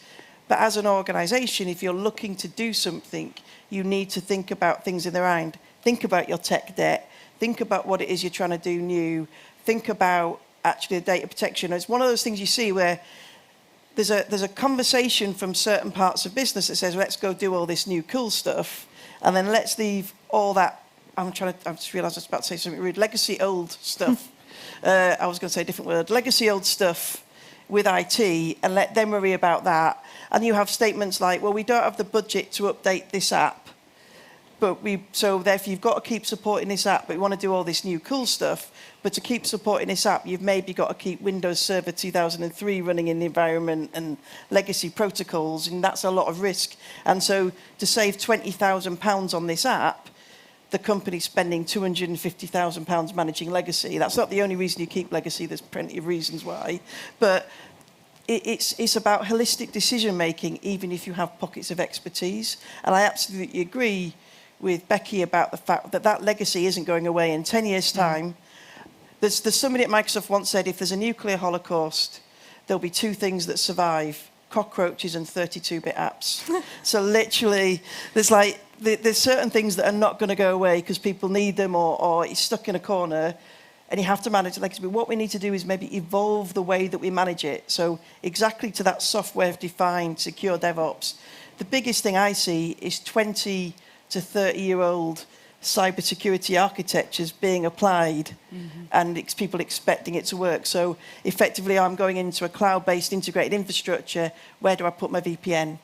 And where do I put my legacy stuff? So I think I'm agreeing with Becky in different ways. I think but at the same time, when we do data protection, we try and do it in that old-fashioned, let's encrypt it all or do data loss prevention. We need to move much more towards an information governance, information protection approach, which is why I'm sort of a fan of the GDPR, even though it's got its drawbacks, is it doesn't have a checklist. It has a risk-based, privacy by design, security by design approach, and it's that when I'm a business thinking about doing something new, I need to think about the cybersecurity threat and the legacy threat and everything that's going on, as well as the new stuff I want to do.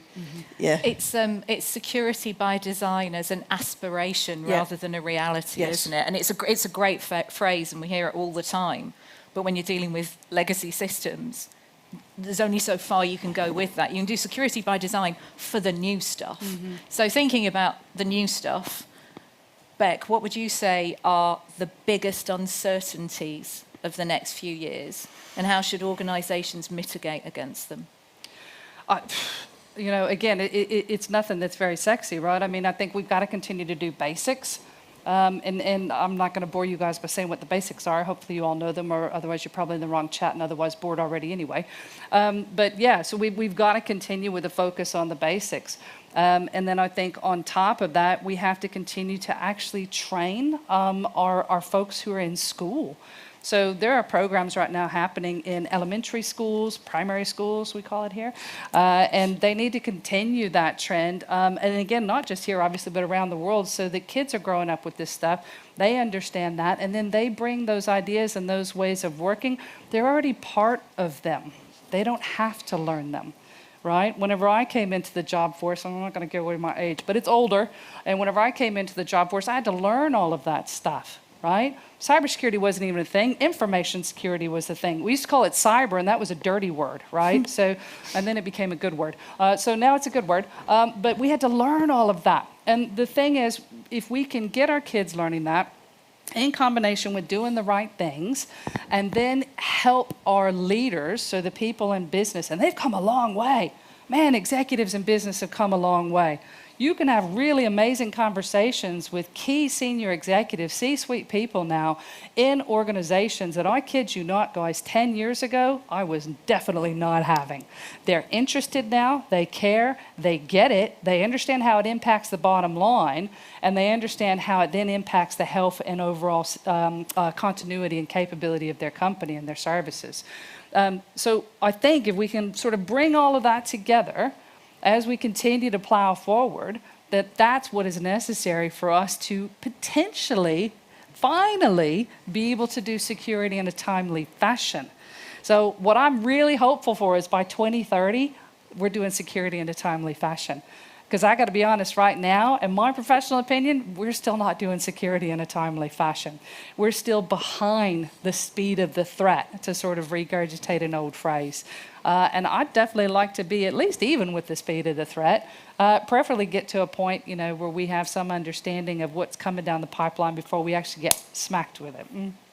We're old, aren't we, you and I? And when you I'm got actually me older than you, Vicky. I know. We can, if you like, we can have a contest, can't we? Yeah, about who's the oldest? Middle-aged women who aren't sensitive about their age. Who'd have thought it? But we need a fan up here. What the heck? Yeah, we could do with a fan, actually. Jesus. It's quite, yes. It's almost like we've got 3 radiators on stage, isn't it? So if we're looking back to kind of the history of cybercrime investigation, when I first started out, 20 years back, we called it computer crime. And seriously, there were people I was dealing with who thought that was, people just kind of breaking in, picking up a computer and walking off with it. And then it became high-tech crime, which kind of sounded, it was kind of like a midpoint to cyber there, wasn't it? I think that's what made me want to join. That's when people steal trainers, I think. But in the early days of cyber, they put cyber in front of everything, like cyber loafing, which is where you sit on your computer browsing the internet. I just called that slacking off, but apparently it's cyber loafing. Not now we've got the newfangled productivity tools, right? Yeah. But you raise a really important point, which is the board level of interest around cyber and information security and threats to information and data and networks. And I think one of the things that we learned between doing Project 2020 and Project 2030, in 2020 you could do environmental scanning where you said, right, we're going to look at all of the open source information about cyber threats. We're going to look at all of the patents, and we're going to look at all of the scientific abstracts. And I had a team of 7 to 9 people, and we all just sat in a room and wrote on Post-it notes and put it all on the wall and thought, oh, we could study how bees might influence integrated transport systems. And, and it was super cool. When I came to 2019, 2020, and I wanted to do Project 2030, and I thought, right, I'll use the same methodology. We'll look at open source information. We'll look at patents. We'll look at abstracts. Guess how many patents? It's better, isn't it? Yeah, but I do feel sorry. You might need that, sorry. Guess how many patents there were for artificial intelligence in the World Intellectual Property 3. Database? I'm going to say 3. Oh, you're not getting a beer later. No. Just made it up. There were millions, absolutely millions. Now, if you look at intellectual property, you look at patents around cybersecurity, there are millions of these things to go to. And the reason I mention that is that we've now got information overload when it comes to cybersecurity. All the trend and threat reports, all the news sources, people like us tweeting constantly about stuff you should be worried about, patents, scientific abstracts. And so now we're kind of humanly incapable of following all of this stuff manually. It can be really, really challenging. And so that takes me on to our final scheduled question, which is, how do organizations stay ahead of this evolution in threats and the operating environment any ideas? I'm going to go to you, Shanjon. Oh, wow. So, I'm actually going to say that next week is InfoSec, and last week was RSA in the US.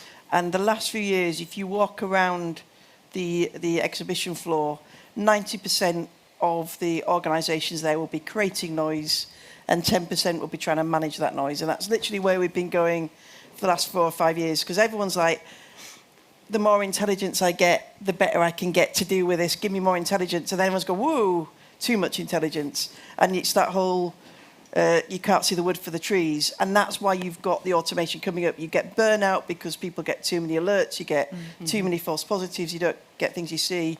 It's why you've seen the drive of AI, I'm sorry, slap my wrist because people machine learning. Because obviously when we say AI in cybersecurity, we're definitely at the machine There's learning. There's a lot end. of truth talking in this session. Have you noticed? So when you see machine learning, it's actually there to get control of the noise. There's actually value to that because there are so many signals that, to Becky's point of trying to catch up, you need to do. It will never replace the human being for understanding context and insights. And what we need to do is get to the point where you can get that signal. It can be processed in a way that you see, but then as a human being, you can bring your human knowledge to it. And it's why you've seen the whole rise of threat, and now you've got external attack surface monitoring as a new thing that's coming, and continuous controls monitoring, and that's all about, it's really hard to keep, when you're going DevSecOps, DevOps, secure DevOps, whatever it is, integrated, but also real-time development and real-time attacking, the old ways of the way that we used to do it, you don't have time for a human being to look at it and respond to it because by that time it's in. That's why actually driving automation to augment the human being is important. It's also why zero trust has become such a big concept, and everyone hates it because it's become such a big concept that everyone says, buy my product and I will give you zero trust. You cannot buy a product to give you zero trust. But those principles of explicitly, and none of them are new, to be fair, explicitly verify, least privilege access, and assume compromise. None of them new, but actually putting those together and taking that as an approach to design the environment, that gives you a chance to try and limit the blast radius. And there's been more than one occasion where things have got into my company, and we're on record of the reason it didn't get any further is because that's the way we've architected our environment. And it's an architectural principle that you can use products to achieve. But when you go to InfoSec next week, if you do, and they're all saying, buy my product for zero trust, don't believe them, you can use them towards that. But that to me that's why it's that whole try and prevent and protect as much as possible, and then get more intelligence around responding and bubbling up what's needed.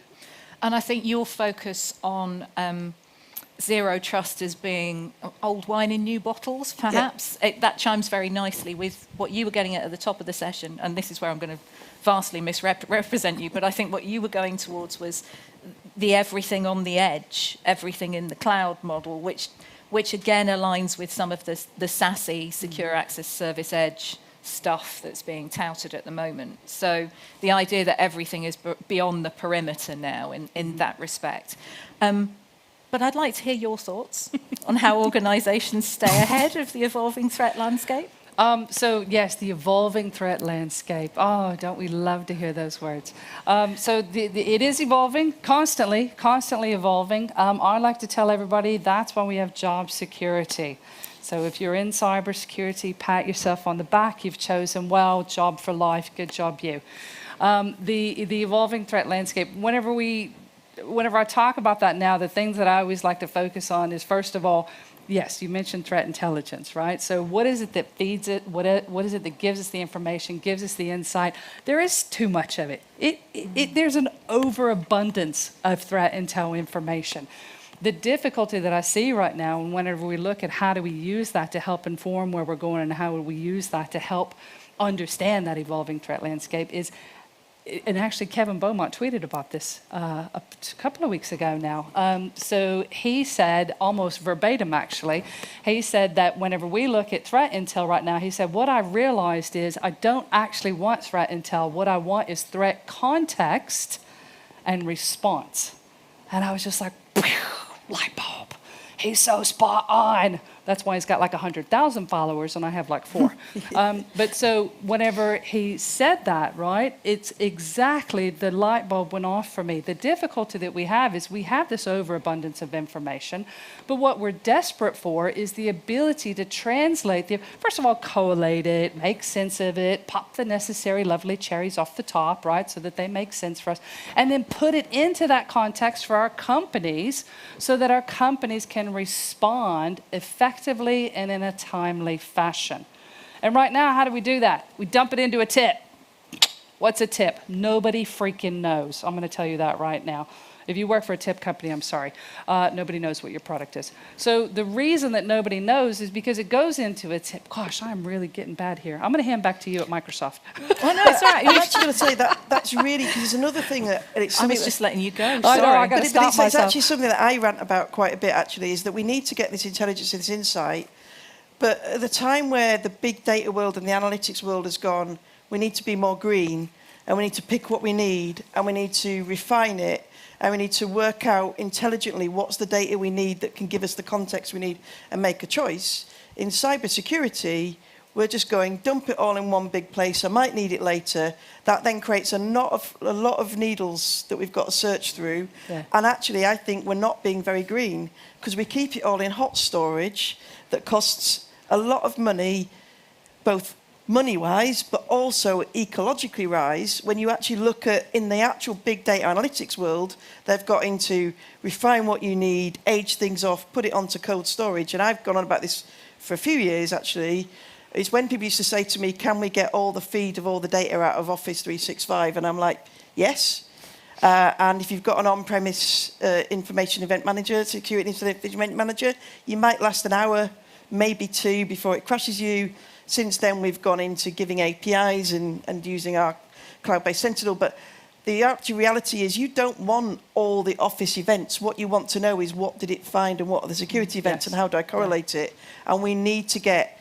That's probably the thing I missed out on my 3 trends that I really want us to do for the next 10 years. You can't have 4. I know, but we need to get smarter at doing intelligence. Really. Yeah.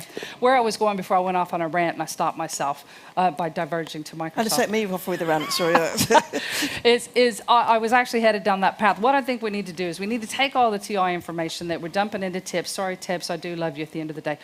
We can make you more effective. But what we need to do is we need to make the information work for us. And that means figuring out how do we take advantage of the machine learning capability that's out there. Right now, for example, there are analysts, I promise you, sitting in probably almost every company around the world doing manual stupid stuff like copy pasting things from one ticketing system into another, right? They'll be opening and generating emails from this team to that team who is based in that local market for them to send on to their team so they can action it and get it taken care of. Man, that's a waste of time. You know, I could honestly probably train a chimpanzee to do some of that stuff. No offense to chimpanzees. But what we need to do is take advantage of the capabilities that we have and have them integrated in a means that is efficient, that's, I can't say cost affordable because we know that doesn't exist, but somehow that we can magically pay for, and then be able to deploy in a meaningful way that doesn't take us a transformation path of 10 years, right? Every company I've ever worked at has a transformation program that's still transforming when I leave, and I go to the next company who's also transforming. And then I, no offense, leave that company as well, and then the next company's transforming. So I literally have in my LinkedIn bio, transformation expert, because that's all I've ever done my whole career. I think that's all we're ever going to do is just transform and then eventually die. It strikes me we've got an opportunity, haven't we, to remind ourselves in the industry of the principles of good intelligence analysis.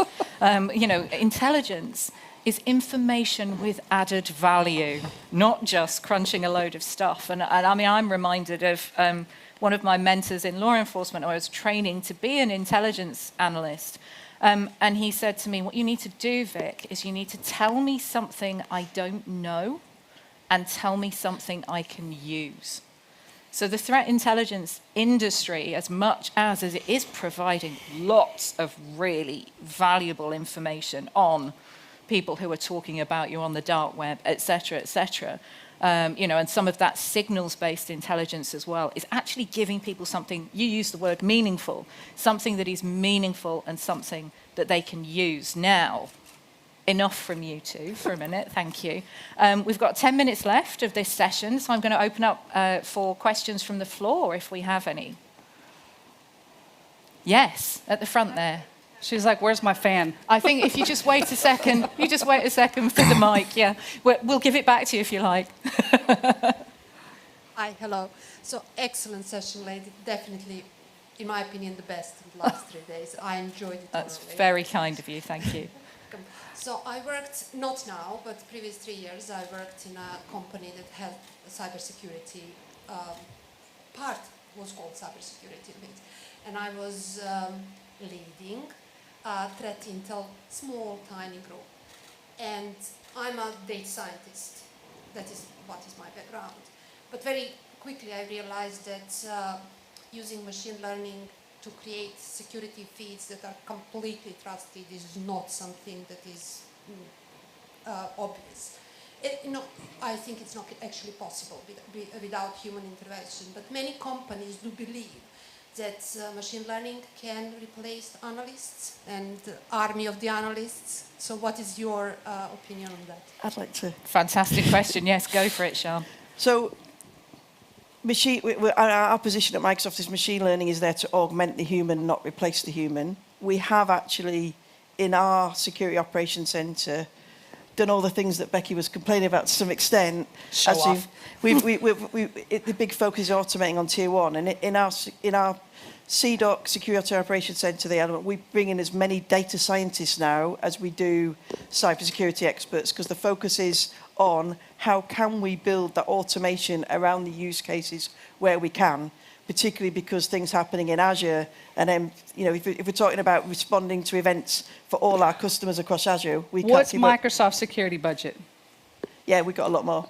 Yeah, and it's quite hard. That's not a very nice question. It's true, but it's quite hard to divide out our budget from what we do investment in projects, because actually the things that we do then get actually fed back into the things that appear in our security products. So, and it's one of those things where people ask us quite a lot, can you give us threat intelligence?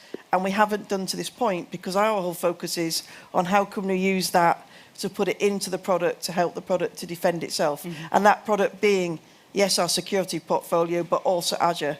So our Microsoft Threat Intelligence team, who focus, Threat Intelligence Center Mystic, who focus on nation states, they occasionally publish a blog or something like that. They did the Ukraine Insights, but they don't routinely publish you a threat intelligence into a platform, because the reason they're doing that is to monitor the threat, to write protections that go automatically into Azure, into M365 now. It used to be much more Azure, and into the environments, because the whole idea is to automate the defense. But you're right, you cannot replace a human being, but you can look at those points where you can. And our aim now is to try and take the things we've done and simplify that and make it easier for other people to do it without a Microsoft security budget. And actually, I'll add on to that. So one of the things that we're trying to do right now, and actually actively working towards, is taking anybody who is in a level 1 analyst role, security analyst role within the company, and working to automate all of the jobs that they handle, all of the tasks that they handle, so that I free up their brain, right? I don't want to actually get rid of the human resource. I want to free up the human resource to do awesome stuff with a human brain.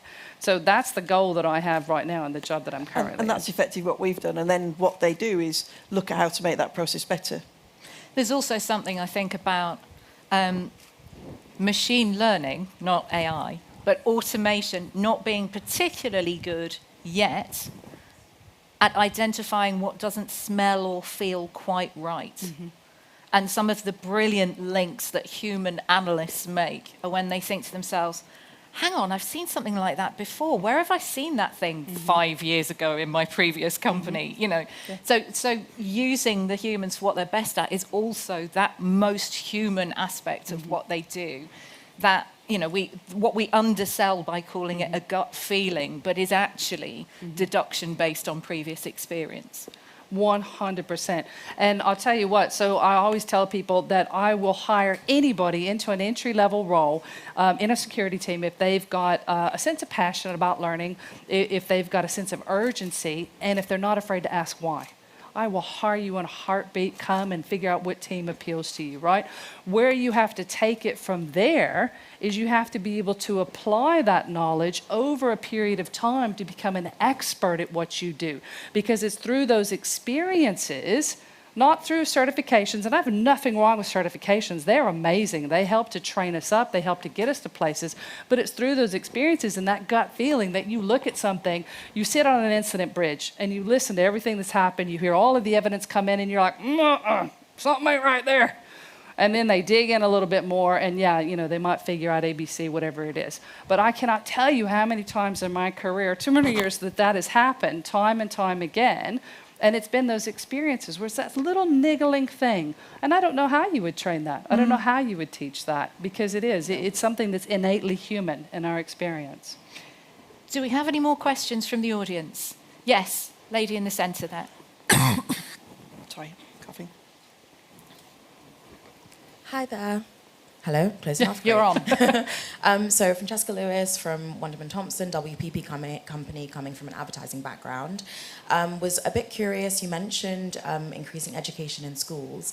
My question is about child cybersecurity. I read somewhere about Australia's government, for example, working with schools to increase kind of cybersecurity credentials almost, to kind of like heighten awareness about this, and what with Meta and TikTok coming under fire and having all these lawsuits to deal with, specifically, what do you see happening? I can err on the side of pessimism, so I'm curious to know what you see the future of cybersecurity for children, and especially with copper and the age of 13 being under dispute, curious about what the future holds. And thanks so much, this was such an entertaining talk. Oh, well, glad. She did say entertaining and not educational. Can I be naughty and jump in there? Because I do a lot of the child protection stuff, and one of the things that I get quite frustrated about is that we do a lot of what we call online safety, and it tends to be giving kids the skills to, and it works fairly well, giving kids the skills to not be groomed by people who want to abuse them.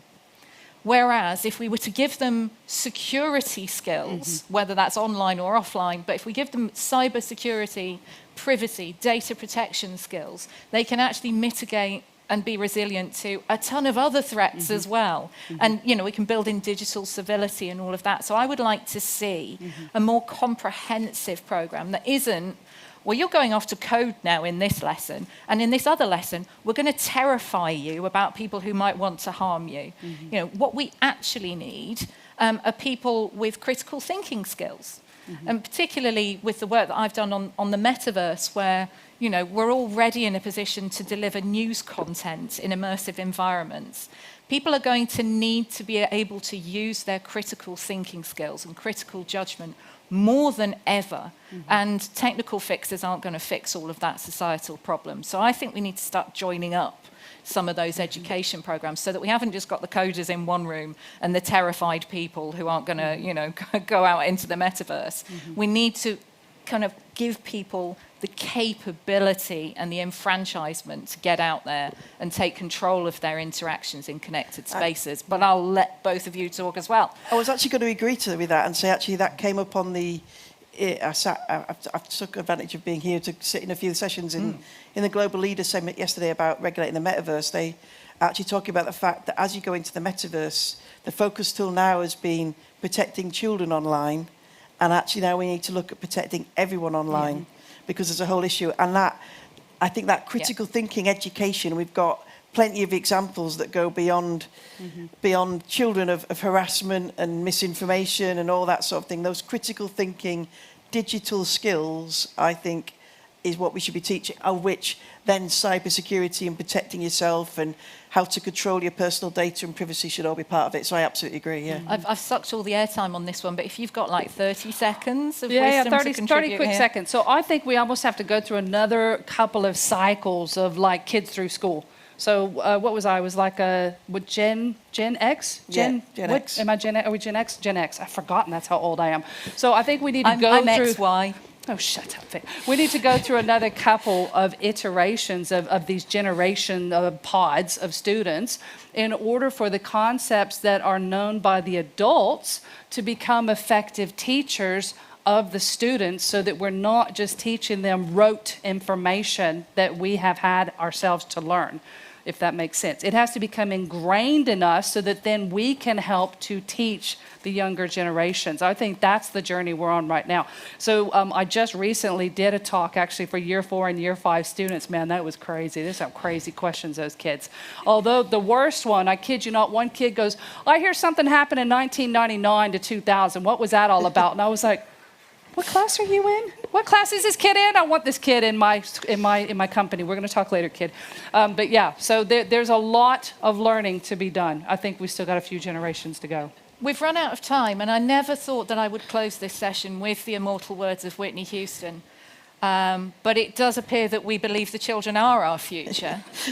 And that's actually quite a hopeful place to be, because we could have had a session, couldn't we, where the future of cyber threats were, you know, it really is going to be Terminator, the robots are coming, smoke and flames, etc., etc. So I hope we've left you for a good feeling to go home with. But that equally, it's as well to be prepared, because there will always be some people who want to harm other people and assets, and those people will always make full use of the technology available to them. Please don't have nightmares, and thank you very much indeed for your attendance. Cheers. Thank you all so much. Please stay where you are. I just want to say a big thank you to Professor Victoria Baines, thank you, and to Becky and to Sean. Thank you so much for everything. Can we give them a massive round of applause?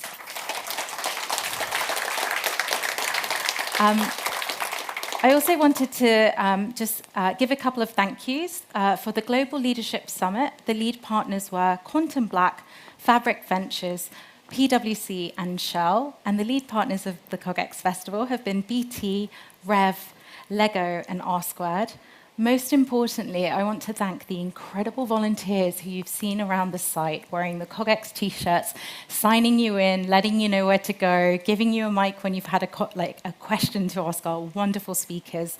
And of course, to our speakers who've joined the conference, thank you for traveling to CogX and being here and part of the conversation, the collaboration, and a lot of the discussions that have been happening outside of the conference. I want to say thank you to the Cognition X Festival team, the content team.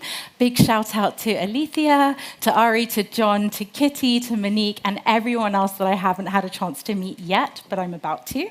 Of course, to CogX co-founders, Charlie and Tabitha, a massive thank you to them. The biggest and the most important thank you I can give is to each and every one of you who've joined us here in person. Doesn't it feel good to be back? Has it been good to be back? Oh my God, it's the last session. Has it been good to be back? Thank you. Will you be back next year? The great news is CogX isn't over yet. So we have 2 more sessions. We have taking place for the Global Leadership Summit, a Future of Education session, which is kicking off at 5:30, and taking place at 5:30 at P2 is a wonderful keynote address from Michael Abrush, who's the Chief Science Officer from the Reality Labs at Meta. So we invite you to go across to either the Global Leadership Summit if you're attending that event, and if you'd like to attend the other event with Meta, please head over to P2. It's been an honor to be back here to MC. Thank you for staying with me, and we hope to see you next time. Thank you very much.